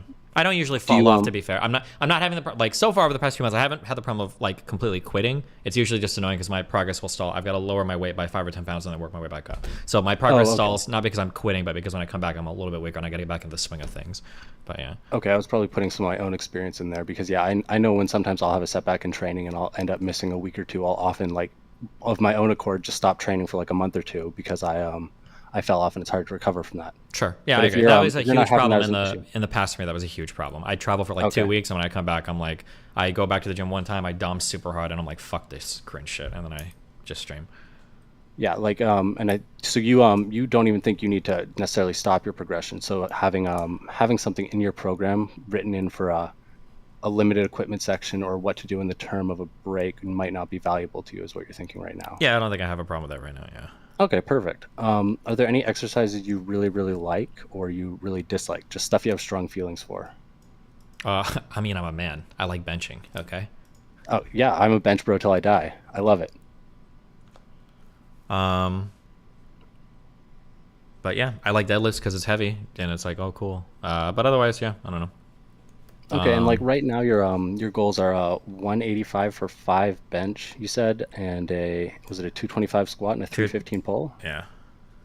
Which I think is like that's pretty modest, right? That should be pretty easy, I think. I think that's more than achievable. Listening to you talk about gym stuff, I get pretty triggered because I think you put a really, really low ceiling on your expectations for yourself and your expectations for other people. Sure, but here's what I'm One is I'm gaining weight, okay? So I'm like 175 now, okay? I don't want to be 300 pounds. I don't want to keep gaining weight, okay? I do want to cut eventually. My upper body is filled out a lot, which I'm happy with, but my belly continues to grow a little bit, which I'm a little worried about. But what I want to do is, once I hit these strength numbers, I basically just want to do these like every other day, and then I just want to start doing a ton of cardio and cutting. So, yeah, so whether that's rock climbing or just doing a bunch more like running or jump ropes or even boxing training or something, but something to start like shedding pounds while maintaining my strength level. That's like my goal. Yeah, I know this might be a hot take too. I'm never going to suggest someone like bulk or even dirty bulk just to hit a weight goal. I think there's a lot more in life going on than just your gym totals. And if you're going to end up hating yourself by being fat or negatively impacting other parts of your life, like your sleep or your ability to go on hikes or do like fun things with your wife, that's fucked. Like, just don't do that. Sure. I think a lot of people massively hyper optimize for one single aspect of their life and leave the rest of it to the fucking weeds, and it's really bad for you. Sure. Well, I mean, like, probably my guess is once you get past like novice or once you get past like intermediate level lifts, it probably becomes hard. Like, my guess is if you're trying to move your deadlift from like 515 to like 555, then you probably do need to be eating a lot of food for shit like that, would be my guess, right? Probably. I saw a really interesting example earlier today. There's someone who I talked to who is, I'm going to be honest, a little retarded. And the first time I saw them deadlift ever, they pulled, I want to say it's like 335 or something. And this was one of the most fucked up deadlifts I've ever seen in my life. The dude had one foot come off the ground. He was cat backing, like the shit was wild. And this was probably in February. And the guy's a kid. He's like 19 years old, maybe 170 pounds. But he's got nothing but spirit. And he trains like a retard. Just an absolute idiot. But he puts in a lot of heart and a lot of spirit, and he deadlifts a lot. And now today, I think he pulled 485 and failed a 495 after 3 attempts. And I really, really think that just believing in yourself and putting in that work. Wait, hold on. Did you say this guy's 1 foot? He on his first pull, when he was learning how to deadlift, he lifted 1 foot off the ground. Like, it was the most uncoordinated toddler-looking lift I've ever seen in my life. Gotcha. And yeah, by just putting in an ass load of work and not putting a ceiling on his expectations for himself, at probably 170 pounds, he was pulling 485 after a few months. And I have no thought that this kid's on any type of performance-enhancing drugs. Like, his physique is fairly similar. He's still pretty slight. Sure. So I really think, like, yeah, your program's it's fine. I don't think worrying about like rep ranges is crazy. I think getting stuff you need, so like having specific goals. I think you may have room for more accessories if you want them. I'll probably try to put something together and email it to you, honestly, if you're interested, without going through it bit by bit with you. Is there, well, my only question is, so there's a couple things in here I literally am doing for a little bit of aesthetic. So like mid and posterior delts. So I'm doing like lateral raises aren't helping with any of these barbell lifts. Reverse flies aren't helping me. Is there like another easy muscle group that's like, this fills out nicely, it looks good, you can do a thing without it being like super obnoxious? Is there like another itty bitty lift? So you're asking for like isolation lifts, which won't impact your lifts that you care about a lot, is what you're saying right now, right? Yeah. Stuff like lateral raises. Or actually, I guess I should ask the first question is, are there some accessory lifts that you do think have huge benefits or carryovers to other lifts? Okay, this is where I get some hot takes. Personally, I really, really like upright rows. I think they do some good stuff for your traps. They have some good row stuff, and I really like the idea of having compounds in every plane of movement. So like a lat pull down, seated row, or a if you had to choose between like upright, if you had to choose between rows and like wide grip pull-ups, what would you choose? I'd have to see the rest of your program to make that decision. I don't think I'd. Let's say I theoretically were to throw rows somewhere in here. Where would I put rows? Okay, let's look at your program. Squats, deadlifts, pull-ups. I'd probably swap one of the pull-up or chin-up days for either a seated row, a bent-over row, or an upright row. Lower the volume on those individual exercises, but you're getting a lot of those same muscles hit with other movers as well. So you'd toss, I'm sorry, wait, you said pull-ups or chin-ups? You'd toss one of those for rows? Yeah, I'd switch the variation. I'd have a different variation in there. And you would just do like a bent over, like a dumbbell row or whatever? What kind of rows particularly you're talking about? Or an upright barbell row? I like upright rows because I think they hit the traps in a way that I'm a little too retarded to hit with shrugs, and I think traps are a nice aesthetic muscle for natural lifters that can fill you out really well, and they're kind of hit with deadlifts, but not hit much else. What do you think? And what do you think rows would help me with? Do you think rows would help my deadlift at all, like keep my back straight, or is it just a thing you do to fill out your? I mean, they'll fill out your lats. They'll add some rear delt size. They'll do a little bit of carryover for stuff like that. They if you're having pain in your low bar squat, I think you said for your elbows. Not anymore. I do high bar squat like a fucking loser now. So. Okay. No, well, no, you're not a loser. You're an Olympic lifter, right? Yeah, you can always reframe it to be a badass. Okay. No, look at pull up a picture of Lou on there or like Lasha. Yeah, Those aren't losers. High bar squats are European lifts. Okay. Okay, yeah, that's kind of fair. Euros are kind of retards, but okay, so your goals are that you're really just looking to do like 3 or 4 exercises a day. You're not looking to change volume significantly. No, I think like right now my lifting is about an hour a day. I think it's fine. Okay, and you're doing RPE stuff for this. Mostly. Or Sure. How are you metering things? I guess is what I'm wondering. Listen, if I do the lifts and I live and I'm not significantly compromising form, I'm throwing more weight on the bar. Realistically, it's going to look like probably RPE, like anywhere from 8 to 9. Probably for my 3x5s, it's probably going to be 8 to 9 every workout. And then I add 5 pounds if I finish my lifts. If I don't, then I repeat the same weight day after day after day. Okay, so your progression metric is kind of just fuck it. If I live, I live, and if I don't feel like absolute ass, I'll try to add weight next week and hope I don't die. Well, the progression metric is RPE 8 to 9, doing good form, all my reps, right? Okay. Okay, I might send you something that. Are you interested in anything that might be a little more complex in terms of week-to-week variation? But are we talking some 5-3-1 where I got to bring like a fucking abacus to No, mark my shit? none of that shit. It would just be pretty much you'd put in if you hit the rep range or not for the week at the certain weight, and if you don't, you'd stay at that weight and you'd have a different rep and set variation for the next week. And if you hit that, you get to move on, and if you don't, you get to move on to a different thing. I feel like I basically got like rep and set variation in here though, no? Yeah, you do. So what it is it's so if you don't continue linearly progressing, it'll meter you out in a way to get up to the next progression weight. So you're not just kind of slamming your head into a wall. Yeah. I'll care more about that shit if I get to a point to where my lifts start to stall, but they're not stalling, so I feel like. Okay, so you're still just running hard linear progression. But yes, yeah. Do you want, so what this does is it has linear progression built in, but once you hit that point, it gives you something to do, so you're not running up against the wall and like, oh, what the fuck do I do now, kind of thing. Sure. Okay, I'll toss that in an email to you.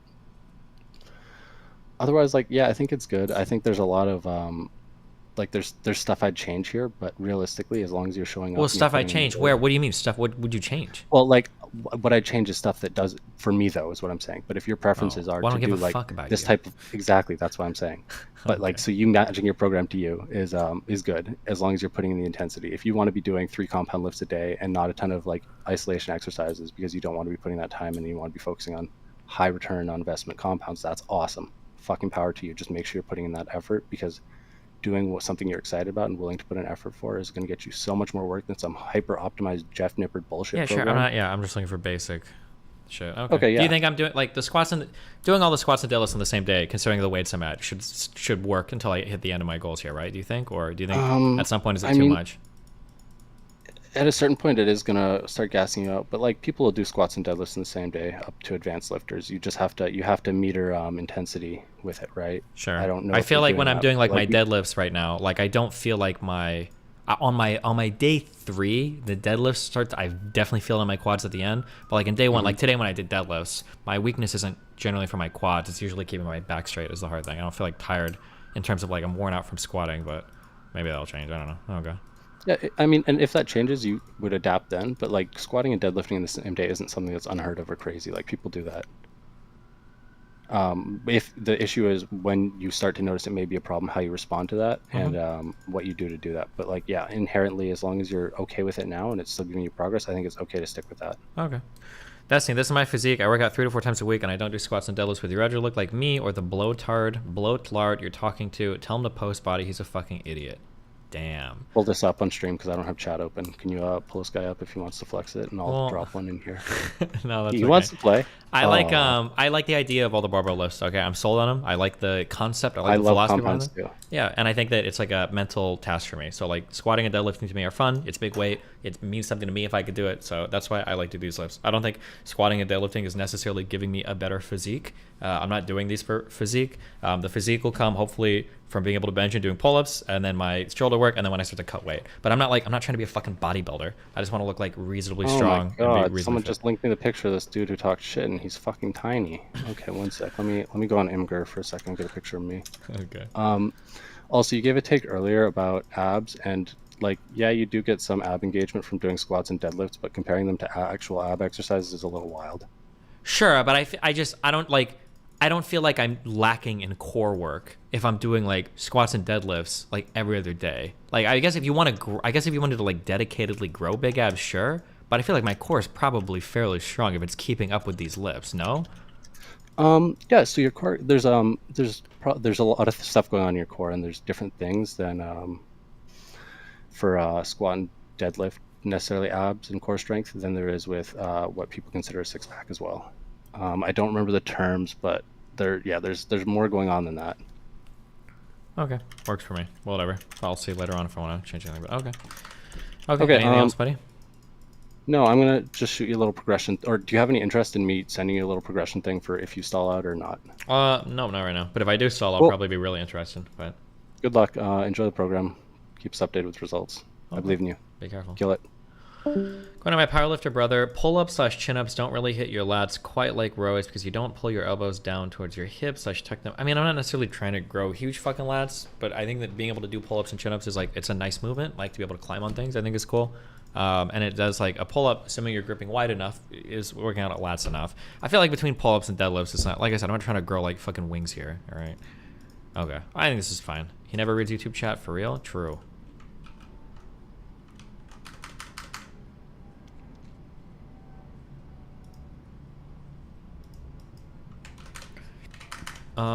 Okay. Squats are not a warm-up for deadlifts. Stop cheating with the rack and do separate warm-ups. Generally, I'll do one set of deadlifts to warm up my deadlifts. I feel like that's enough. So, like, I think today for 240, I think I pulled 165 3 times. That's good. Gets the back warmed up. Everything else is already warmed up. And then I have, like, my shit is fine. I think it's okay. I think it's good. I haven't hurt my back yet, okay? It should be fine.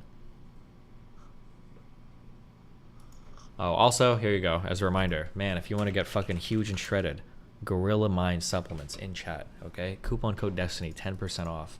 They sell protein, creatine, all sorts of fun things for your brain and your body. Go check it out, okay?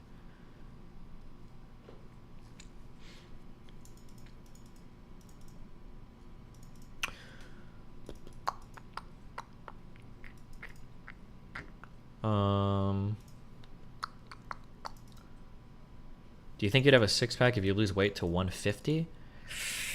5'8", 150.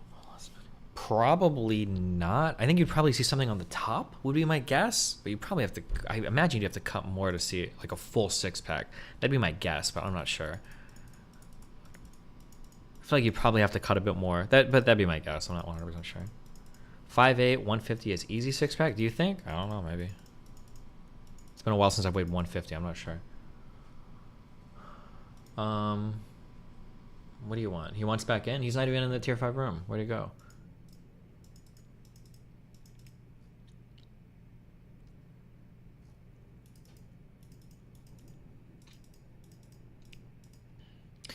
Five at 150 depends on your muscle mass 100%. Yeah, of course. But I don't know if like these lifts without dedicated core work is like, I think this is reasonably strong, but I don't think I'd be like big. So like if I cut low, I don't think I'm gonna have like a six pack like exploding out of my fucking body. What do you want? Are you doing anything for cardio right now? Yeah. What squatting and deadlifting? You're just so fucking dumb. Okay, so this is something a lot of gym bros do, and they really neglect cardio, and I think that's a massive mistake. I was out of breath when I finished deadlifting today. Okay, how is that not cardio? Okay, I know you're fucking with me. I take a right? 10-minute walk before every lift, okay? Or before every session You're as well. fucking with me, right? Why do I, what? If you can give me dedicated cardio that's not going to tire my legs out, I can't like fucking run or do the elliptical or bike around because my quads are dying on days 2 and 4. And I can't add it to day 1 and 3. So what kind of cardio do you want? Fucking your mom? I mean, you can do some light low. You have a little fancy heart rate monitor, right? You can go sit on a bike after your lifts and do 20 minutes. My issue like isn't my issue isn't the heart rate. That's easy. The issue is my legs are fucking tired. Yeah, but so on a bike, the amount of work, or let's say you're incline walking, the amount of work you're doing probably isn't going to kill your legs after those workouts, or if you wait 20 minutes after your workout. Yeah, but even on the other day, like Farah found there's like bikes that you can go ride around fucking Miami, and I'm riding around this bike, and I'm like, my quads are fucking dead between my big leg days. My quads are dying. I'm like actually feeling out of like fucking quadability. That is absolutely a thing, and that's just something that you kind of, it's like DOMs, you're just gonna have to suffer through it and get used to it. But there's a massive benefit to working through the beginning, because just like your strength ability, your work capacity, which is kind of similar to your ability to improve, how fast you're able to improve in the gym, your work capacity and like volume you can tolerate is going to be really linked to cardio and your ability to do all that. What do you want, Gojo? You fucking loser. Okay, up, I want it to be clear that I had to beg you to change your form, okay? I did it like 3 lifts after. You're so fucking retarded. No, we had a talk the day, and I said, this is what you're doing wrong. You're just throwing your ass back, and you're not breaking at the hips and knees evenly. And you said, yeah, okay. The next day I see you on stream just throwing that ass back. Yeah, like, I'm pretty sure I was still overseas in Austin, the great city of Austin. So your brain doesn't work because you're overseas? I can't change my form and everything. But then you know what you did 5 days ago? You sent me a video, and I was like, oh, this video makes a lot of sense. And then I followed the video. I was like, oh, cool. Okay, but then also with starting strength, okay, they don't just have you throw your ass back anyway. They're still breaking at the hips and knees, okay? A little bit. That guy is moving his booty a lot, okay? But okay. No. What else do you want? That's all. I just wanted to clear my good name and say that I was wrongfully banned, okay? And I want an apology. No, I'll unban you. You're not getting an apology, though. You Romanian Okay, that's fuck. fair. I'll take that. Okay, bye. All right, have a good night. Fucking loser. Okay, what else? Sorry. Cardio. Are you sure my legs are going to be too fucking worn out?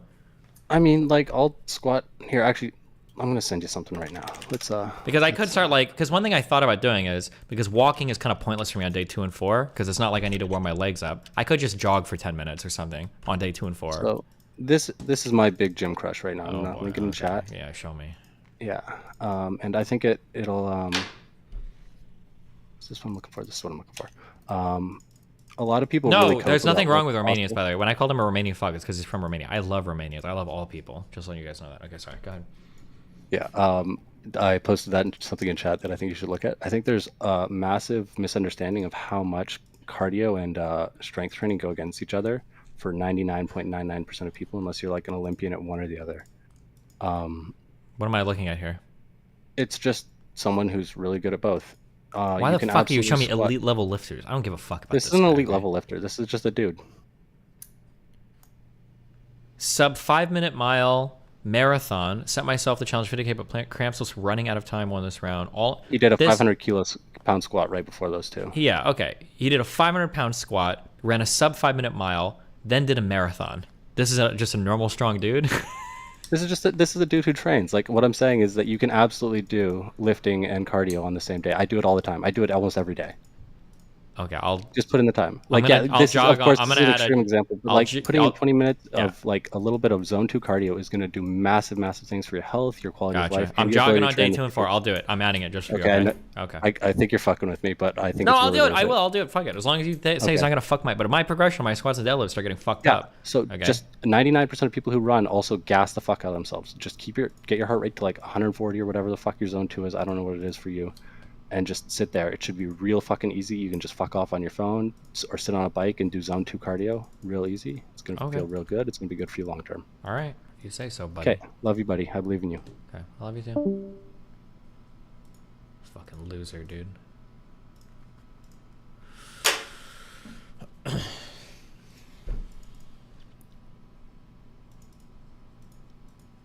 My heart rate's probably 140 right now. Screaming at you guys.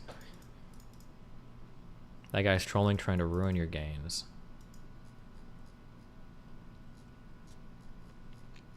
Zone 2 cardio isn't jogging, that's walking. What is the heart rate for zone 2? What are your macros looking like? I just eat everything.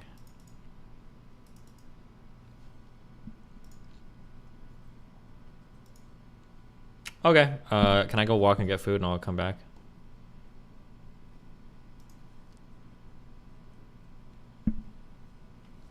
No? Where's Farah? I don't know, probably at, at her apartment. 5 of the best exercises you can ever do. What is this cringe shit?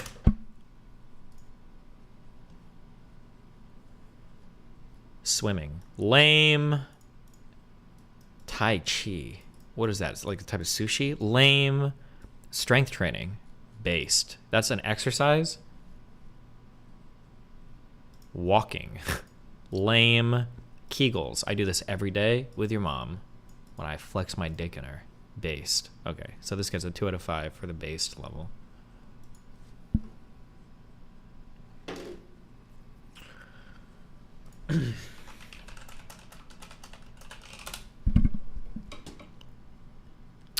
Oh, it's measured in percentage of HR max. So zone 2 is like 120 to 140, about. I'm going to ask you for the 1,000th time, why don't you increase your number of reps each week until your deload week? Why would I increase my number of reps when I'm trying to increase the weight? Wouldn't I just want to add more weight to the bar?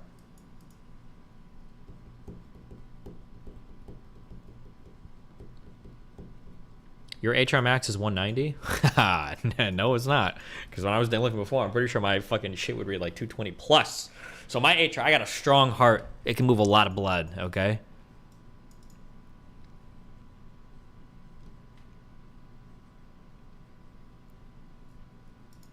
I'll probably just, my guess is I'll probably jog at like, I'll just set the thing to like, I think 4 miles an hour is probably like the slowest jog I can reasonably do.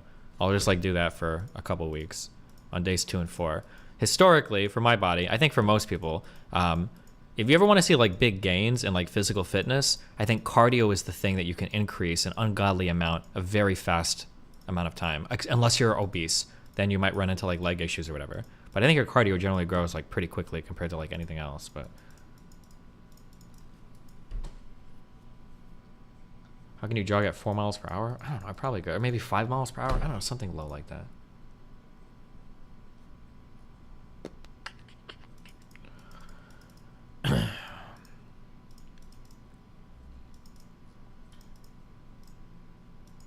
You need to be oh, I don't know. Joe, almost ready. Okay. 8 to 10 reps is where your muscles have their Goldilocks zone of reps and loading. It's time efficient and that it can maximize the number of top reps per set. It's energy efficient. That doesn't require too many reps to stimulate hypertrophy. Okay.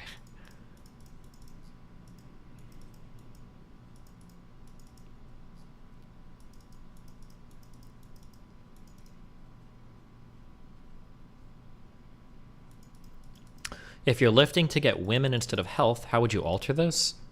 I would imagine you would just toss all the leg shit because nobody gives a fuck about legs, and you would just do a ton of probably a ton of arm stuff, a ton of every push-pull thing that like helps your upper body would be my guess, right? So you'd want to hit like bis, tris, everything in your shoulders, and then like probably your lats, your traps, like your chest, right? That'd be my guess, because generally women just give a fuck about what your upper body looks like. Gym bros will bullshit themselves into thinking that like, oh no, girls really do like it when they can like see definition in all 4 of your quads, every section clearly, but I don't think women give a fuck.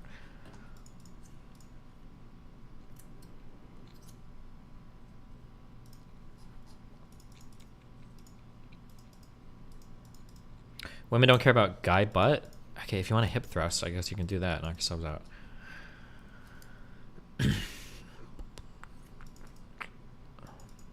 Girls starting to catch up here, calling out the chicken legs. I think half the time people will call it chicken legs when they can only see like from the knee on down. I don't know.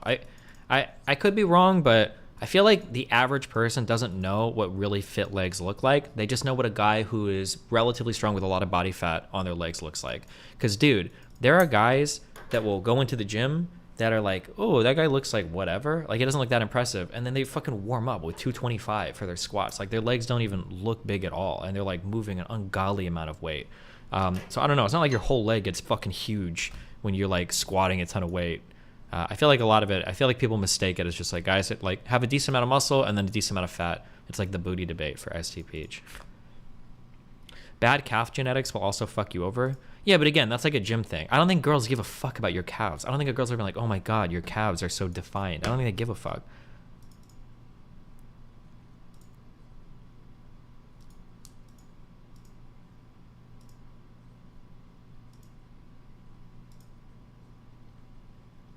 Insane freak out.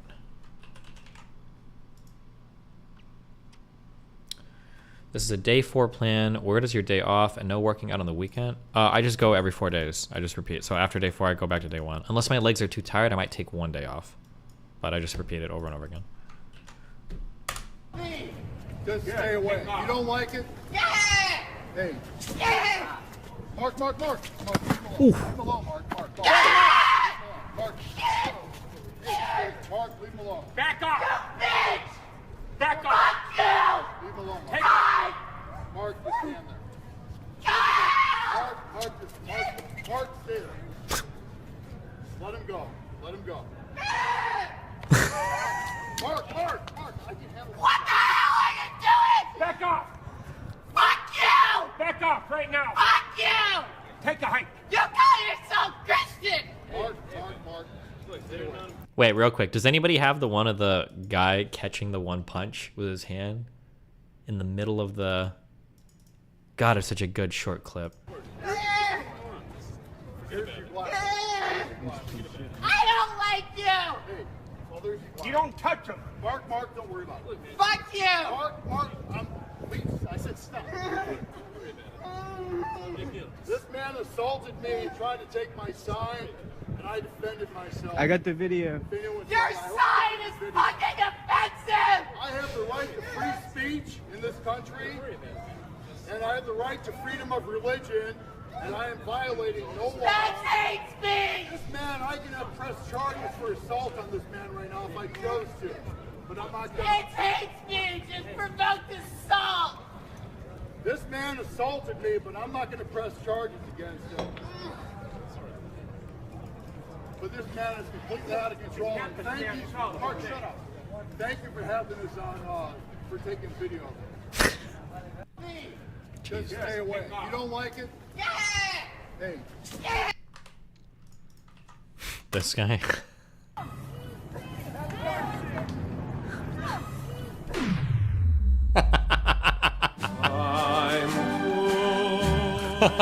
Jesus.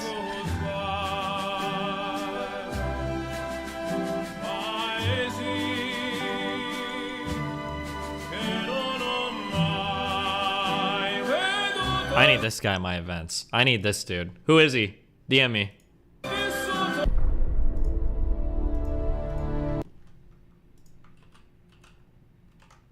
Nothing will top this. I remember this. Holy yikes. You sound stupid! Fucking dirty, bitch! You sound... You know me? Oh! Oh, shit!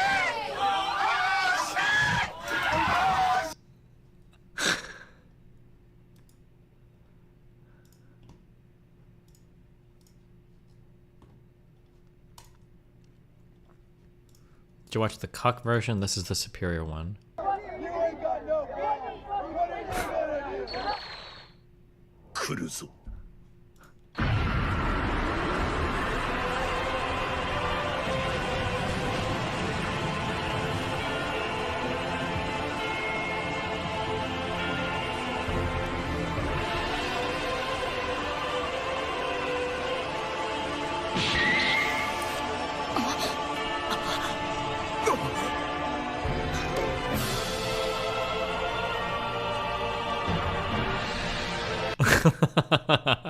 Okay. Roundhouse kick guy. Stop, we're not doing this. You guys are distracting me. I need to go food. I'm hungry. Oh, this fucking loser. Oh, God. What? Oh, no, dude. They actually have people filming you the whole time. That's why I say kill Wakanda. Guess what? Hey. Destruction of private property. It's against the law. Somebody gets raped by somebody and they're like, I'm a 16-year-old and I can't have this baby. Think you should keep it? It's a baby. Yeah. If someone is raped and she gave birth and she decided to kill her 3-year-old child. I meant to get your phone. Someone call the cops. Meant to take your phone. Do not touch me. Someone call the cops. Someone was raped and she gave birth. God, and he sticks his tongue out before it. Oh God, it's just the cringiest. You need a proper road bike with gears. Single speeds will destroy legs. I mean, these bikes have 3 gears on them. It's enough. And she decided to kill her 3-year-old child. I meant to get your phone.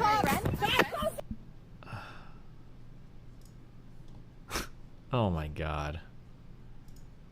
If you don't think this clip is funny, you can ban me for 5 days. Tall, muscular, evil ass. Stop, dude. I don't even know how this is still on YouTube.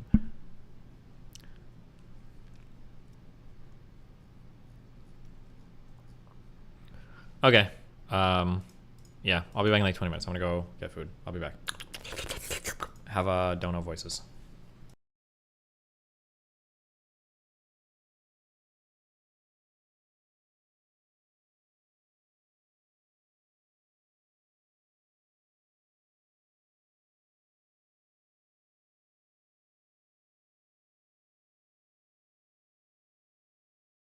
Damn 11 months, what a ride it's been. Bridges burnt, one smoked, and praying porn star Jimmy will take the Raiders to the Super Bowl. Also Destiny Pepe W.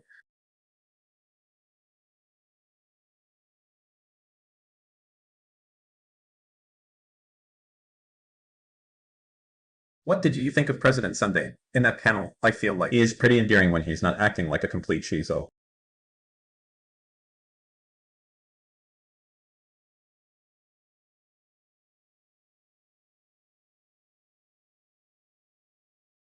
Destiny.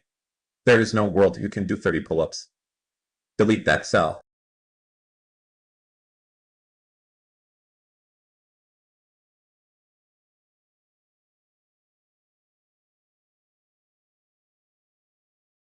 Thank you.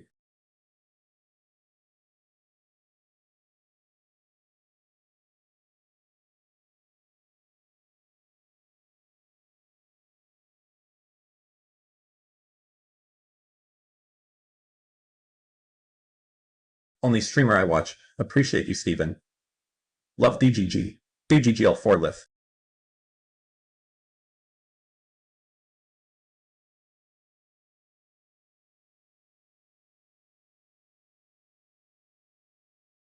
The bench press doesn't isolate the muscle group, though.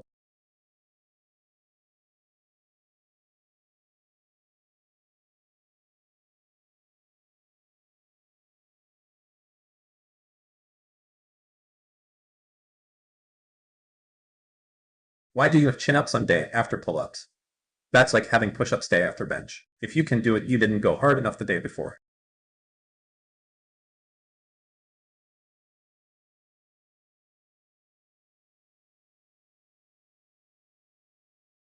Long-time fan. I think your goals here might be a little misguided.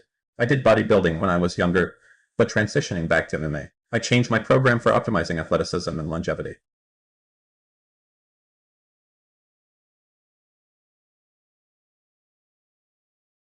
Stairmaster is highly based.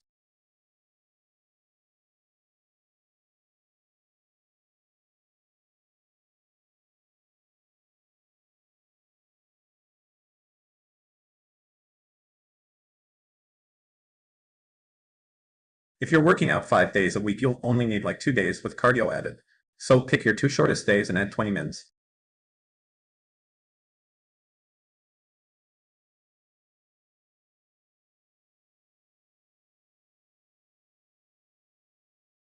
Hey kittens, Dan here to say, the correct pronunciation is Tesla. Drive safe, kiddies. DGGL.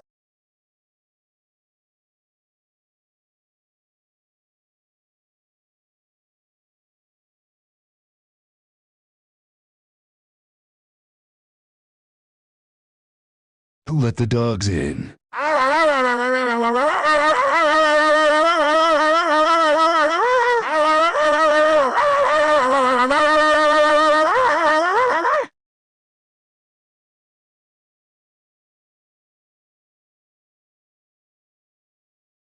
Oh, Bambataku and bus bus bus.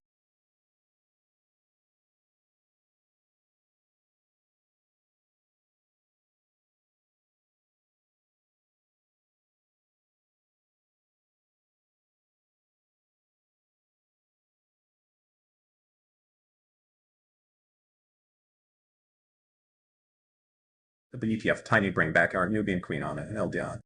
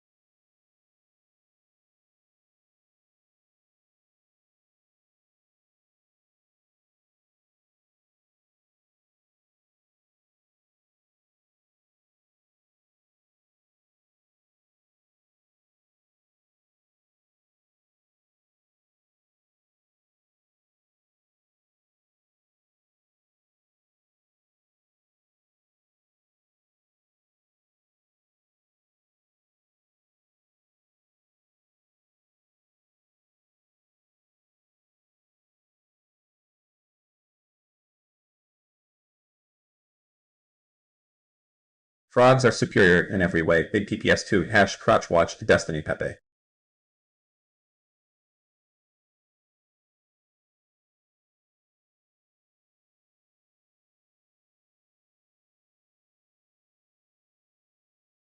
Frogs and dinos out, Destiny Pepe.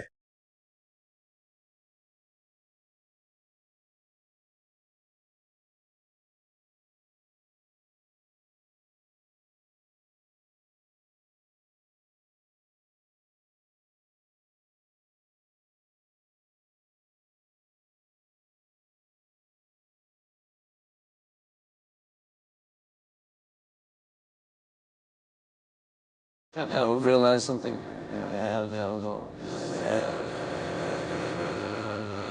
This is how I rise. No cancer, don't know me having a stroke. I think begins.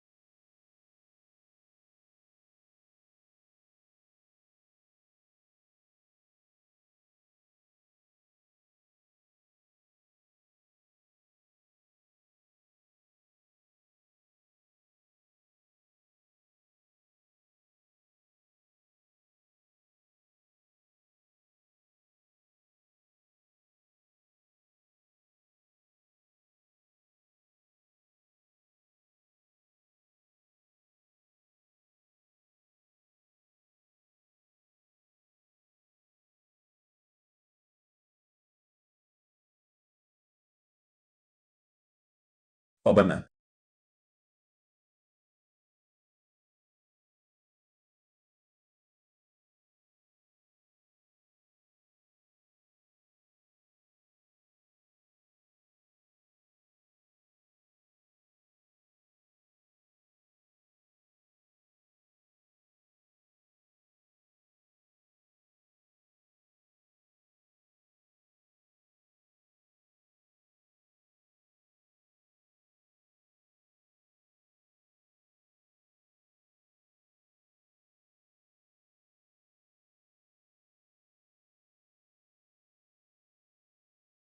Donation to my wife, my wife, my wife,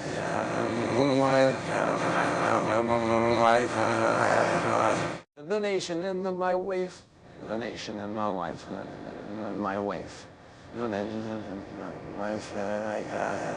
donation and my wife, donation and my wife.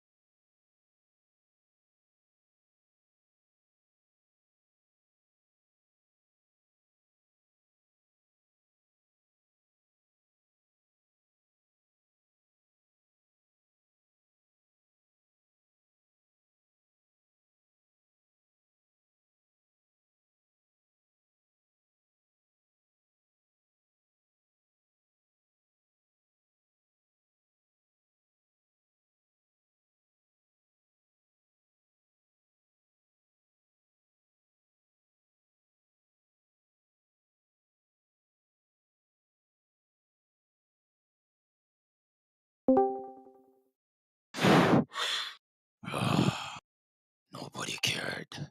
Nobody cared. Nobody cared till I put on the mask. And now you wish for me. Uh, I'm going to take this opportunity to say, boys, how are we doing? How are we doing? Look at you guys. Look at you guys. I want in the chat if I'm the greatest streamer you've ever seen. Put one in the chat real quick. Uh, oh my god, I was so bored. I saw he was live. Easy. Easy. Oh, Lord have mercy. Okay, YouTube chat. See, I like YouTube chat. Look at all the ones in YouTube chat. Honestly, it's YouTube chat, Kick chat, Rumble chat over DGG chat. Honestly. Honestly. Q, did you finally go to the gym? No. No. No. Skater Steve, how are you, buddy? No. No, no, no, no. I did not. Listen, you guys need to realize the gym is propaganda. Imagine telling people like you have to go to a building to get fit. Think about it. Do you think your caveman ancestors had the gym? No, they didn't. Like, what the fuck are you talking about? It's like the most brain dead thing. If you're paying $50 a month to go Hello, to a gym, DGG. first of all, if you're going to Planet Fitness, I thought I'm going to like a say gym like hi. that, Thank you honestly, for the keep laughs. yourself safe. There's you know just what I mean? one thing I need to say before I Talk go. to the summer ants. Pepe You know what I'm wins. saying? Like, you're an idiot, bro. Go to your local park. I mean, you guys are DGG. I'm sure you spend a lot of time at your local parks. Just sit on a bench and look at the kids.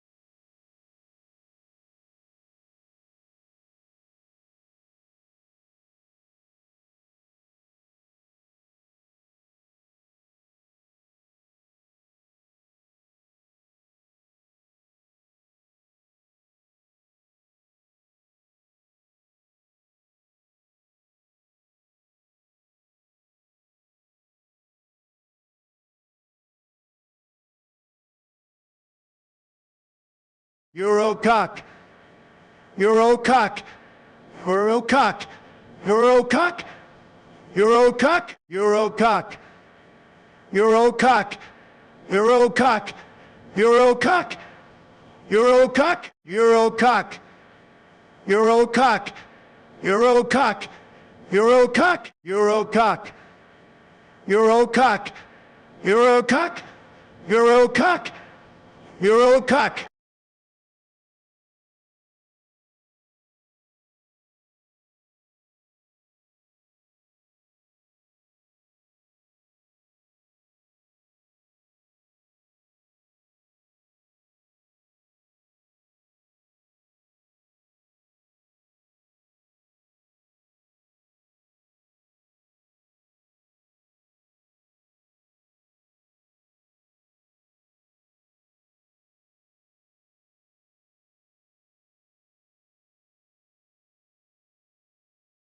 Eurocock. Eurocock. Eurocock. Eurocock. Eurocock. Eurocock. Eurocock. Eurocock. Eurocock. Eurocock. Eurocock. Eurocock. Eurocock. Eurocock. Eurocock. Eurocock. Eurocock. Eurocock. Eurocock. Obama. Are we just gonna spam donos? Is that really what we're gonna do? Eurocock. Unbelievable. Eurocock. Eurocock. Alright, do you guys want econ talk or Eurocock. dating talk? Eurocock. Eurocock. Eurocock. One if you want econ Eurocock. talk, two if you want dating Eurocock. talk. Eurocock. Eurocock. Eurocock. Eurocock. Eurocock. Eurocock. Three, leave. Eurocock. Oh, Eurocock. if you want me to leave, type Eurocock. bit.ly in Obama. chat.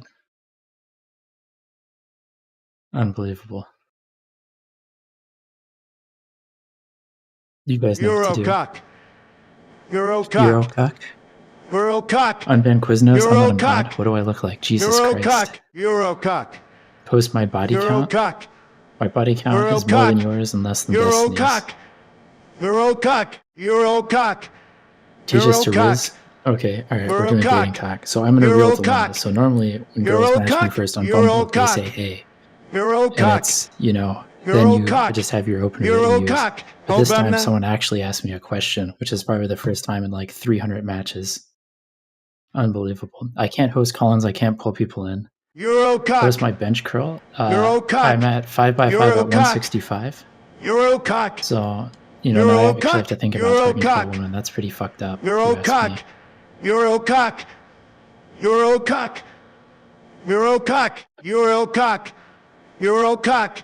Yeah, and I know it's not hard to Eurocock. get more than 0 and less than Eurocock. 100. I'm not out here trying to Eurocock. brag. Eurocock. What do you mean? Eurocock.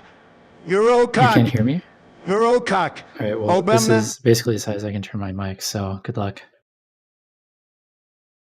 300 plus pounds? Unbelievable. I am 196 as weighed in this morning's ZLXP. Eurocock. Eurocock. Eurocock. What do you think this search to the Eurocock. perfection is the difference between publisher and Eurocock. platform? I think they're Eurocock. fine. Eurocock. I think there is a Eurocock. discussion to be had when social Eurocock. media gets to a certain size and it's being Eurocock. used as both a public Eurocock. square and a weapon for the Eurocock. state to fight. But Eurocock. yeah, I'm 5'11" Eurocock. Spooby. Eurocock. So I still have like 20 Eurocock. pounds to lose probably. but Eurocock. I'm in a Eurocock. pretty good spot. Eurocock. Obama. Post physique, I don't really look that good anymore. I used to be. But I'm alright. Eurocock. Eurocock. Eurocock. Eurocock. Eurocock. Do I shave? Eurocock. Of course I shave. What do you mean? Eurocock. Why wouldn't you shave? Eurocock. If I use Kalshi, I don't know what the Eurocock. fuck Kalshi is. Eurocock. Eurocock. You know, for Eurocock. $5, you don't have to listen to me Eurocock. speak. Just go ahead, Eurocock. put it in, send me those Eurocock. donuts, minus Eurocock. $5. Eurocock. Eurocock. Sure, listen to the Eurocock. stream. I can hear your Obama. Eurocook good. We're bringing in the money for Daddy Destiny. I gotta pay for my clout somehow. Eurocock. Eurocock. Eurocock. How do I Eurocock. feel about Twitter promoting Russian Eurocock. politicians? Private businesses Eurocock. can do whatever they want as long as they're Eurocock. appropriately registered as Eurocock. emissaries Eurocock. of foreign governments, I guess. Eurocock. Why do I always feel like I'm Eurocock. whispering? Because I'm Eurocock. not really talking that loud. Eurocock. I'm just tired Eurocock. and burned out, and I don't want to like sit here and scream and shout and everything else Eurocock. at 9:30 at night. Eurocock. Eurocock. Eurocock. Please mute Obama. donations. You guys act like I have stream perms.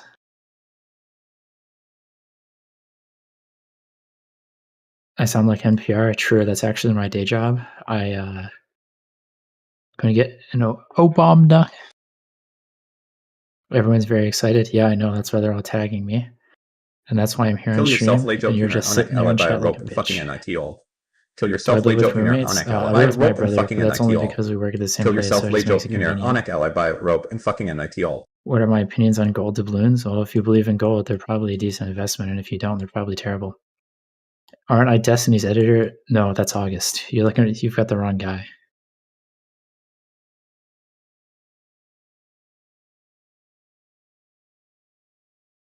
I know it was a really good one. I worked really hard on it. Maybe one day I can get the voice down perfectly, but I've only got so much time to work on my memein voices.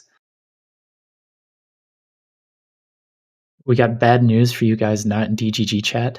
The restaurant is closed and he's walking around looking around for food. Unbelievable. I sound like a janitor. Unfortunately, I am not. I did get a master's in janitorial sciences, though, so I just couldn't find a job in my career. It's too competitive.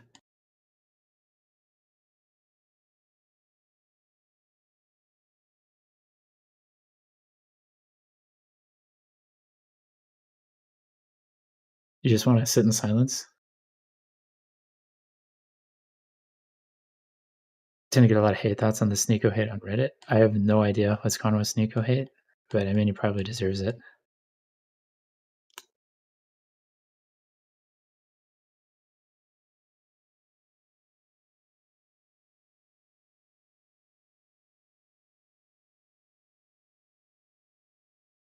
Have I piped Hannah? No, I have not. Top 3 orbiters in your opinion, not counting Dan or Abba. So if we exclude them, I would say generally Mutin and Lycan would be 2. And then of the more recent orbiters, I think Annalicia's fucking content. I think she's got a lot of views that I don't agree with, but it's always interesting when she's on. Oh, Tree of Logic is fucking up there too. Another strong black woman.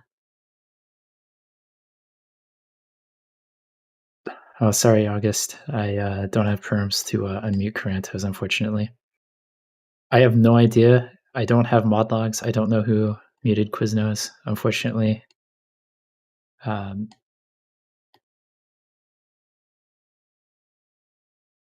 Where are you on the manifold market drama? What manifold market drama? I know I dumped the shit out of my stock and pumped it at the beginning, and then I ignored it. Safest picks ever. Sorry, Iklav. I'm a boring guy. What can I say? Who do you want me to pick as my favorites? Thoughts on Fish Tank Live? All I see is like whatever is tweeted out on Twitter, and I don't follow it at all. So I don't know. The best dog meme? Dogwarts, obviously. That or the what is it? It's the Insanity Wolf.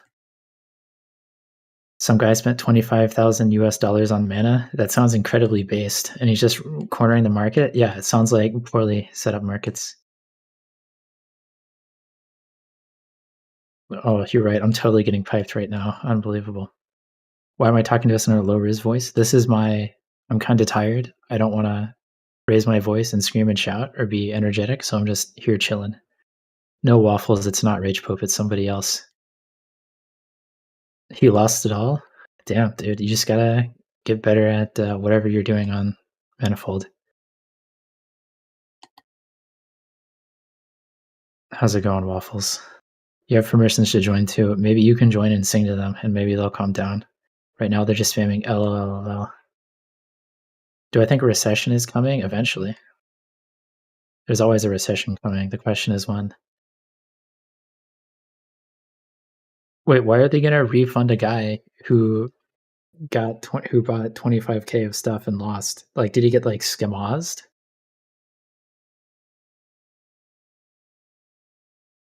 Wow, good one, ZLSKP. Unbelievable. I'm reporting you to the FBI. You're going to be like that Volusia County sheriff. I hope you have fun in prison with the 4chaners. Yeah, Speedy, what the fuck do you think I'm doing? That's why I'm losing some weight.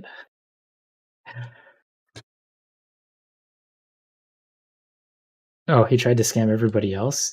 Wait, was he successful in scamming other people? Or, like... Oh, so wait, he tried to scam other people. He failed to scam? Well, that sucks for him, right? Wait, how the fuck are there 50,000? Jesus Christ. How much is that? Minus $49,201. How is that in, what is that in, like, real dollars? Like, is that, like, $1 to $1, or are those, like, pennies? Oh yeah, I need to just email into Twitch and Twitch Legal and cancel my partner contract and have them delete my account because they won't give me my account back because they're fucking losers. So, top 3 movies I've seen recently. I haven't seen a lot. I saw the new D&D movie. It was actually very good. I would highly recommend it to all of you, and it's a great date movie. Even if you're not going with somebody who's nerdy, it's very good. I would highly recommend that. See, I haven't really seen anything else recently, though. The value of my house has doubled in the past 10 years. Come retirement is better to keep renting them out or leveraging their value for income some other way. If you have the ability to maintain them, it's probably a lot more consistent. But if you're in retirement, you're probably going to be lazy as shit. And it's probably better to go into a mixture of stocks, bonds, and annuities. I'm the perfect amount of cheesy. Well, you can call me 4 cheese pizza forethought just for you. What happened to my account on Twitch? Oh, so I got a new phone number. So I updated my Auth2FA, and then Twitch, never updated anything and wants to text my old phone, which I no longer have. And Twitch support won't recognize me as the owner of the account, but Twitch Legal will, and they cannot tell Twitch support to do anything. So that's the only answer. So they can get fucked.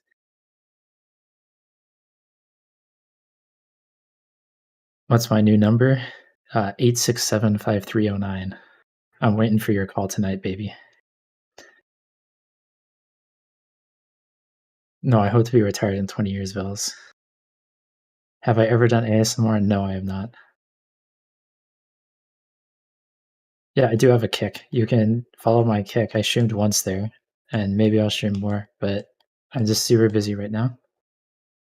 Thanks, Kane. I work really hard. I'm trying to do stand-up for a living.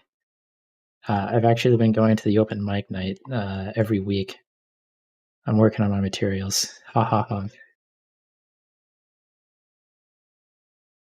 How about OnlyFans? It's just not going to work out. What are my thoughts on the Rawa UFO incident at Ariel School? I've never heard of that. Will I participate in DGG West Marches? Sure, link me. I don't know how much I'll play, but I'll definitely play. Tell us a joke. Actually, he's on YouTube. I can't tell that one. That one's for... Oh, what did the bartender say to the horse? Why the long face?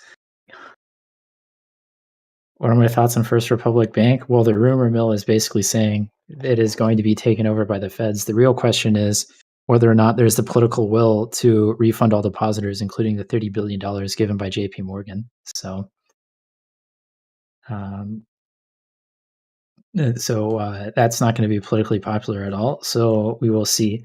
And then also all those banks are going to lose all of that money, and it's going to damage their balance sheets. So you could see spill through. So it almost seems like a poison pill that they put there. So waffles or pancakes? If it's just plain waffles, but once you get pancakes with like some of the different like toppings or fillings, like definitely pancakes for sure. It's not even close. What if I said Obama?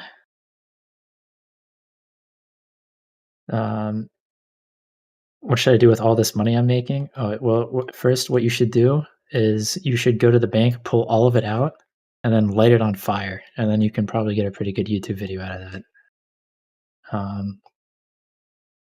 What's my salary? $36,000 a year. It's whatever the federal overtime exempt salary thing is.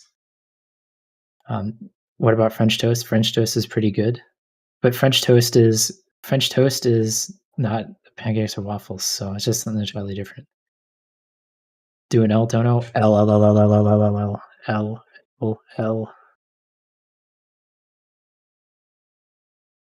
Who is this cringe leech? I gotta get in my daily dose of clout. I'm currently down really bad. I need to kind of absorb it so I can kind of be like a bear and go to sleep for the winter. But I gotta suck up what I can. Why am I a leech? Because I'm down bad. I need 10K.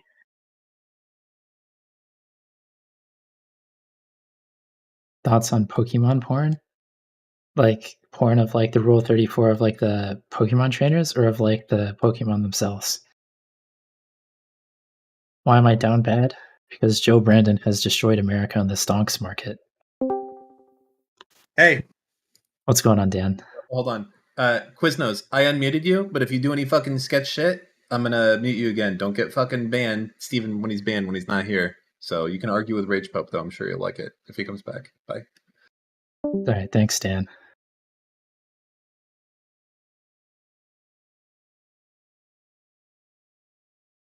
Thoughts on Sonic inflation? Don't Google Sonic inflation in front of your mom.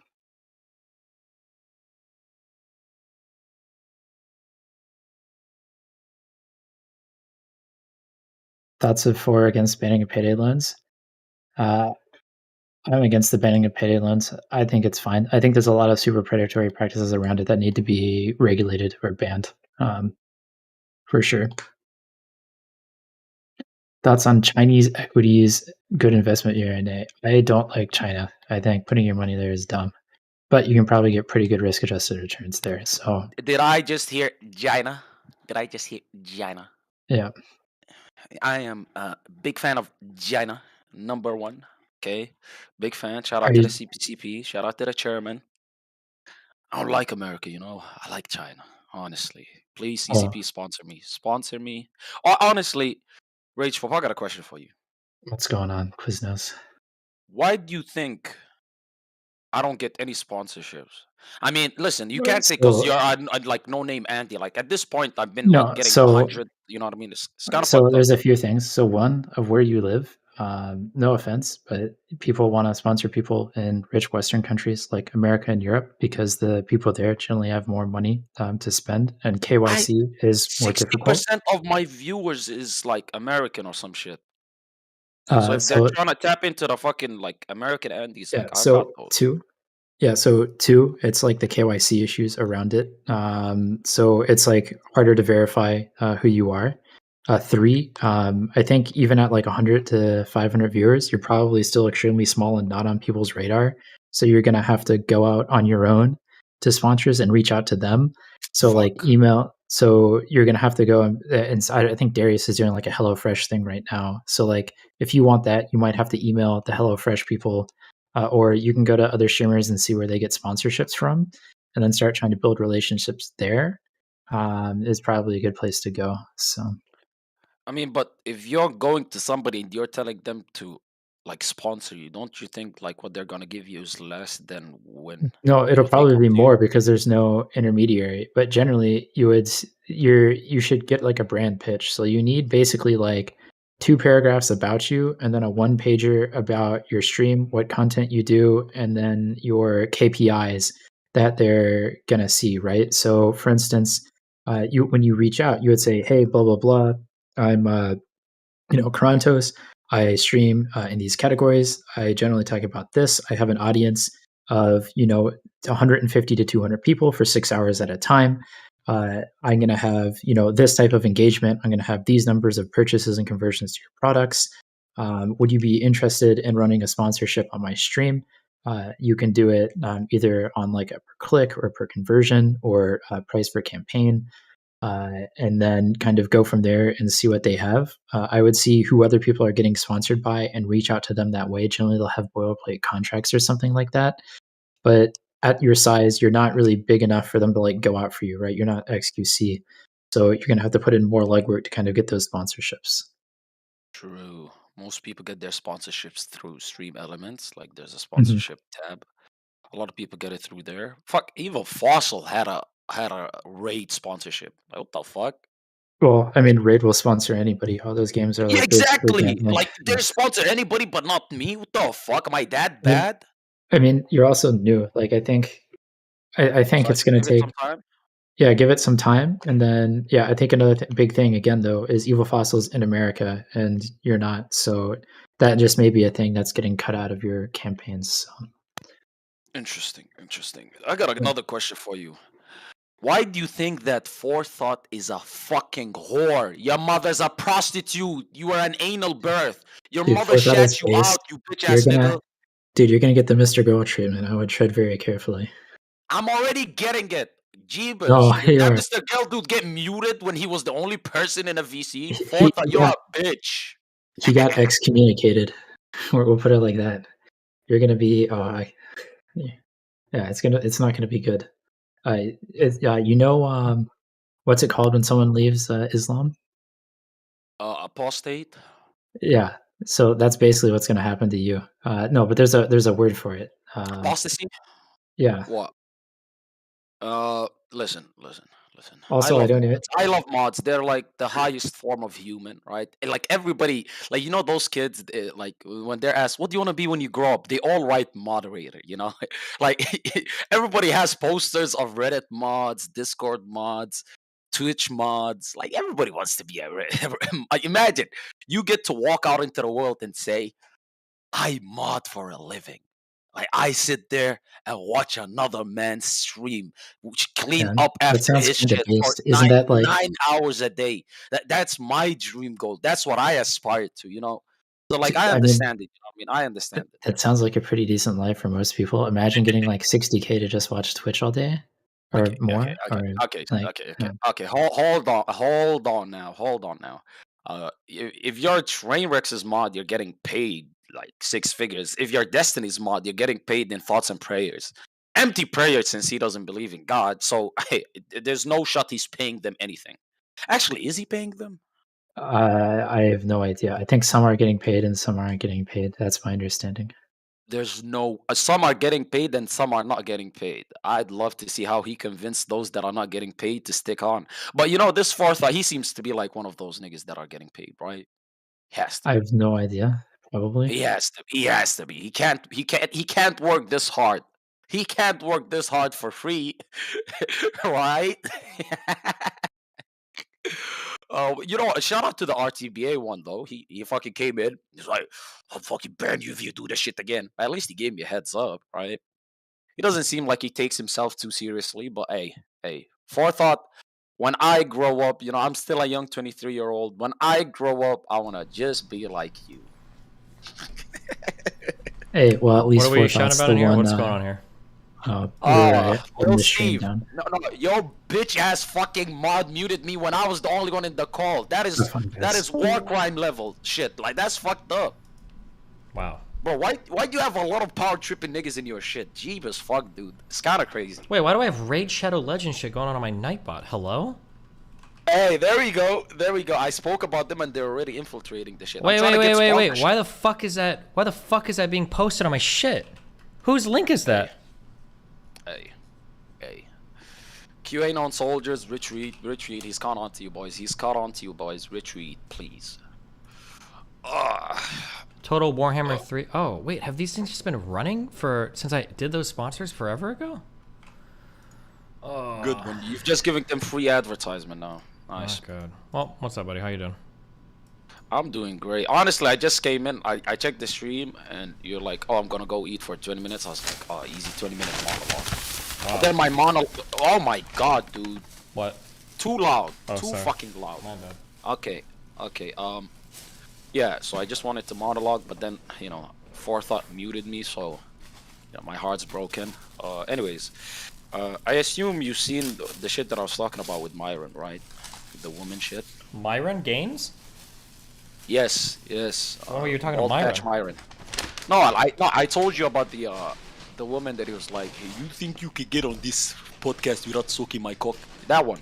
And then you're like, "I don't know what you're talking about. Maybe I didn't see it." Blah blah blah. Oh yeah, I saw the video shit. Yeah, Jesus.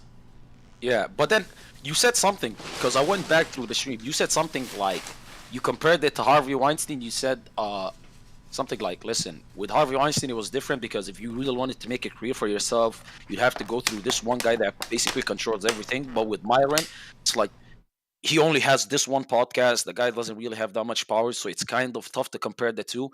That sounded kind of crazy to me. So do you want to like clarify your position when you said Yeah, that? I feel like the number of access points will change a little bit, like how shitty something feels. Like, if there's like 2 ways to make it big in streaming, and one of those 2 ways involves like sucking some dude's dick, it's pretty shitty. But if there's like 100 ways to get in and 1 or 2 are creepy, like it's still shitty, but it's not as bad, I think. Yeah, but I don't think like I don't think it's good. I'm not saying I approve of it. I'm just saying that it's a little bit different. Like Yeah, nobody's thinking like, God, like I wanted to make it big into podcasting, but like I turned down Myron Gaines, so now I'm like a nobody. It's not necessary for them to fucking go on the Fresh and Fit podcast to make it. So it's a choice that they're taking upon themselves to do. It's not like they're forced to like like it's not their make it or break it like with Harvey Weinstein, right? Yeah. If you wanted to be a fucking actor, you gotta go through that nigga type shit. So it's not the same with Myron, but yeah, but that's not a. I don't think that's a smart way, or not. Not a. I shouldn't say smart. It's not a. It's not the right way to look at these things. Obviously, we agree that it was shit, right? So like, why even fucking compare it to the Harvey nigga? That shit is still fucking weird. Well, because as fuck. I think somebody in chat brought it up. That's fine. Oh, okay. So it wasn't your point. I thought it was your point. No, even talk about I it thought if it somebody was brought your it point. up. I mean, it's still bad, and if everybody in the industry did it, it would be just as bad as Harvey Weinstein. So it's like it shouldn't be behavior that we accept, right? Okay, so if you were advising him, or if you were friends with him, or if you associated with him, I'm sure you do one of those three. But what would you say to him then? Well, it's not cool, but I don't think you would give a fuck what my moral standards would be for that, right? Yeah, would you interact with him knowing what he did? Or what he does? Like going on his shows and stuff? I'm not sure. You're not sure. Okay. Interesting. Yeah, because I was just thinking about it. I was like, you know, with people in his position, because I'm assuming he holds a position like Nick did, right? Where it's like, I'm not cool with this guy, but I butt head with him because, you know, he has his people, I have my people, and I'm trying to appeal to their people, blah, blah, blah. Yeah, so a little bit. Like, I'm not like, yeah, you're not cool with him. So if you cut off Nick for like the deplatforming shit and how he didn't take a strong stance for it, I'd assume you'd cut off somebody like Myron for being fucking creepy. Well, I'm not 100% sure if I would have cut off Nick for the deplatforming stuff, because he had already engaged in it with him and Ralph had like fought over it. It was the fact that he was deplatforming people in my community, like my friends. I mean, to be clear though, it wasn't that he was deplatforming; it was people on his platform. Well, yeah, people on his platform, but like his platform was very limited. He okays everybody that goes on that site, and he didn't seem to have anything strong to say about it. And his community had already been involved in that kind of stuff in the past. Him directly with the Ralph stuff. Interesting. So I don't want to be associated with the community, but it's also going to be like trying to actively destroy my friends. And at that point, I liked Max more than I liked more than I liked Nick. So.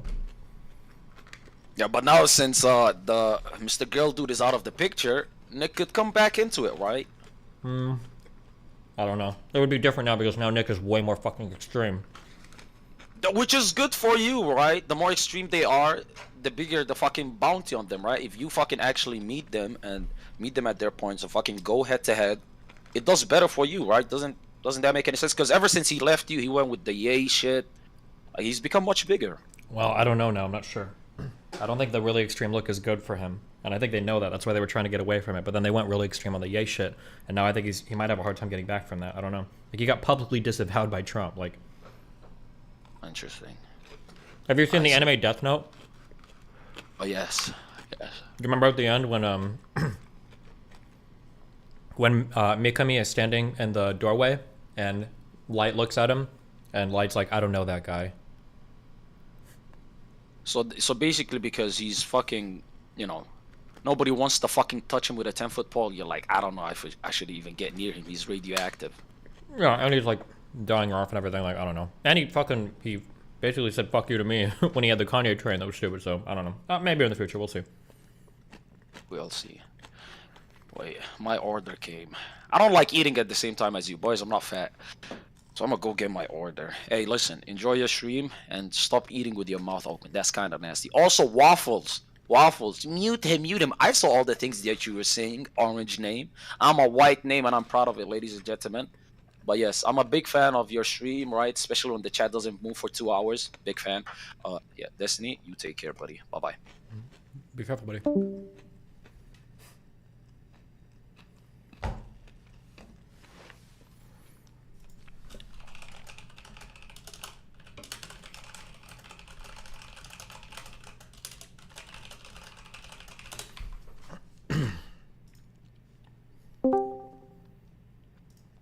Who?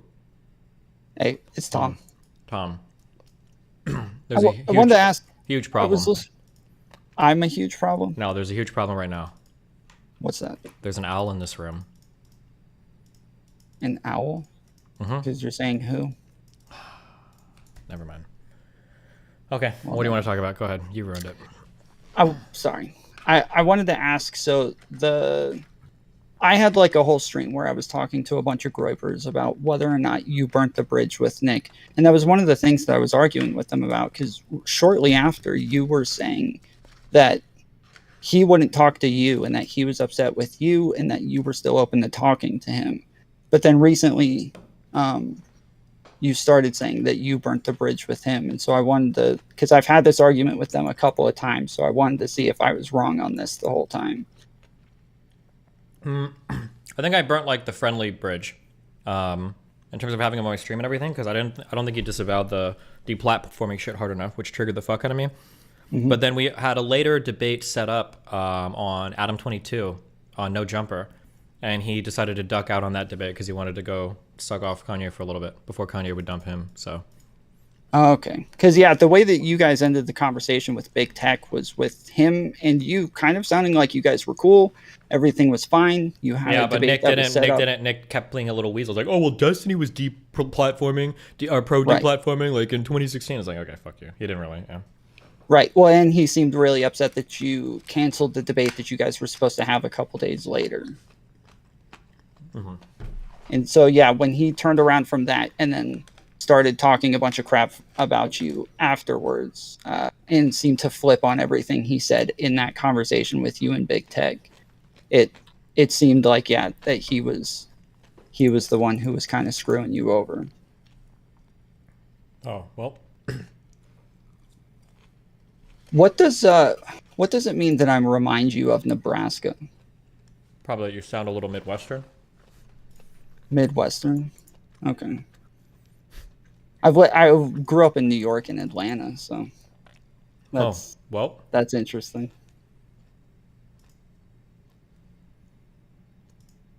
Well, I did want to come tell you. So I've gotten a lot of crap for being anti-Destiny lately. Wanted to tell you, I am not anti-Destiny. I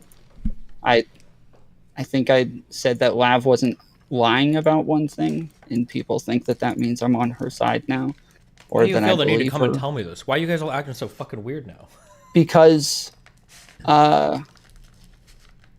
like you said, it does seem a little dickish to have somebody on and allow them to say a bunch of stuff without pushing back all that much.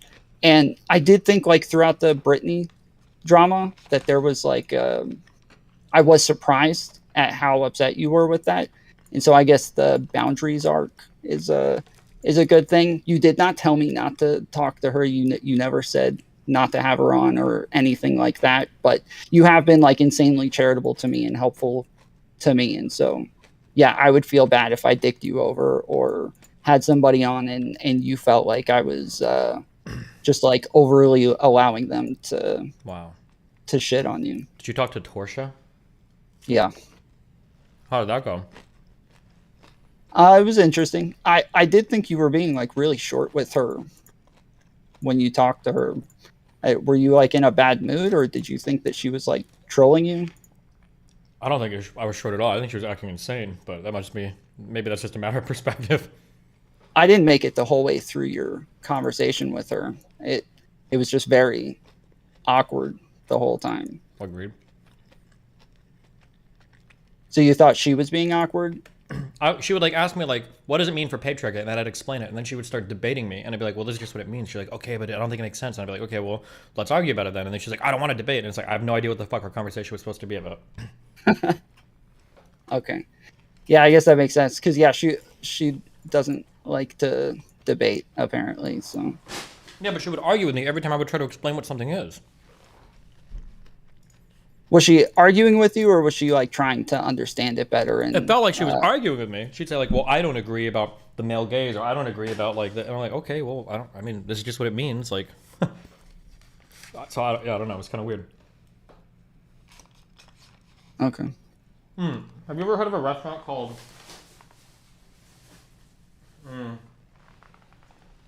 Pollo Tropical or Tropical? Polo Tropical. No. Okay, don't ever go there if you ever go there. It's not a good question. Or it's not a good restaurant. What kind of food do they sell? Like chicken and rice and shit, but it's just not good. Okay.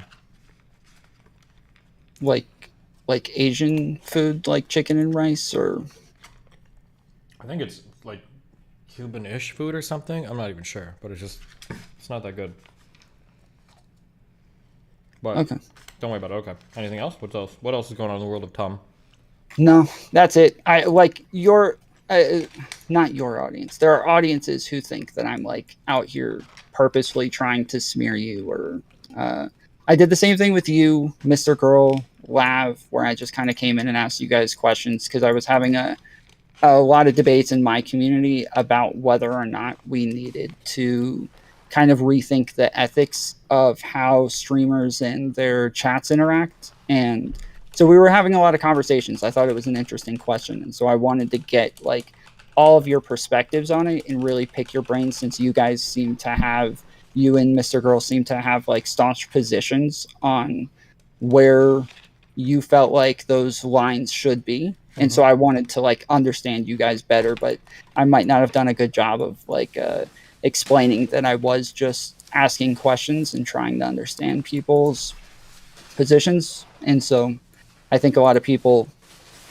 it came off as though I was like convinced by Mr. Girl's article or something.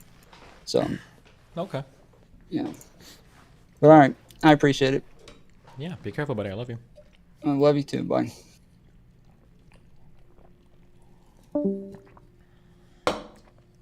Okay.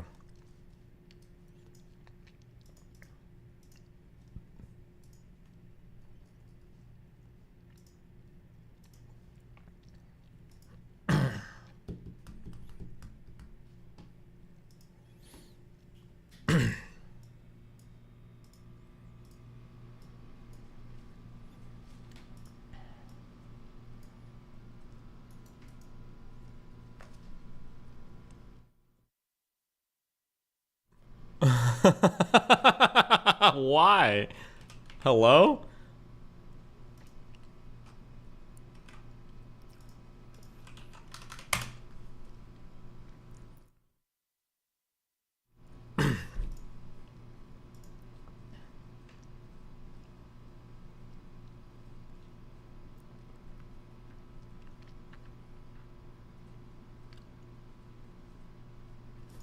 Good one, Chief.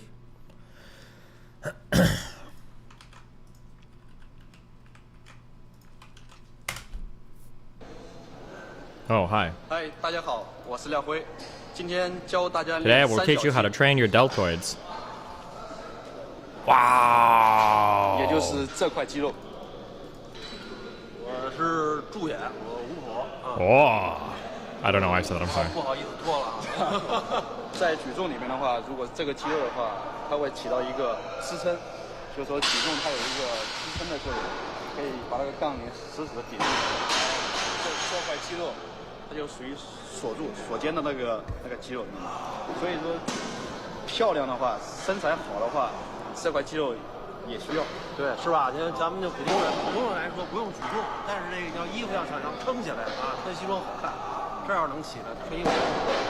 现在学学这个，咱们就为了穿衣服好看嘛。行，好，来吧。你用这个吧。然后首先，双脚与肩同宽，然后两手放直，然后吸气，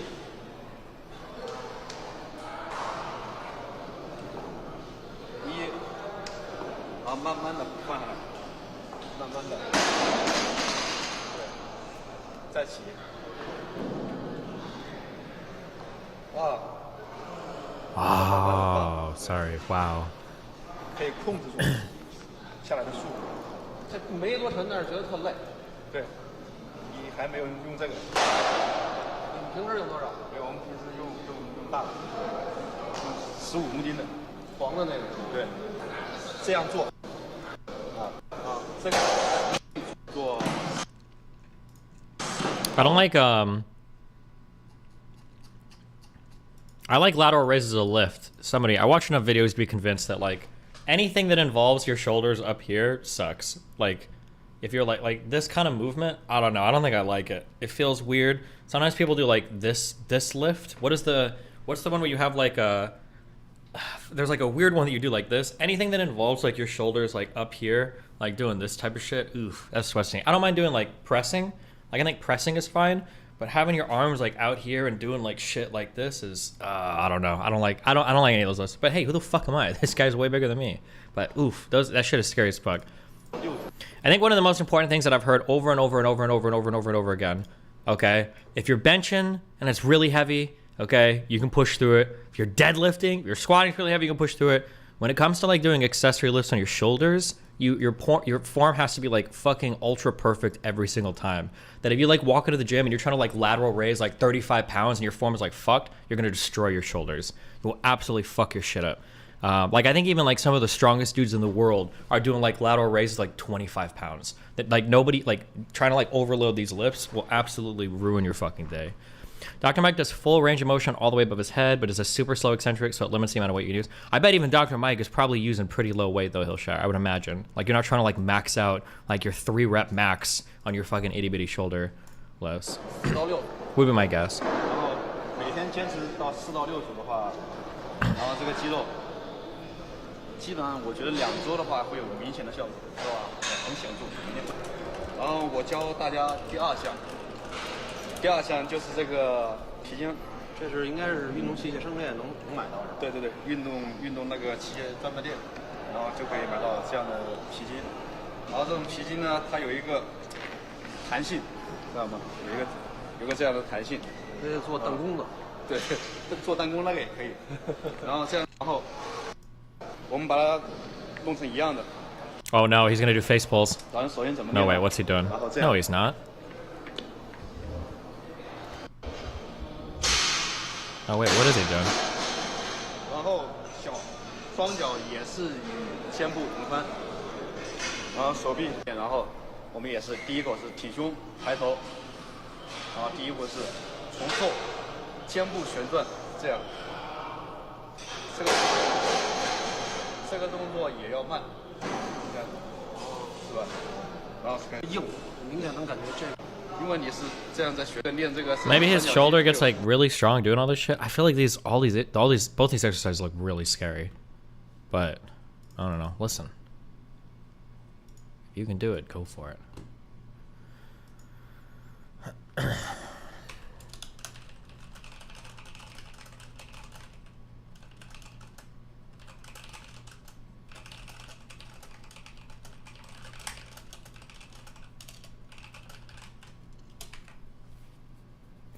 I destroyed my back with lateral raises. Incident was over a year ago. Still feeling back pain to this day. Oh, damn. Can you interlock your fingers behind your back? No.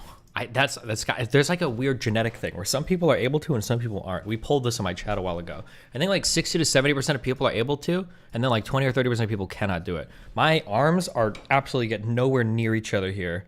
It's just impossible. Like I don't even think like skeletally, I don't think I can ever do it. Are able to? Some people can reach behind their back and like grab their fingers or whatever. Found your videos about 4 months ago and I've been hooked.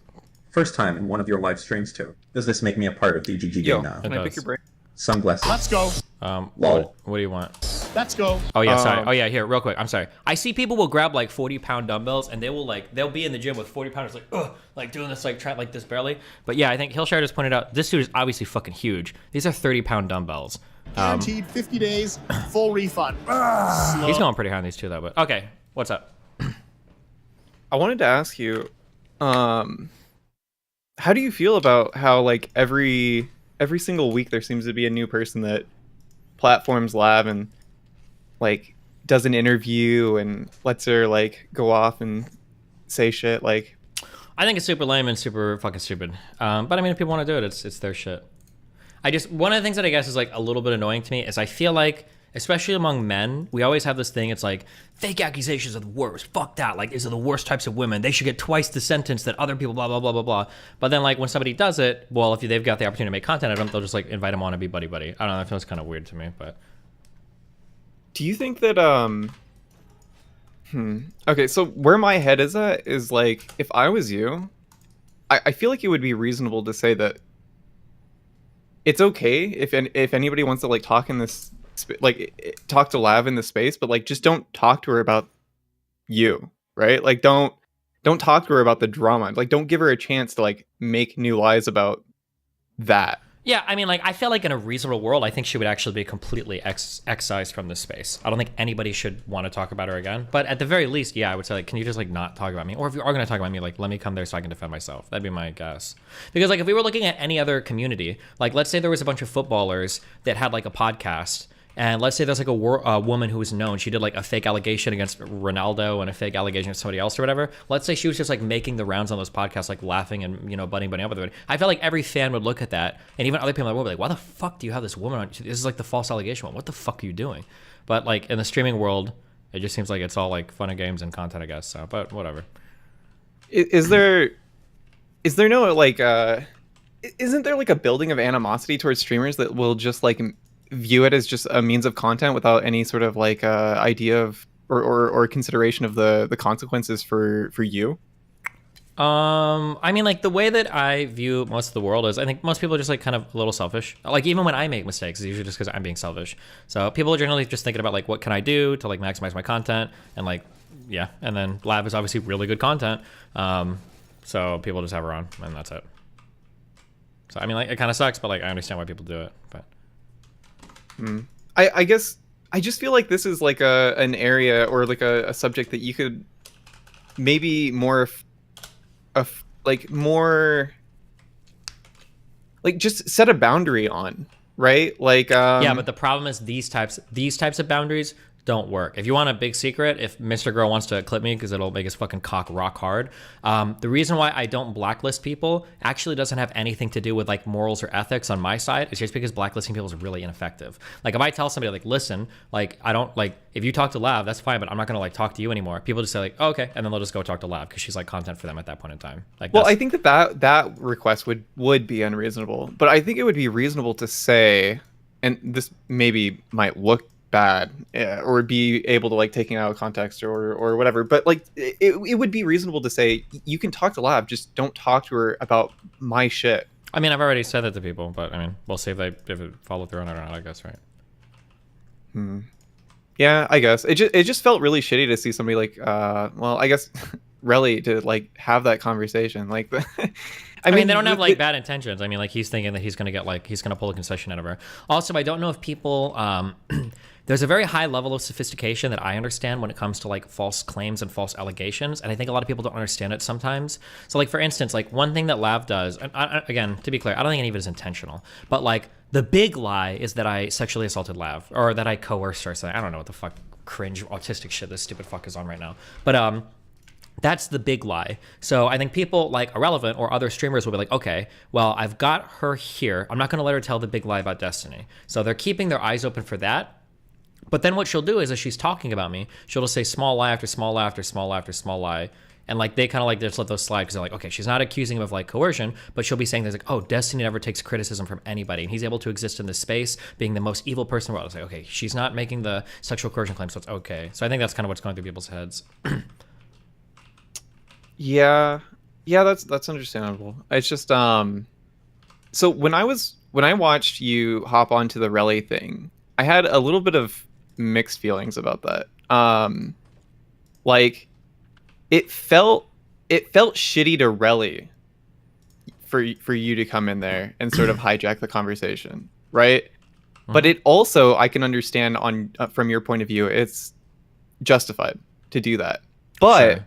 On the same hand, or like from a different perspective, I also think that like that all could have been avoided if there was that expectation or boundary set of like, she's just not going to talk about me.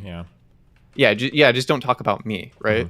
Yeah, I don't know if people are aware of this. I don't know if Lav was Darvoing intentionally, if she actually thought about this, or if she's aware of this or not. But like when Lav was accusing me of being a stalker for her, what she's doing would be considered stalking. If you get a restraining order against somebody for stalking you, that person is also prohibited from contacting people around you, because that's considered stalking by the courts. Like if you say like, oh, don't talk to me, I'm like, okay, and then I start talking to all your friends and family, that is considered stalking in a legal sense. So she is engaged in that.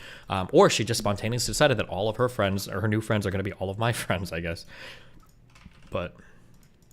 And it did feel really weird for you to be like, Alex is my friend. Don't you think? I mean, you can say that, but I mean, like, she's only, no, fuck, now it sounds mean. I'm always in such a lose-lose situation. She is now in my circle, right? How many times has she said, I don't want to stream anymore. I don't want to do this. I don't like these people, blah, blah, blah, blah, blah. But now she's like talking to not even just like people like Chud Logic, which I guess I can understand because they're kind of like larger streamers on right. But like now people like Irrelevant and Darius, like, isn't that really fucking weird?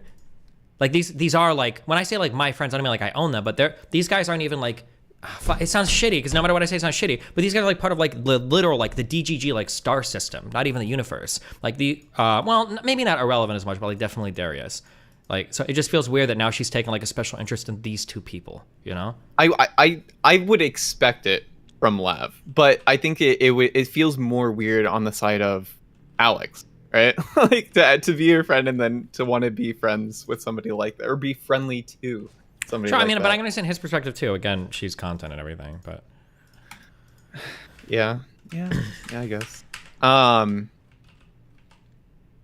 Do you said that you have sort of established that boundary of like I think I told people just like, if you want around, that's fine, but please just don't fucking talk about me. That's all I ask. Just don't talk about me. Or if you are going to talk about me, then bring me on so I can defend myself if she's going to start doing a whole bunch of lies about me again.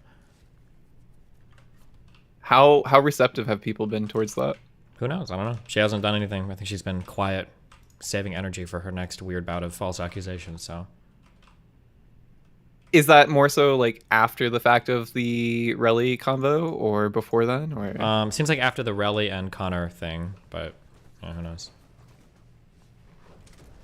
Do you think it would ever reach a point where you would just blacklist somebody? You would be like, all right, well, I'm not interested in having a friendship or even No, because if I do relationship that, with this then what person? happens is I start cutting a lot of people out of my life, and then I give more influence to the people I'm trying to blacklist. It's like counterproductive.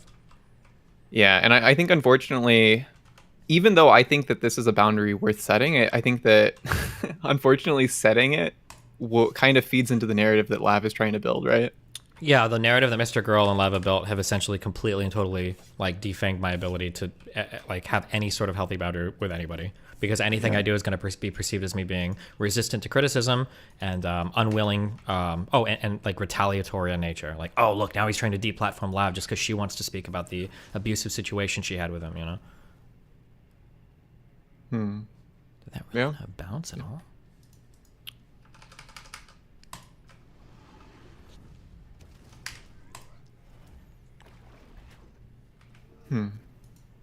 Yeah, I guess that's all I really wanted to bounce off you. Wow. Well, cool.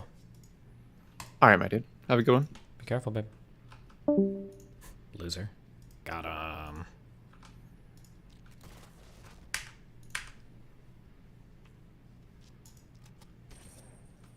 Max been hella quiet. Do you think he's not? Yeah, I think Max has kind of moved on, yeah. Thank God.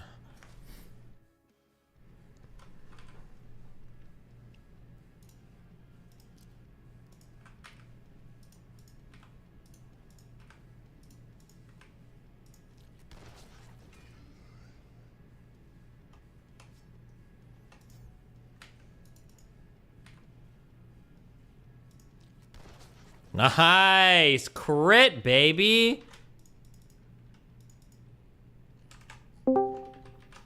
Aw, who's next? Oh, hey, buddy. Oh shit, it's you. What's up?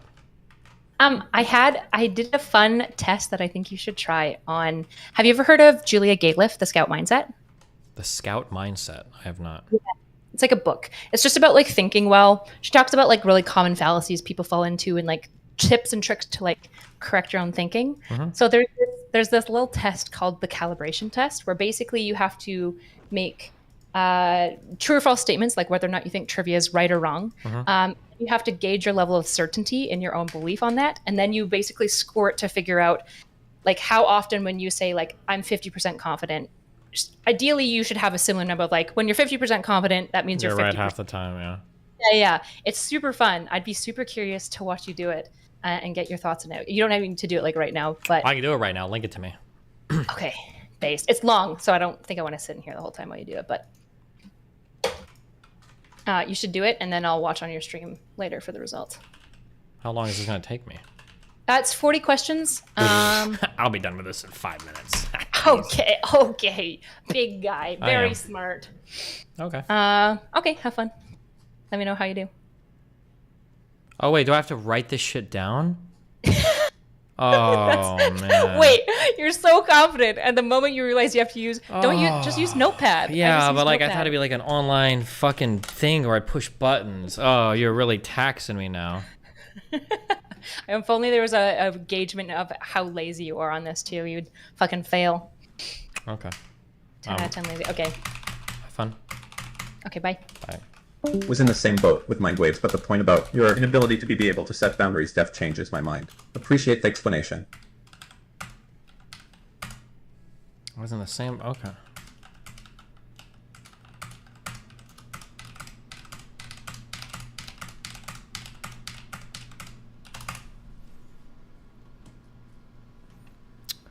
Are these animal facts true or false? The elephant is the world's largest mammal. I'm pretty sure that's false. 95%. Aren't blue whales the world's largest mammal?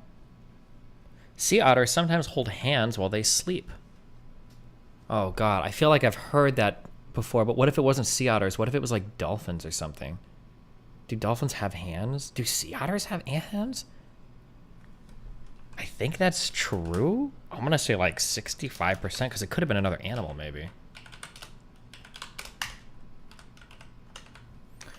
Number 3. Centipedes have more legs than any other animal. I bet there's gotta be something with more legs. Centipede. Pede is foot. Ped, like ped, ped. Cent is 100. Are there really things with more legs than centipedes? I feel like they actually probably do. I feel like they probably do have more legs than anything else. Yeah, I'll say. I'll 65% on that. Mammals and dinosaurs coexisted. What's considered a dinosaur? Oh, shit. Maybe in the ocean? I feel like this is one of those facts you learn in grade school.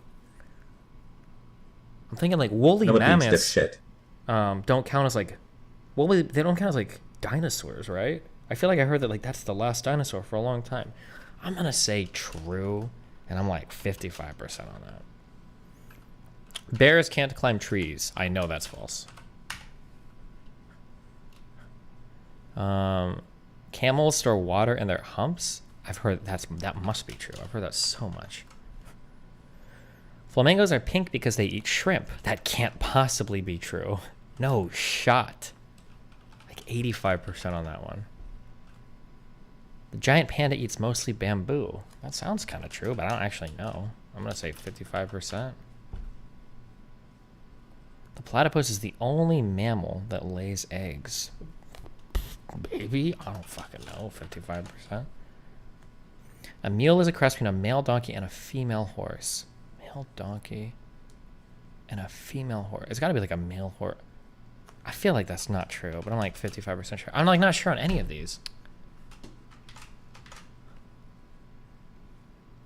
Round 2. Which historical figure was born first? Julius Caesar or Confucius? Oh god. Oh god, it's all historical oh no.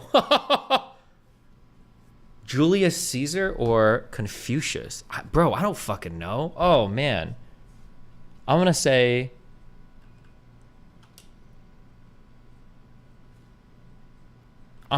Caesar. I'm gonna be like 55% on all of these. Fidel Castro or Mahatma Gandhi? Castro? Wait, hold on. Oh, all right, okay.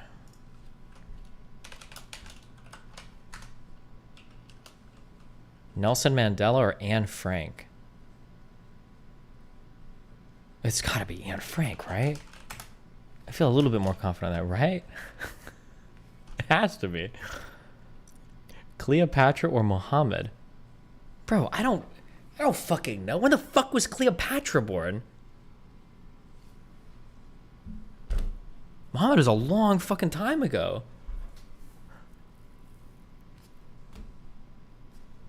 Cleopatra sound... maybe, we'll go with this one. I don't like it. 55% on that. William Shakespeare or Joan of Arc? Bro, can we get out of the history section? Take me to the STEM section. Take me to the STEM section, please. Please. George Washington or Sun Tzu? I don't know. Bro, at least make it all American history. Sun Tzu seems like he must have been born first, right? Maybe. Genghis Khan or Leonardo da Vinci? Genghis Khan me up, baby. Queen Victoria or Karl Marx? I don't know, bro. Get me out of here. Please get me out of here. Please. Saddam Hussein or Marilyn Monroe?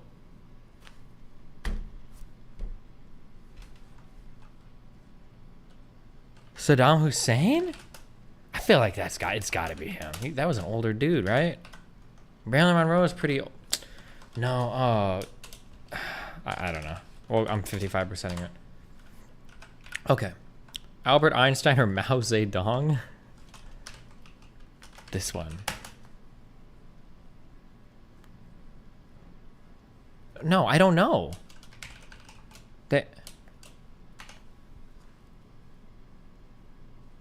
I'll say Mao. I don't know, dude. Okay. All right. 21. Which country had more people in 2019? Oh, come on. Why are these like the fucking lamest questions in the world? Germany or France? Bro, these are both big countries. I'm going to say Germany, probably. Japan or South Korea? Oh, fuck, dude. I don't know. Japan is a bigger country. South Korea is really population dense, though.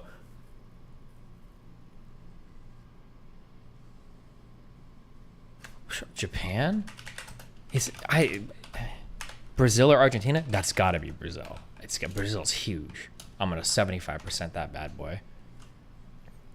Egypt or Botswana? Bro, really? Mexico or Guatemala?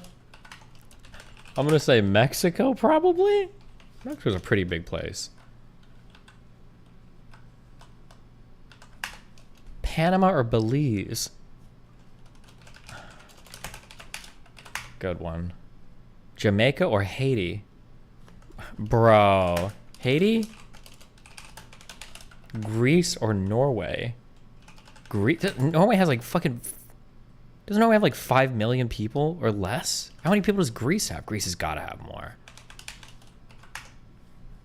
China or India? China, I think China still has more people, right? I feel like I would have heard if China got passed by India, I think. Iraq or Iran?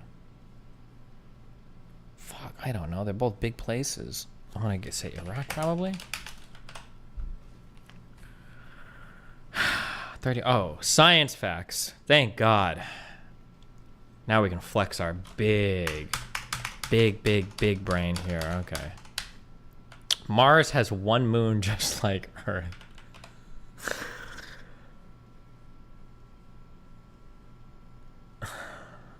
Doesn't Mars have two? I feel like in Doom, didn't you visit multiple moons of Mars? Does Mars only have one? The moon of Mars. Mars moons. I feel like Mars has 2 moons. I'm going to say false 65%. I feel like Mars has 2 moons. Scurvy is caused by deficiency of vitamin C. Pretty sure about that. True. I think. Scurvy. Vitamin C.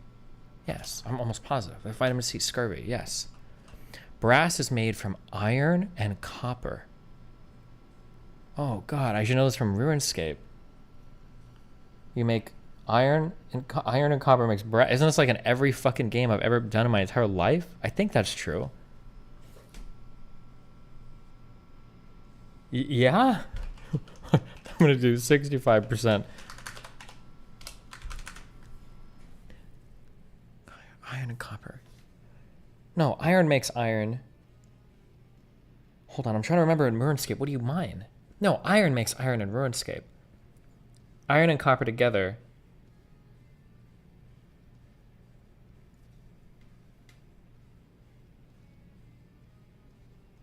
Iron is better than everything else. Once you can mine iron, it's better than the other ores. Oh, you mine tin. Did tin make copper? Is it tin and copper make brass?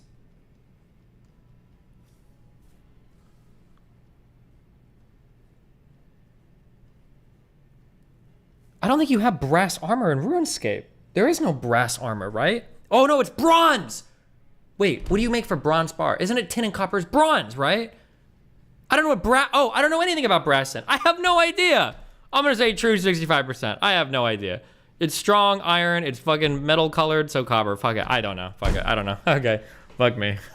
That's going to 55%, okay?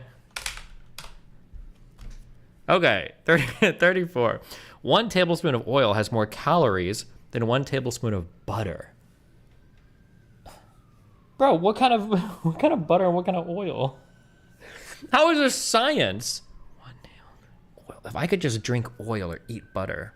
These are all like really close questions. Oil. Would I rather slather a meal in oil or in butter? I feel like vegetable oil is usually lower calorie than butter, right? I'm gonna say false. I'm gonna 65% that bad boy.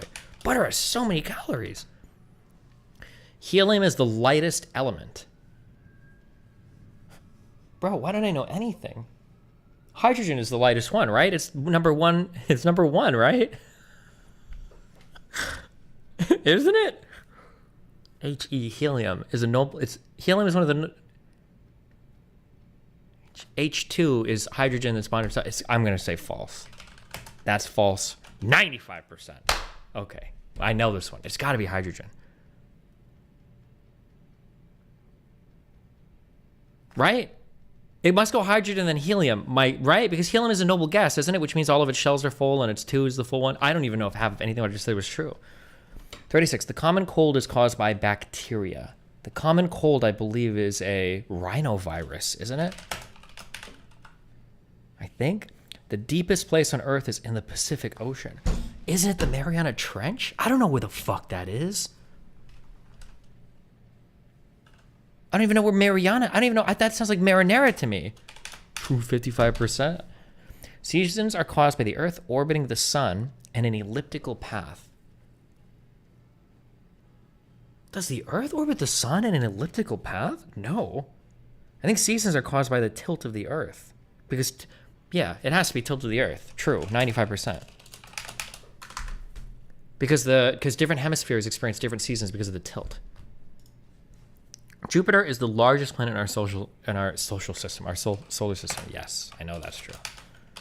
The atoms in a solid are more densely packed than the atoms in a gas. It's okay, Steven. Maybe there's a music section. No, false. Okay. Next, go through only the questions about which you were 55% sure and calculate the percentage of those questions you actually got right. Wait, did I read this wrong? I'm sorry. The atoms in a solid are more densely packed. Oh, no, that's true. I'm sorry. I read it wrong. My bad. Stop. Fuck. I want to control S. Okay. Next, go through the questions which you're 50% sure. Can I get the percentage of those questions you actually got right? For example, there are 10 questions, which is like 6 of those are right, and your total. Okay. How do I figure out what the answers are? Oh.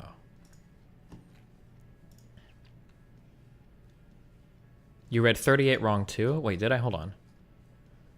Seasons are caused by the Earth orbiting the sun in an elliptical path. That's false. They're caused by the tilt of the Earth. Oh, you're right. I did.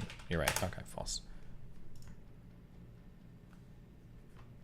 Hydrogen atom is lightened but tends to bond to itself. Helium is inert because it's a noble gas. Thanks. That's what I just said, you fucking retard. Okay.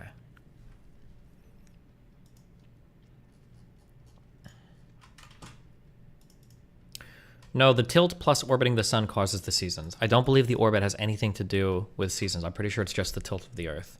That's why the hemispheres have opposite seasons. I'm pretty sure.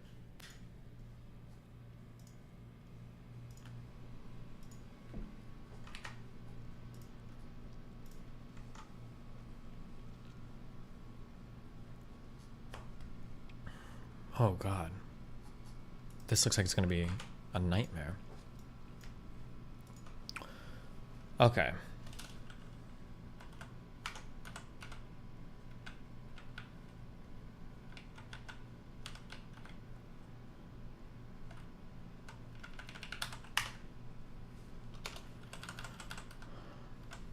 Put your answers in this bitch.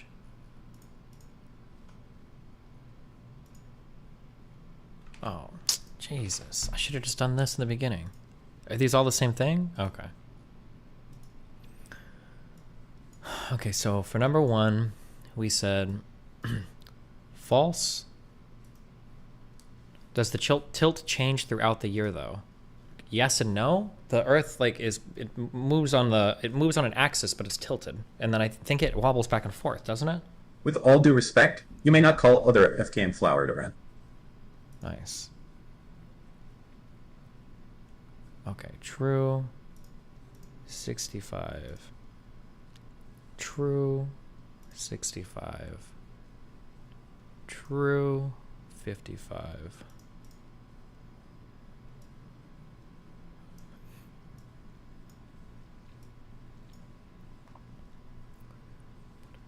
True. Wait. Bears can't climb trees? Hold on, that should be false 95.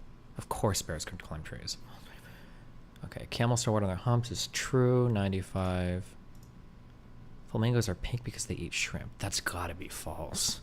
7. It's 85. Giant pandas eat mostly bamboo. I think that's true, right? What did I put? This is 8. True, 55. Platypus is the only mammal that can lay eggs. True, 55. And then true, 55. Oh no, I put false, 55. A mule is a cross between a male donkey and a female horse. It's gotta be a male horse and a female donkey, right? How the fuck how can a donkey fuck a horse? There's no way, right?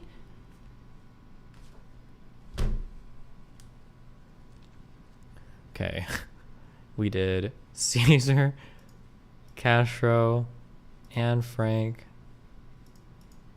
Cleopatra, Joan of Arc, Sun Tzu, Genghis Khan, Queen Victoria, Saddam Hussein, Mao Zedong. 55, 55, 75, 59, and then all of these were 55 based. Who designed the UI for this? I like how they put a reset button next to every single answer. Which country had more people in 2020? Oh no, this was from 2019. Hopefully it doesn't matter that much. Germany, Japan, Brazil, Egypt, Mexico, Belize. I bet it's Panama, actually. Panama sounds like a bigger place than Belize. I'm putting Panama. Haiti, Greece, China, Iraq. Okay, Germany, 55, Japan, 55, Brazil, 75. Brazil's gotta have more than that. Brazil's a big ass country. I'm 85 on that one. Okay, Egypt, 55, Mexico, 65. Mexico's a big country too. It's gotta be bigger than Guatemala. I'm 75 in that one, okay? Panama. Oh, I guess Belize. Probably Panama. I don't know. 55, 55, 65. Iraq is 55. Mars has just one moon like Earth. I thought there were multiple Doom levels on different moons. The moon of Mars. The moons of Mars. I feel like Mars has 2 moons. I don't know. Scurvy. Okay. True, true, and then I did false, false, false, false, false, false, true, false, true, true, 95, 95,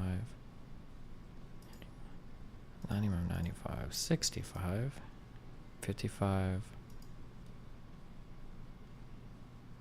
95, okay.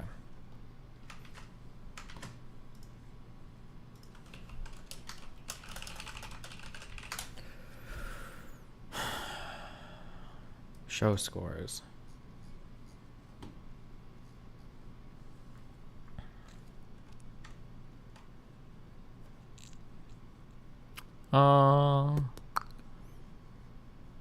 Okay, not too bad, I guess.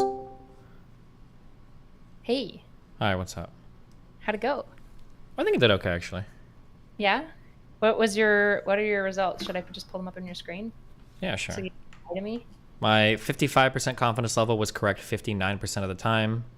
Okay, nice. Yeah, my 65% confidence level was correct 60% of the time.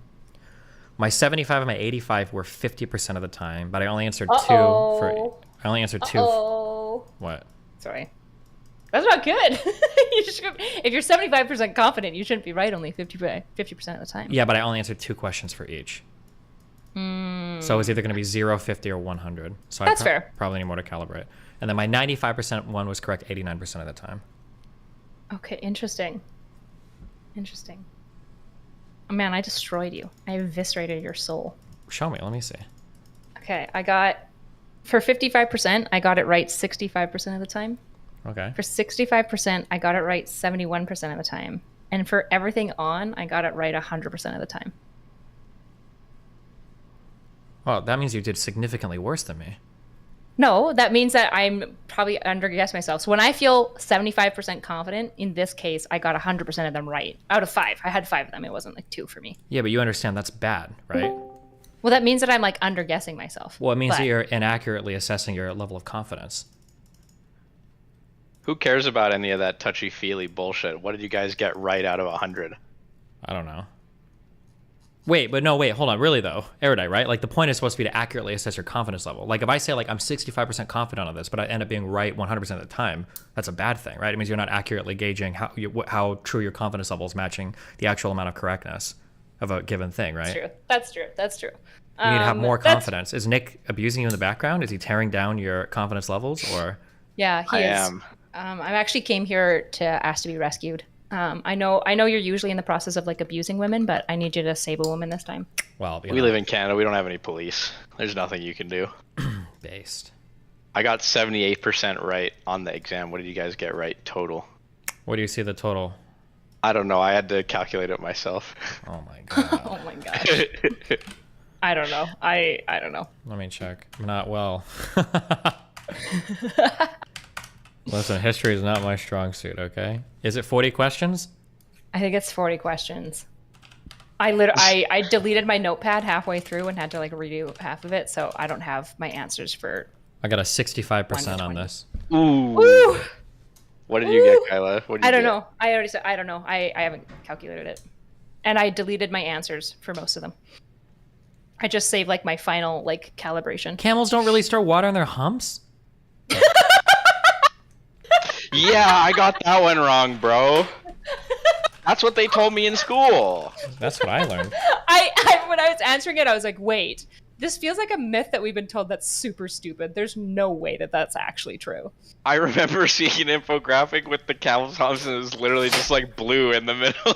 No, it's fat. I'm pretty sure it's just fat and like I know, I maybe get some that. cartilage to give it like structure. I mean, it makes sense. Yeah, because they're going through deserts all day, so maybe they just do a good job at storing water. But it stores Yeah. fat, so I guess it's... I think their kidney processing is like super... I remember learning somewhere that Arabians process water in their kidneys like camels do, which is why Arabian horses are good in the desert. Oh, I thought you meant Arabian people. No, I was no, like, bro, no, what no, are you fucking talking about? Well, that wouldn't be the most ridiculous thing, actually, right? Like, aren't there certain people that exist at higher altitudes whose bodies are better at processing lower levels of oxygen and shit? Talking about the Sherpa peoples or whatever? Yeah. Yeah. That makes sense. Yeah, So fair enough. that's possible, maybe. Damn, your history was rough. Centipedes Nepali have Sherpas. hundreds of legs. Who could have more than a centipede? Millipedes. Millipedes. Oh my god, really? How many prefixes are there? I think millipedes is the I biggest think one. millipedes is the biggest, yeah. Do they really have thousands of legs? Is some fucking Yeah. loser actually counted? Yeah, somebody. I don't know who. Of course. You know who does research? Fucking obsessive Nerds. losers, yeah. This is not 1,000 legs. I'm sure they don't literally have 1,000 legs. I'm sure they just have more Yeah, than no, they don't have centipedes. 1,000. They got 1,000,000. It's in the name.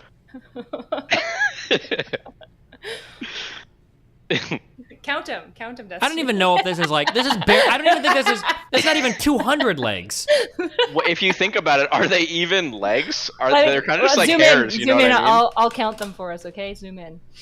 1. Hold on. Wait, stop moving around. Stop moving around. Okay, millipedes, got it. Whatever. Yeah. Damn. Now Cool. You guys I have a feel lot like of I need to legs. go back through and just take my guesses. Where I am really enjoyed watching you refer to Was it RuneScape? Yeah. Wait, flamingos are pink because they eat shrimp? Really? Yeah. I got that one wrong too. Bro, what? you guys I need to saw watch that more question. Discovery Channel. I saw that question. I was like, no way, that's a stupid question, bro. God, this is just proof. Nick used to always make fun of me because all I ever watched when I met Nick was documentaries. Like I never watched fiction. I didn't read fiction. And Nick's like, "You're a big nerd." Well, who's the nerd now, motherfucker? I've never Got it had all a wrong. British What, so accent. wait, if Take you that feed back. them like what? Like chocolate donuts? Are they gonna turn brown? Like this seems so fucking retarded. Yeah, just like the cows. Yeah, just like cows. Yeah. What other mammals Stop lay shitting my eggs? jokes, Or do freak. platypus not lay eggs? Echinida. Echidna. I got that one wrong. Echidnas. I got that one wrong. Okay. Just to be clear. Okay, I found a that out. mule is a cross between a male donkey and a female horse. How does a male donkey fuck a female horse? That seems like quite the give it- feat. They got long dicks. Yeah, but I mean, like, aren't donkeys quite a bit shorter than horses? Well, there's like different types of donkeys. Some are really big and some are really small. There's There's draft donkeys. I don't believe that. Okay. Did you get it wrong, motherfucker? Yeah. Okay. It's Okay. probably artificial insemination a lot of the time, right? Maybe? I don't know. How did I get so many wrong? I don't know if they're just jumping or what. This is rough. What is Oof. brass made from? Zinc and copper. Oh, cringe. Metallurgy. 1 tablespoon Why of isn't oil that has more RuneScape? calories than 1 tablespoon of butter. Why? I feel like I learned this a long time ago. Maybe it's not true. I thought like cooking Some with breeds of vegetable snails have oil more is than supposed to be 20,000 better teeth. than cooking with butter. Is that not true? I just did the heuristic that liquids have like more atoms than like solids, and so like there's more atoms condensed in oil that's like liquid at room temperature, and therefore it's probably has more calories. That was literally that was how I guessed it. I got it right. Well, but people. I have no people- idea. Wait, hold on. oil Wait, what? You're versus- saying? Wait, didn't you just? Wasn't that logic backwards? Oil Yeah, is you're a right, liquid. It was literally backwards. Fuck you. Nice guess. Okay. Okay, so what percent did you get right total, Kyla? I don't know. I didn't figure it out, and I didn't do the radio dial delete one. all your stuff? I just saved the final results because I did it all by hand, and I can Yeah, go through and do the so- radio dial, but it's gonna be like I'll try to remember what I put. So I did it all by hand too, but midway, basically immediately I forgot to start tallying it by like the 95%, and I just put them all my right answers in one column and all my wrong answers in a different column. So that all I got is my total. Nice job, guys. I didn't even do what it was supposed to be for. Okay, I'm gonna go figure that out. Bye, guys. Love you. Mwah. Oh, you aren't gonna come in? Oh, I thought he was gonna give you really great fitness advice. I should Oh say it yeah, like did that. you see I hope my he's spreadsheet? Is he triggered? I hope he is. I don't know. I heard you're planning to do compounds 7 days a week or something like that. Yep. Why would I do anything that doesn't involve a barbell? Why wouldn't I do anything that isn't maximally efficient at all times? True. And based. Well, thanks for doing the test. I appreciate it. Oh, he's back. God. Listen, I think if you like the workout, it's good. You know, if you enjoy it, it's a good workout. True. I agree. Do you want to hear my base criticism? Did you hear the fitness? go. The fitness and community and Nick made up. They're all buddies now. I heard Yeah, that. we are all buddies. Me They and love Jacob each other. Okaj, especially, we're really good buddies now. We're Wow. good friends. Good job. I'm proud of you guys. He's not even memeing. Yeah, I'm not memeing. Damn, your general lobby's fucking full right now. Oh. The broad criticisms were, so again, all of these are subject to variation depending on like if you had if you have a reason for it, right? Like, so if you have a reason for something, the criticism is invalid. But That's how most criticism works, but yeah, okay. well, I don't know. A lot of people have like a lot of objective ideas about fitness that it's like there could be no good reason for this variable. You know? Oh, sure. Okay. Yeah. So what my first thought is, like, if the deadlift is your biggest goal, like getting the highest number on your deadlift, why put it after your squats on every training day? You know, why not put the deadlift before so it's the most fresh? I could be wrong, but I feel like my deadlifts would be more likely to hurt my squats than my squats hurt my deadlifts. Like Go ahead. Yeah, that's just a feeling I have. I would... Squatting for me is the hardest lift. I hate that dog shit fucking lift. Like, I feel better deadlifting than I do squatting. Squatting is just very mentally hard for me. But you might bring up a good point. Maybe on some days, or maybe on my day 3 or day 1 or whatever, maybe I should swap the position to those lifts maybe. Yeah, that was my one thought going straight into it. I think it was day 1 and day 3 have your squat and deadlift. So like, personally, I would put, if you want to swap it back and forth, put your deadlift first on day 1 and put your squat first on day 3. And then you'll even see like if it feels like one is harming the other more or less. But No, just one thought. Yeah, this is you actually have way 100% true. Number 2 thing is you have way more volume for anterior chain exercise as opposed to posterior chain exercise. Like I counted it up, and you have like 17 sets of anterior chain work and 9 to 10.5 sets of posterior chain work. So you're doing like way more work on the front side of your body. Let's see. Posterior. Let's see. Deadlift. Are you counting pull-ups for posterior? You must, right? Yep. Yeah. Anterior.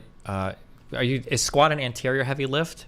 That's why it's either I would call it anterior chain. Some people might debate me because you're mostly training quads, but You are. also But your getting some hamstrings glutes, are there, obviously. and your glutes, and a little bit. That's why I said so. If we're including squats as kind of posterior chain, then it's 10.5 for posterior, and if we're including it as only anterior chain, then it's 9. Day So, 2 but either is way, it's all great. anterior. Day 4 is all anterior. What do you count lateral raises as?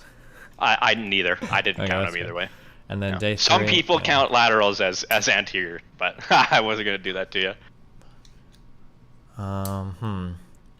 You probably would want to add a row in, huh? Yep, that was criticism number 4.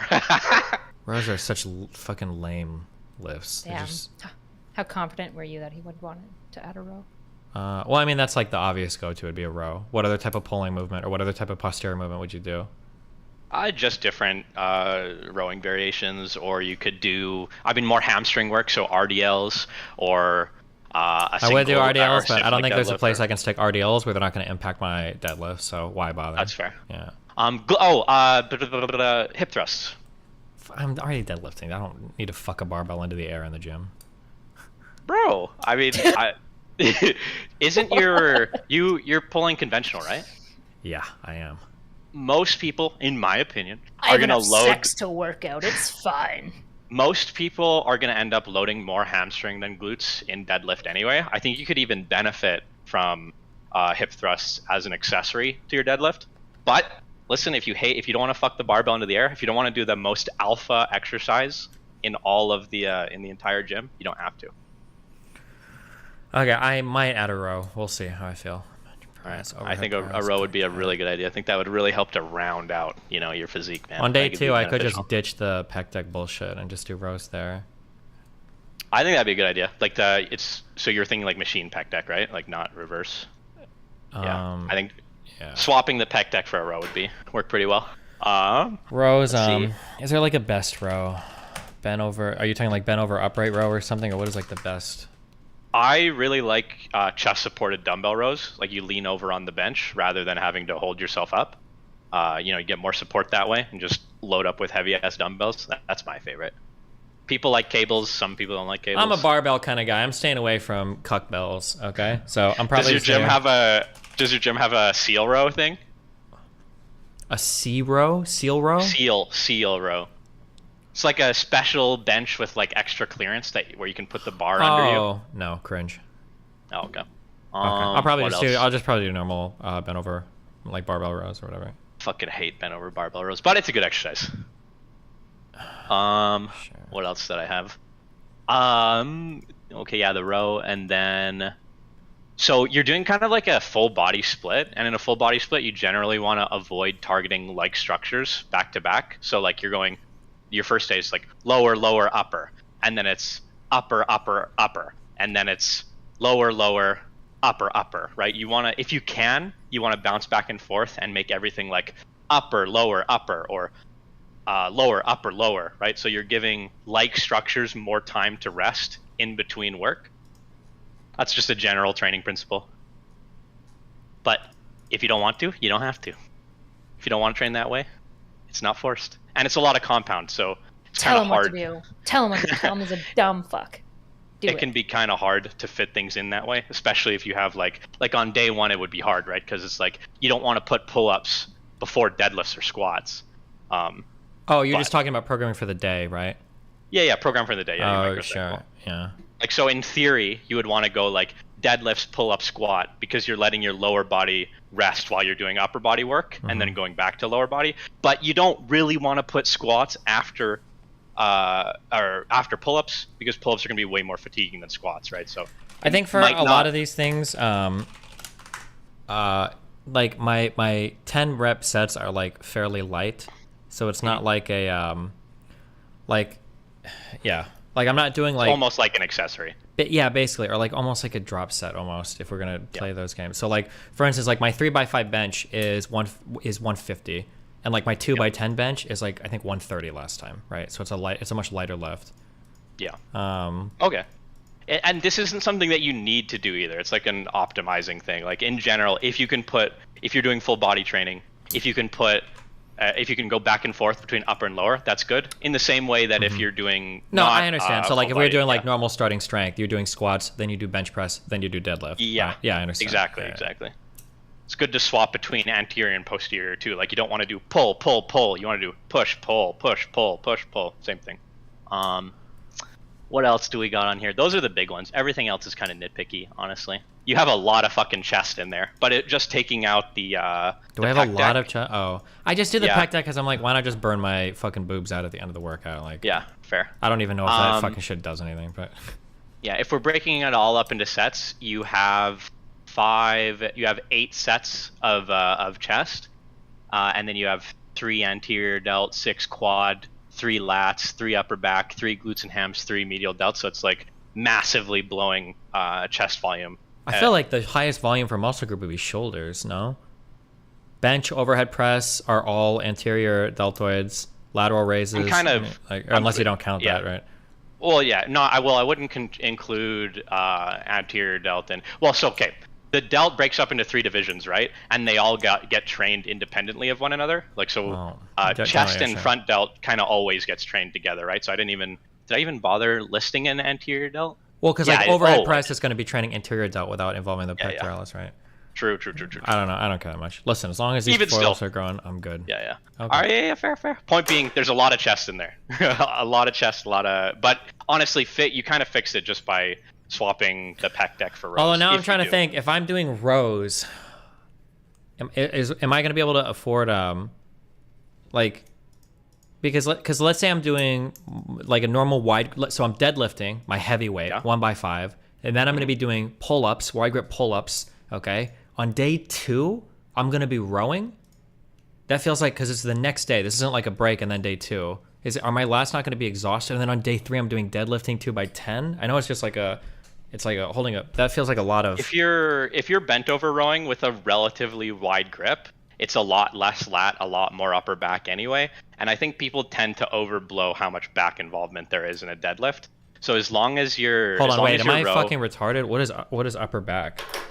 I thought that like your rhomboids, your rotator cuff, your not serratus anterior, sorry, your muscle names. The lats helper. What's that muscle called? I feel like on a normal row, I feel like your primary mover is going to be your lat. Yeah, see you later. I mean, in a sense, but like different things you do are going to bias it, right? So like when the lats are most active during not horizontal, the opposite of horizontal, vertical rows, right? Your lats are more biased to engage in a vertical row as opposed to a horizontal row, whereas in a bent over row, right, you're going to be using way more of like your mid trapezius, your rear delt, your infraspinatus, teres major, teres minor. Your lats also are going to be engaged, but your rhomboids, all those bumpy muscles in your upper back, right? All right, we'll see. We'll see how I feel. I'm still not fully sold on the rows. I'm thinking about it. Okay.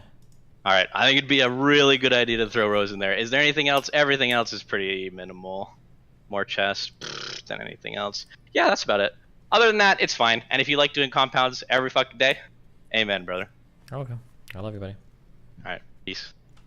Don't hurt yourself. Bye. I just really don't like rows. Aren't you working your biceps? Listen, that's what chin-ups are for, okay? And kind of sort of pull-ups.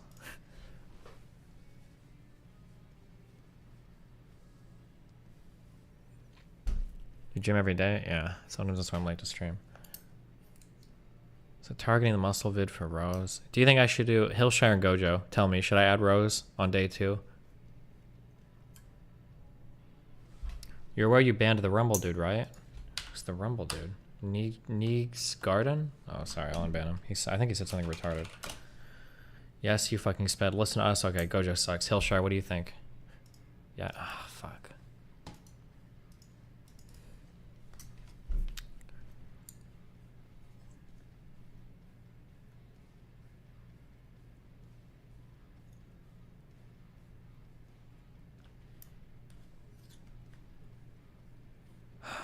Okay.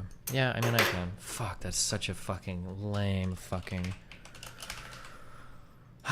It's such a dog shit. Is this like the type of row I'm gonna be doing? The barbell row was one of the most effective exercises at building a wider, thicker back. In fact, This researchers shit? from this 20... Fuck, God, what a cringe fucking lift. I hate it. The barbell row... I haven't seen a 920 in ages. Bro, why are you acting like I'm not still the god? Okay, Gojo, tell me what you're... Link me a video, Gojo, right now.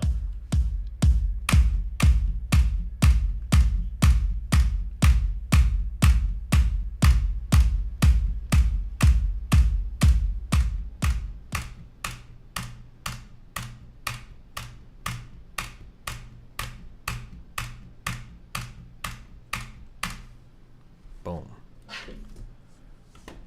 Good enough.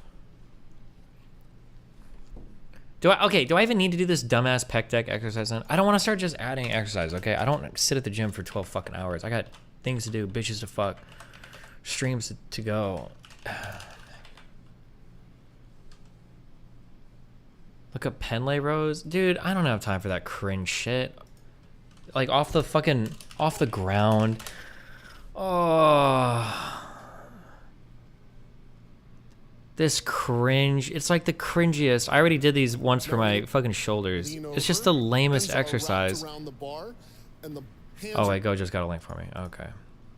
I'm gonna just dump the pec deck completely, okay? Fuck that shit ass lift. You want me to do dumbbell chest rows?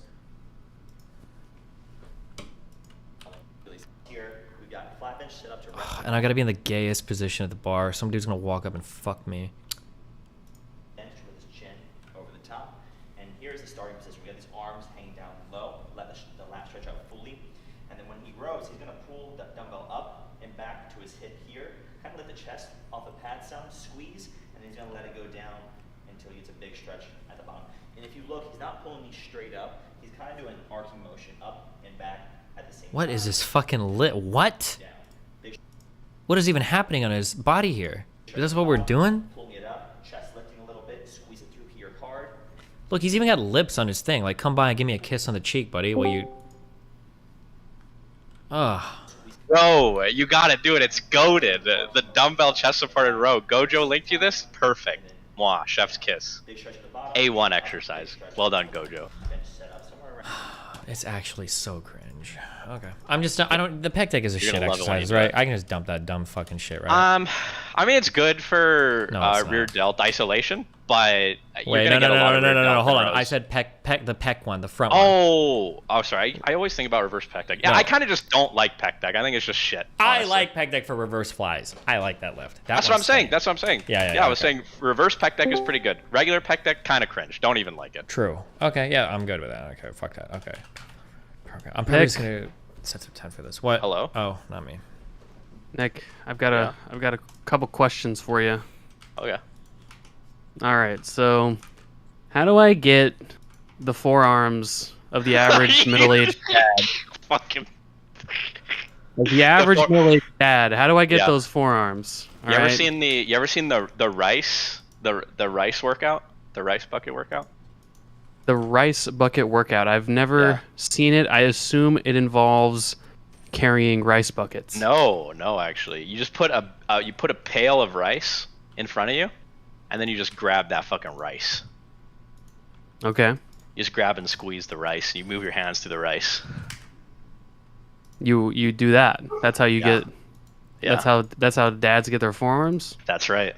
Well, I mean, if you want, like, in my opinion, the rice bucket workout is one of the best ways to build forearms. It just kind of does everything for you if you want to do it all in one place. That wasn't a joke? No, That's it's a real actually work. sick. You just move your hands around in rice? Yeah, basically. If you look it up, it's like you just jab your hands into rice and you squeeze that fucking rice. I can't tell if I'm being trolled. I don't know. It's too. Well, it's I mean, too. do you actually just want to train forearms? Because like, if you want to just train forearms, or if you want to go crazy on your forearms, just train your forearms as many ways as possible, right? Training them in shortened positions, lengthened positions, train the anterior and posterior compartment of the forearms. So it's like, if you But want to how train do your dads get those forearms? Because they don't do any of that shit you're talking about. they're just squeeze shit, man. They just hold stuff all the time. They Squeeze walk and around hold with, things. Yeah. Have you ever seen like trades dudes? Trades dudes always have crazy ass forearms and like meaty fucking fingers, because over time you get like incremental increases in like tendinous size, right? Through doing like always having tension on. That brings me to my second question, though, Nick. Yeah. Okay. My Okay. second question is, all right. So This I better saw not this be guy. RPE5 memes. I don't know what that is. Oh, I'm, okay. I don't Okay, know. my bad. I'm seeing ghosts. I thought you were coming to You're shit good. on me on the Darius routine.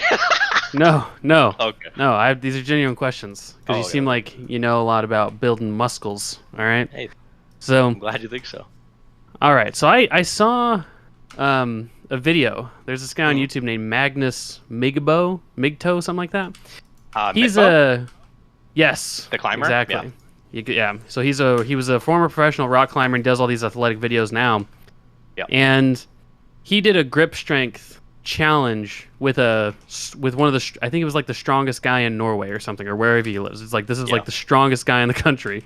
Yeah. And obviously the strongest guy in the country, he's like 400 plus pounds, and then Magnus is like 150 pounds, right? Really small guy. And Magnus wrecked. He fucking destroyed this strong man in grip strength because obviously he's a rock climber. But what's weird about that to me is that he doesn't have like huge fat like bearish fucking hands from rock climbing. Like and you see different examples of like mechanics who or you know people who work on engines where they have this like this crazy muscle density. Like they don't look very big, but they're very strong. So how do I get that? Is it just functional strength? Do you just have to do weird shit like carry rocks around or something? Like do you have to, or is like there a way to just get densely packed muscle like that in a gym setting? So there isn't this idea of like different density in muscle doesn't really exist. It makes sense. Yeah, it makes sense like colloquially or whatever. But all it comes down to is strength is hyper specific. All strength is specific, is like specificity or highly subject to specificity, right? So the strongman guy has just never. I think I know the video you're talking about. They use like a really wide, rotating grip, right? And they put plates on it. Am I thinking of the right thing? They had like 8 or 10 different grip challenges. So one of those was maybe what you're describing, and several other ones. Okay. So there's different types of grip strength, right? So there's crush, which is like your hand's ability to like grasp onto something and squish it like smaller and smaller.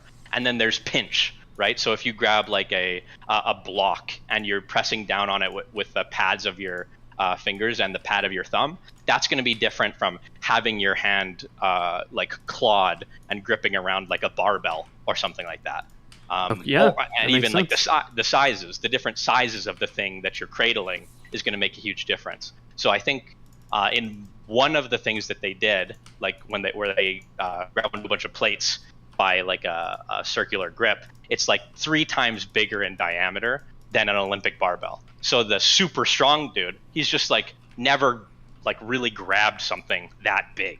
But I'll bet you if he compared to Magnus in crush strength, which is taking like just squishing something down smaller, they got like crush calipers or whatever, I bet you the strongman would win. I don't know if they did that, but basically it's all about specificity. So like tradesmen get strong in a whole bunch of weird movement patterns that like a gym bro is not going to do. So like a farmer's carry, right, is something you might do on a job site. So you just pick shit up like buckets of glue and walk around with it. There's a good chance the tradesman, even though he's way smaller, will be way better at the farmer's carry than a gym bro, because tradesmen are basically doing farmer's carries all the fucking time. So maybe it sounds, again, you probably know more than me, but it just seems like, okay, when we look at like say World Strongman, right, the World Strongest Man competition, or like Arnold Strongman or something like that, the weight differences between the competitors can be insane. right? Like, so there's one guy named Alexei Novikov who he walks around about 280 pounds, right? But he is like just as good at strongman as like Brian Shaw, who's literally over 400 pounds and like 6'8", right? And so it just seems like there has to be some differences in how you might pack on muscle, because we would think that in this competition size would be perfectly correlated with basically the outcome, but some strongmen are so much smaller than others, but they seem to be equal in their strength. But that, it seems weird if there's not a difference in how we might pack on muscle in a tighter or looser way. Yeah, I mean, there could be an underlying principle that I'm not familiar with, but like as far as I'm aware, the number one theory about like hypertrophy is essentially like the size principle of mechanical tension. So there's like different sizes of muscle fibers, and your body builds more muscle fibers of larger size to take up more space, and those bigger fibers are capable of producing more strength in general. But if you don't train in such a way that your nervous system is capable of undergoing that load, so like strength is mostly a nervous adaptation, and size, your muscles highly correlates with that, but not necessarily, right? So like bodybuilders are generally speaking way weaker pound for pound than powerlifters, right? Right. But even though they might look bigger. Yeah. Yeah, but so what it has to do is mostly with your nervous system. So the more cross-sectional space you add on, that's the width or the breadth of your muscles, the more capacity your body has for generating more motor neuron connections, and those motor neuron connections are what are chiefly responsible for moving load. So size and strength correlate, but there's a good amount of deviation, especially at the extremes being bodybuilder with the most size and generally speaking the least strength relative to that size, and the power lifter being the extreme on the other end, where it's like you've got less size but more strength, more motor neuronal density packed into that area. Yeah, I've never heard of anybody saying there's like different types of muscles. Like muscle is just muscle, right? And then you can probably your CNS adapts to like certain types of movements and everything. Yeah. But there's three broad characterizations that we give muscle fibers. Like we say there's type A, or type 1, which is slow twitch or whatever, and then there's type 2X, type 2A and type 2X. But what that's really referring to is just muscle fibers of different sizes. And like the biggest muscle fibers are what we consider like the fast twitch fibers, and the small fibers are what we consider slow twitch fibers. But it's not actually a different type of muscle, and they're not, one's not like capable of lifting more weight per se. A fast twitch fiber is capable of generating more force, but that's because it's bigger. Basically, it's called the size principle of mechanical tension. I also think training the movement in a specific like training session, like the actual movement itself, is important. Like I think theoretically somebody could have more muscle in their triceps, more muscles in their anterior delts, more muscle in their chest, but they could be a worse bench presser because maybe they never bench than somebody that would maybe have smaller like muscles in all of those capacities, but they like just train bench press, versus somebody that does like a ton of isolation work just because they don't have like the motor neuron pathways or whatever to actually do just the bench pressing. That's exactly right. That's what I was trying to say when I. Yeah, that's probably what's going on with like the strong men that can do particular movements really, really, really well. It's probably because they do those movements a fuck ton. Right? Yeah, strength is highly subject to specificity. Yeah. So I guess so it sounds like one of the explanations might be that, not that you build different kinds of muscle, but that certain movements are just so specialized, right? Yeah. And it might only take small differences in muscle mass to make big differences in, like, for instance, your ability to rock climb. Yeah. Right. Yeah. Exactly. All these the proficiencies of movements, right? Because like a rock climber is going to be an expert in a whole bunch of weird ranges of motion that a normal person just never ever does every day. Like each degree in range of like adduction or abduction that a climber is pulling from is going to be something that a normal person just doesn't ever do. And same thing with all the grips, right? Like a climber is going to get used to holding things hard as fuck in every different range of the hand, whereas like a bodybuilder or a powerlifter grabs bars or barrels. Yeah. I just get frustrated in jiu-jitsu class when I go against this dude who's a mechanic, and it's like, look, I'm a grown man. I'm a grown man, and this fucking mechanic can hold my wrists like I'm a small child, and I just can't do anything. I'm just like, my whole body weight, like all the strength, and it's just like he's just dad arming me. I can do nothing about it. Yeah. How do I get if you want to be like strength? super tryhard, you could just buy those like the gorilla grippers, right? Yeah. I did. I bought a grip thingy and started training fucking grip because it helps in jiu-jitsu, I guess. The issue there, right? So like this is where I think one of the maybe the biggest things comes into play is, so what some studies have shown is that forearms have a greater strength carryover to basically everything than anything else. Like you maybe have heard before that, like have you heard of the term motor recruitment? Yeah, I don't know what you mean by that. You said forearms carry over the greatest strength. What do you mean? I think in general, like your grip, I think can be it's like a decent proxy even for overall health. I think doctors sometimes will measure like how strongly you can grip things. That has a ton of carryover to a ton of different types of movements and motor activities you engage on a day-to-day basis. And it can be a good indicator proxy for health. Exactly. And so essentially what the case is that we find any increased ability to produce motor unit recruitment, which is just your body using muscles to do stuff, confers strength benefits globally to your whole body. So like the stronger your quads are, in a very minor way, the stronger the rest of you is, because your nervous system is more capable of activating more motor units, which sounds really weird.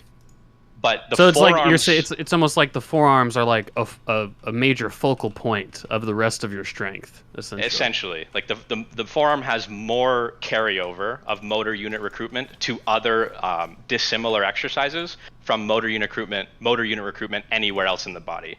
So like pound for pound, forearm strength leads to more strength everywhere else than anything else. My God. See, this is why the scariest guys that I roll with are always the guys with the biggest forearms. That's why I want big forearms. It's like you gotta have the fucking 50-year-old man forearms to do jiu-jitsu.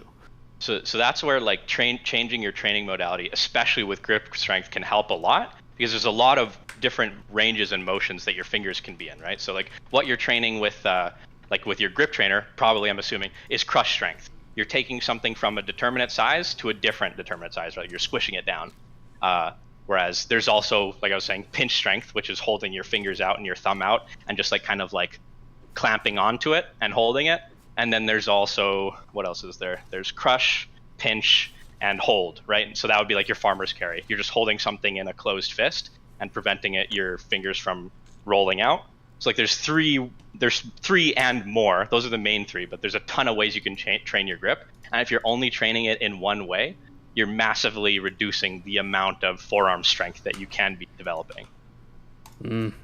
I see. God. Yeah, Why is this so complicated? Why can't you just like pick up a boulder and move it? Well, I mean, and then actually, that just makes you strong. I mean, it's not complicated. It's actually super simple. You just get better doing things that you spend more time doing. The thing that makes it hard is we try to make it complicated, right? Because I was like, okay, well, if I want to get better at holding people in jiu-jitsu, I'm going to do 6 different types of lifts, and I'm going to alternate the days of the week, blah, blah, blah. But the people that are the strongest doing it, people just do the thing. Like, the things that you do, your body will adapt to and get better at, right? Yeah. That makes sense. Yeah, if you've seen there's a bell curve chart that gets thrown around in your Discord fitness chat a lot, which is like, it says like on the low end of the bell curve, it's like just lift heavy. And then in the middle, it has like the over esoteric retard that's like super weak. And then on the high end of the bell curve, it's like just lift heavy. It is kind of that way. God, all right. That makes sense. Yeah. That makes sense to me. So you're gonna do rows, right, Destiny? I mean, I probably will. Nice. Yeah, trust me. Try the chest supported dumbbell rows. They're pretty game changing. Okay. Why dumbbell over barbell? Just curious, because traditionally you can put more weight on a barbell. Why? If you can chest support a barbell row, it's just as good or maybe better. But generally speaking, there's no way to do a chest supported barbell row. And so giving yourself the chest support just is like a lot more stability than having to literally bend over and balance while you're pulling the weight into you, you know? Like a T-bar row could be really good, a chest supported T-bar row, if you have one of those. I don't think so, but okay. Yeah. It's just like a compromising shitty lift, like the standard bent over barbell row. Like it just doesn't feel great on the back. you got to concentrate on a lot. Okay. That's about it. All right, that's all, Econo Boy. You got your forearm tech figured out. I mean, you told me I needed to crush rice in my hands. That was like one of your suggestions. If you're doing the crush grip, if you're using the crush grippers, I would maybe wouldn't even bother with that now. So what I would say is, okay, so you've got your grip trainer. That's good for your crush. On top of that, you're gonna want to do some kind of a carry or a hold. That's gonna help a lot. So whether that's dead hangs, like hanging from a bar, or holding on to pails of something heavy, or dumbbells that are heavy, right? So training your hold strength, and then a pinch, which maybe I'll just cam up and show you what I mean by a pinch. Do you think you get what I'm saying? Yeah, it's like where, I mean, I don't know. Yeah, you pinch your fingers around a weight and just try to hold it. Exactly. So if you're training those 3 variations, and then if you maybe do like a wrist extension just to keep it from getting too imbalanced. So there's 4 things. Okay. Okay. There you go. You'll get I crazy like it. forearms. Yeah. All right. Have a good one, Econo Boy. See you later, Destiny. Love you guys. Bye, buddy. Destiny. What up? Wanted to talk to you about one of your tweets. Which one? So I couldn't tell if it was a troll. It was a troll, yes. The means testing one.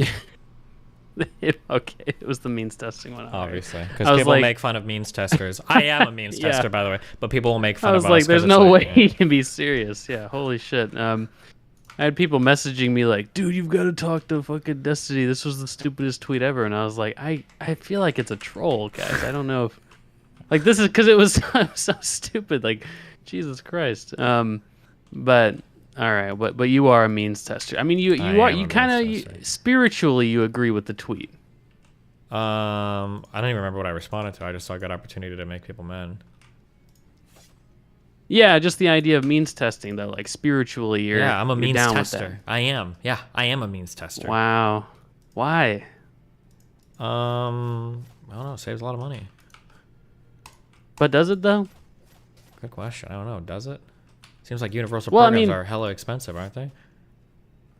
Well, but when you think about it, there's no difference in terms of the dedication of cash in the economy between reducing benefits paid out to people based on income or just universalizing it and taxing them more, right? The payout in the economy it doesn't change. I mean, it sounds like then we're just playing the game of where do you want to where do you want to means test it at, right? Like, because we could have an incredibly simple UBI and then an incredibly complicated tax code, which is what we have right now. Yeah. And it sounds like you want to just have like an even more complicated tax code and then a UBI. Well, not really a more complicated tax code. It would arguably could be more simple, right? It's just, the UBI would make the administrative burden in the economy lower, right? So you're not spending as much money on the administration of benefits with all these means tests and stuff. Okay, so. Here's one thing I don't believe, and you can tell me maybe I'm wrong. Are means tests actually expensive? What's the expensive part? The expensive part is the administrative staff involved in ensuring the qualification for the means test, right? And so you see this in a lot of, the best example for my case is the food stamp program, because we have 50 different states that have different standards on how you can get it, and they all have a lot of times very weird different tests. It's like, you can meet the income requirements, but if you have like an expensive enough set of assets, you don't qualify. And it's like, how do you determine this, right? And so I mean, it leads to a lot of bureaucratic bloat to determine that, whereas you could just give everyone, I don't know, $300 a month for food, like whatever you think a food budget would be, and just tax however you want, progressively or flatly, from there, and it saves you the money on the administration of the benefits. Maybe, I don't know. Maybe when the real politics season rolls around and we're off of trans issues forever, maybe we'll start arguing actual political issues again, like means testing. Yeah, I mean, Biden, to be fair though, I mean, he there wasn't, as far as I'm aware, there wasn't a ton of means testing in the COVID stimulus deals that either party did. I think there was like a really. I mean, it depends on if you yeah. consider PPP. Well, I mean that. What was that means? That was just a essentially reimbursement program for employee costs, right? Yeah, I don't know if it would count as means testing or not, but like the amount of money you got back was based upon how much money you paid employees, right? I don't know if you consider that means testing or not. No. I mean that's no. I wouldn't call that means. I mean, in the sense that you have to. There's just a qualification for how much you get paid out. I mean, sure, but that's like saying a child allowance is means tested. Because you have to have a child. It's like, oh, well, I mean, not really. That's not too hard to figure out. Yeah, for some of my people in chat, it is. Got him. Sorry. I know what you mean. Okay, yeah, probably, yeah. Yeah. I mean, politically speaking, it's difficult to. I think it's getting easier, but it can and historically has been difficult to argue for, very expensive, like from a tax perspective, universal benefits versus.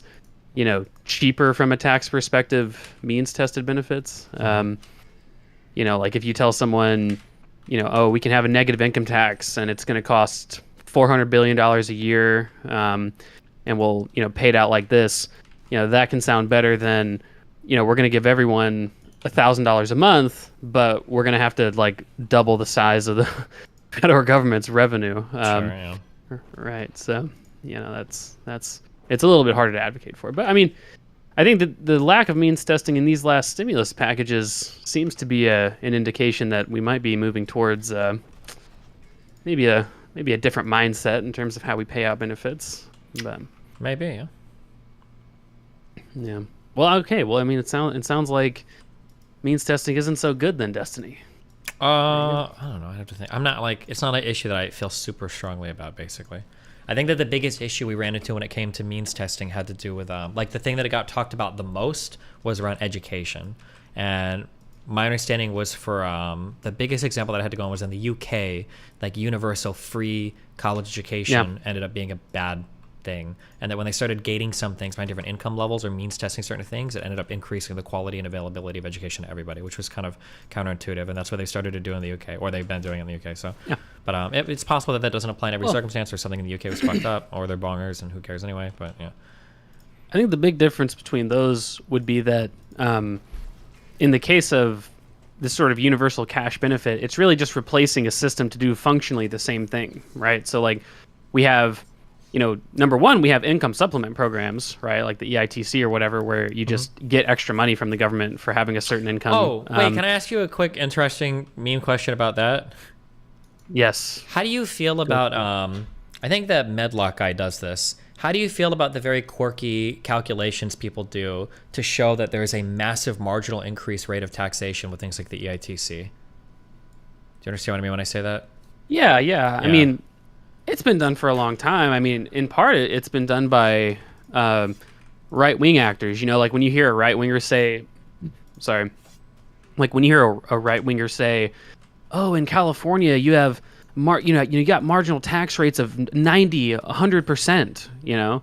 What they mean by that is that there are these welfare cliffs because of all the means testing in all of our programs that, like that next dollar might functionally have a tax of 100% because of a combination of going up in your tax rate and not getting benefits anymore, right? You lose out on that income. So it's not a bad argument. I mean, I think that especially the way the EITC was designed, I think it's certainly not a very egalitarian argument. It's not a very egalitarian way it's set up. And so, and I'm not really sure. I think the way that it was set up was meant to motivate people to work, but I don't know if there's been great evidence that the EITC led to more people working. I mean, because the benefit's not that generous anyway. So, Okay. I don't know. Yeah. I mean, because the EITC, it's not even a negative income tax because you don't even qualify for the EITC until you've made money. Sure. So, yeah, it's pretty rough. But, yeah. Well, all right. Well, there you go. Means testing is cringe, Well, it sounds like... I don't know if I'd say that, but okay. Come on, Destiny. We just walked through it. It's easy. Wait, what was your answer to the British school shit?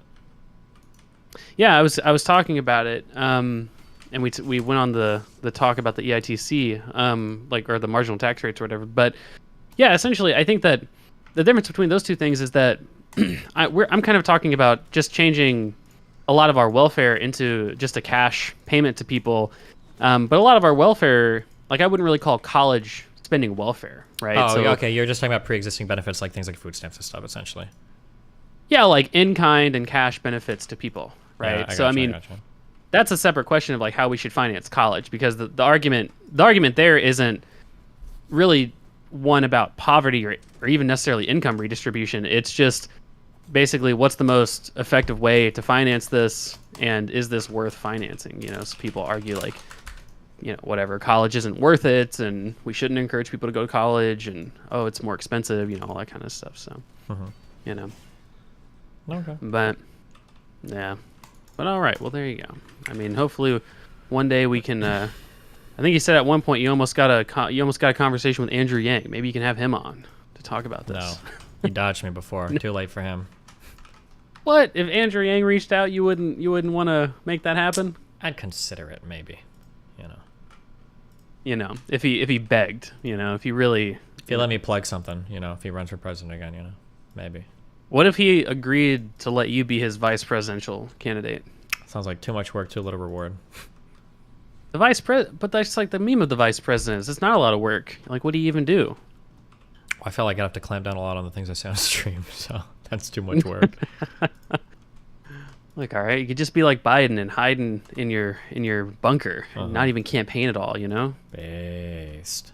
Do you see them? They're not doing debates, no challengers? Hell yeah. Oh yeah, what the Absolutely RNC based. was like, they voted not to participate in the debates anymore. They're like, fuck you, alternative candidates get fucking dumpstered. I mean, honestly, like, that's just seems like such a bad idea. It happened in the first Georgia. No, it wasn't the in 2020 when John Ossoff won his Senate seat. His opponent refused to do. I want to say it was like the second and third debate, and it just became kind of a fiasco, right? Because it just looks so bad if you're not willing to have your ideas challenged. And this happens a lot in other countries where like certain candidates will say we're not going to debate them or whatever, and they always get fucked for it. You know, they always get just harassed about like, why don't you debate him? Why don't you debate him? It, you know, it never looks good. Well, So- traditionally, does that happen? Did people run against Obama? Yeah. Yeah. Who? Romney, Hillary, you know, McCain. Wait. What do you mean? For Obama's second term. Did Hillary run against Obama in his second term? Oh, you're saying in the primary? Yeah. Oh, okay. Sorry. Because that's no, because that's what the DNC, they're not talking about not doing debates with Republicans. They're talking about primarying Biden, right? No, I thought you said you're talking about the RNC. I thought the RNC. I could have sworn I read something about how like they had voted or they were considering Wait, not hold on. We're on participating. totally different pages. Hold on. No, I thought it was the DNC that said they weren't going to. I thought you just misspoke when you said Oh, RNC. shit. Sorry. No, I thought it was the DNC because I thought I saw Marianne Wilson or whatever tweeting earlier that that they were upset about that or something. But yeah, the RNC has to take debates. The RNC is also not doing debates? Oh, did I say RNC? Wait, That's what I thought. What candidate is the RNC running? No, I think the RNC was like for the presidency. It was like we won't participate in the debates. Oh, that's really weird. Hold on, I didn't hear that's this what at all. I could have sworn I read that. Yeah, a while back. Not that long ago, but I swear I thought I had read that at some point. They aren't doing. Oh, somebody should link that. I didn't hear this at all. Well, that's why it was so crazy. It was because it's the presidential debates. I mean, as much as people are a little bit disenchanted about politics, I mean, it gets crazy viewership, like tens of millions of people, and obviously these are like engaged political people. Like watch the presidential debates, you know. So it's a really a heck of a platform. This was like a year ago. give up. I don't believe this. I don't think this is gonna happen. No shot. They'll do. You don't think debates. they'll follow through? No, they'll do debates. 100%. I bet you $20 right now. Okay. $20 arenas. $20. Yeah. Fuck. Okay. So what would be the bet? The bet would be like they will not do any of the three like regular presidential At some debates. point, the Republican candidate will be on stage debating the Democratic Ooh. candidate. 100%. That'll happen. Ooh. You're just okay. You don't want to. You need these $20. I won't take that bet. You don't. I wanna won't take that bet. That's right. I won't take it. $20 is $20, boys. All right. I Sure. got to save my. got to save my money for my children in the their college fund or whatever. There you go. True. Yeah, but no, that's what I read. That's what I read was that they weren't going to do the debates. So we'll see if they. I don't know how that even works. Like if they I guess I don't know. I guess the presidential candidate doesn't have to listen to what the RNC says. Like you can still hop on the debate, I assume. So Well, I mean, they probably want the support of the entire RNC, like the whole fundraising network and everything, right? I imagine it's probably pretty important, right? Yeah, I guess so. I guess Or it's maybe, it's really a matter Trump, of maybe like. just don't give a fuck. I don't know. Well, I think it's a matter of like, do you like who really has the leverage, right? Like, do you expect the RNC to fold? Like, are they really just going to give up on the presidential election? Because you don't do what they say. I mean, probably not. But I'm not sure. I don't know if anything like that's ever happened before. Mm-hmm. So, but did you ever think that your governor had a chance to become the president, to like win the primary against Trump? DeSantis? Yeah. Wait, do you think he doesn't anymore? I never thought he had a chance. I didn't care what any poll said. I said from a while back that I do not think Ron DeSantis could beat Trump in a Republican primary. Why is that? I think that my speculation really is just that it seems like Trump regularly outperforms his polls. Now, Trump-endorsed candidates don't necessarily do that, but it seems like Trump does, right? And I think that happened as well in the primary and the 2016 primary, that is, like the competitive primary. And in the 2024 potential, Republican presidential primary, I just don't think Trump has lost his cult of personality with the Republican primary voters, and so I didn't think they'd break for DeSantis, basically. Oh, I guess we'll see what happens. I think they will. I don't think it'll be You think Trump. they will? I don't think it'll be Trump. I don't. But who knows? It could be. But I'm like 51%. You wanna make that bet? Sure, $10. Okay, so $10 says Trump will be the Republican nominee. Yeah, I don't think he will be. Wow, but you don't put any predictions on any one person. You just don't think it'll be Trump. I don't think it'll be Trump, but we'll see. We'll see. I mean, do you think Trump is the best? If you had to pick amongst the Republican presidential candidates, do you think he would be the best one for the country? The problem is wait, hold on. I'm sorry. The best one for the country? Yeah, amongst the Republican presidential candidates, which one would be the best president? Best president that comports to my values, or effective as a leader, or that comports to your values. Yeah, like the one that you would think from would the be Republicans. better. I mean, I would go with almost anybody over Trump. Probably DeSantis, but obviously he's not a fan Really? either. Yeah.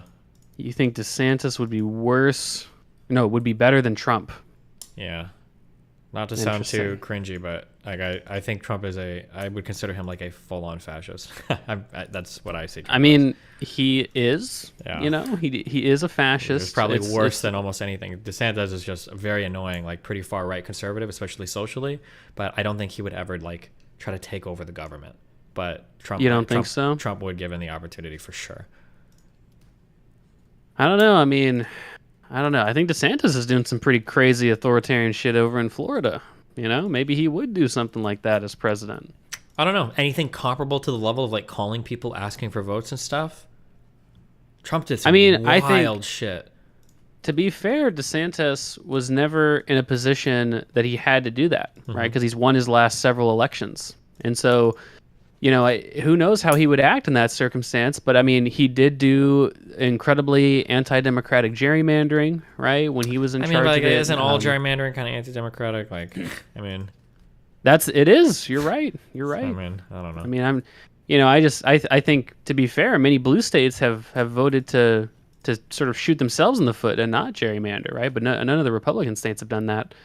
And so, I think there's, that's bad, right? And so, and then all the stuff with the, it seems like there's a lot of targeting of LGBTQ people over in Florida, with the legislation, the don't say gay legislation, and the I think I read that they were passing some sort of bill to, similar to Texas, investigate parents who have trans kids. Yeah, and but that stuff, seems to and be it's like the whole man, it's Republican crazy. agenda all over the country right now, right? Because Republicans have literally no other issues right now to talk about except for obsessing over trans people. So That's what I'm saying. That's pretty authoritarian, though. I mean, I don't know if I consider LGBT issues. I feel like that's like nibbling around the edges of like social stuff. If they started to, not to shit on trans people, but if they started to make the same attacks as like gay people or whatever, I'd be like, okay, now we're getting into pretty wild territory. I mean, the don't say gay stuff. That was that's a weird one. That was a way. That was a way to, to take gay people out of sort of society in a certain way. That, you're not allowed to teach kids or mention, being gay or anything like that. And it's like, well, I mean, that's you're trying to push gay people into a, proverbial closet, I guess, right? Yeah, maybe. Yeah, I guess we'll see what happens. That sucks. I don't know if they would ever put any trans or gay people in camps or anything like that, but it's, on the spectrum of authoritarian behavior, that's definitely, I think it's a lot more worrying on the Republican side. But I think DeSantis, he could very well be just as bad about Trump with that, especially if he thinks that's what the base would want him to do. Right? Maybe, I don't know. I don't think the Republican base would generally want to go that far, but who knows? We'll see. I feel like I don't Trump, know. I feel like Trump definitely pushed the Republicans in a more extreme direction. If I could cite evidence for that, like, I'm pretty sure every establishment Republican fucking hated Trump, and they still do to this day. Like, even the people at Fox News, like the text leaks and shit, like, they weren't happy. They knew that the January 6th stuff was fucking insane, right? Yeah, I mean, well, I don't know. To be fair, you probably know better than I do, but what was the polling like for Republicans on, like, do you support how Trump handled January 6th? Like, was that like 2/3 of the party said, no, fucking Trump totally fucked that up? Or was it like the opposite? Like how many people? No, I definitely think he probably had the support of the base, but I think that it was more him pushing the base in that direction rather than like I don't think the base was clamoring for a revolution. But I think that Trump definitely put it in front of them and teased them with it and then got them to move in that direction. That's like the feeling I have on it. I could be wrong, but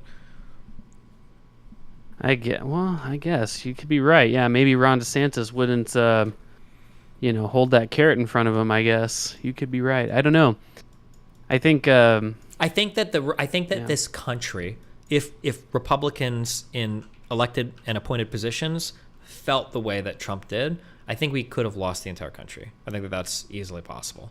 But it seems like there were enough people rebuking Trump at every step of the way, even Republicans, even lawmakers, even judiciary, even his vice president, that like it seemed like that's not, as much as I hate Republicans, the idea of a full-throated fucking coup was a tough swallow even for them.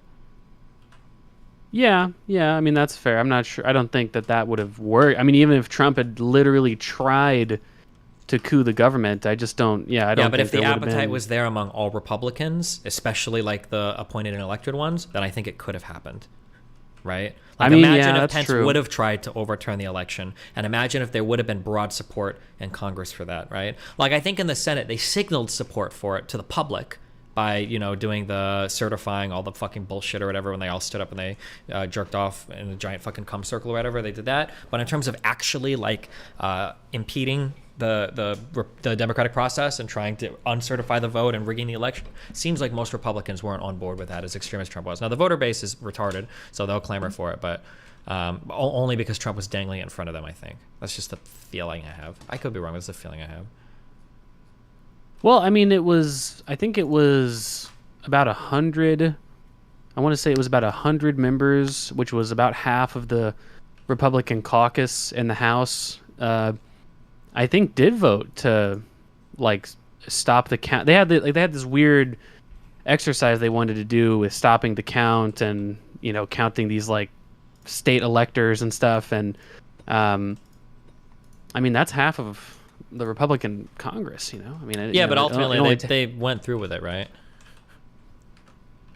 They didn't go through with it, I think, because there was enough Democrats and Republicans to vote it down. But maybe, but like, do you know how I feel like sometimes there's kind of an electoral strategy where if a lawmaker can vote down something because it's not going to change the end result, they will. But if we were genuinely looking at overturning the election, I think some of those yes votes maybe would have turned to no votes, right? If it was actually, but there's probably a lot of people signaling shit to their base that are trying to dick ride the movement or everything. But like if it was actually, you up could be for, right. Yeah, that'd be my guess. But I could be wrong. You could be right. I mean, yeah, it could be just a bunch of bullshitting, you know.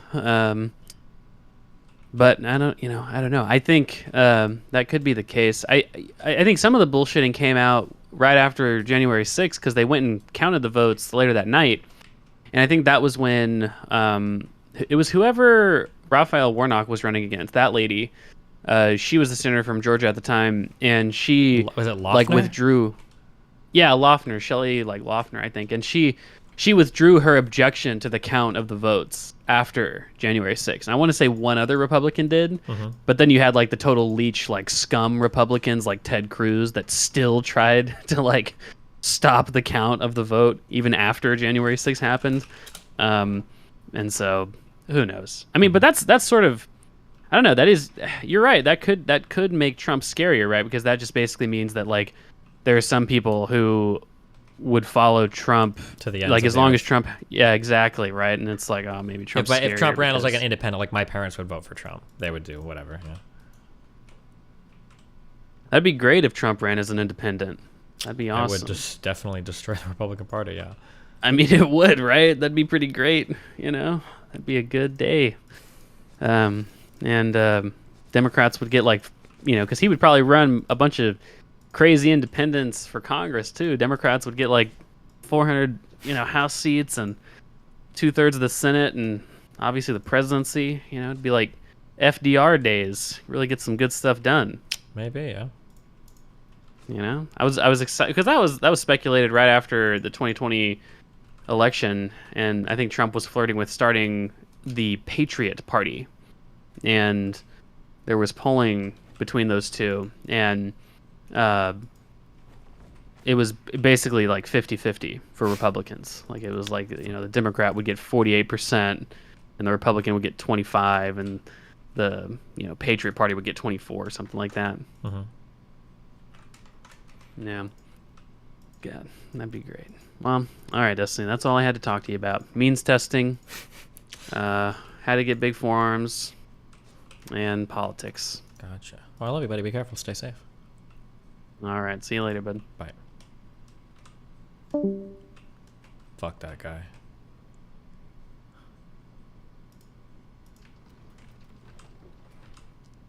Okay. Well, are we good? Can I go to sleep?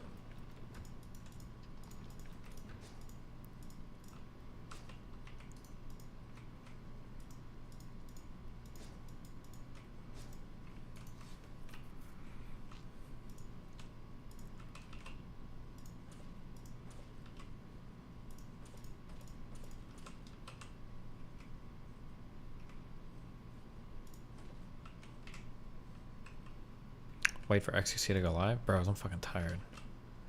And I gotta do rows tomorrow. Oh no. Cringe. I saw this big booty gem girl struggling with Rose, so I had to help her. Those last reps are important.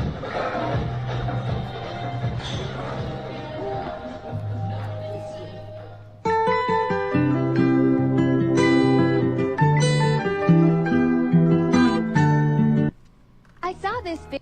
Nice. Alright. Other guys. Ribino, cappuccino, poppuccino, hoppuccino, moppuccino, cappuccino, cappuccino, appuccino, albuccino, my dude, I will catch you guys. Wait, AI generated pizza commercial. Fuck, we had videos that I was supposed to watch tomorrow.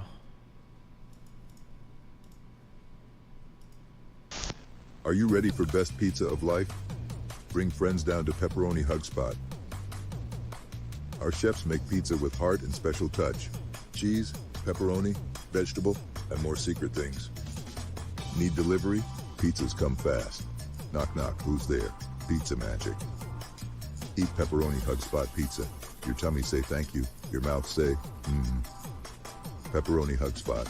It's like family, but with more cheese. Jesus. Alright, I'll see you guys later, Rip on.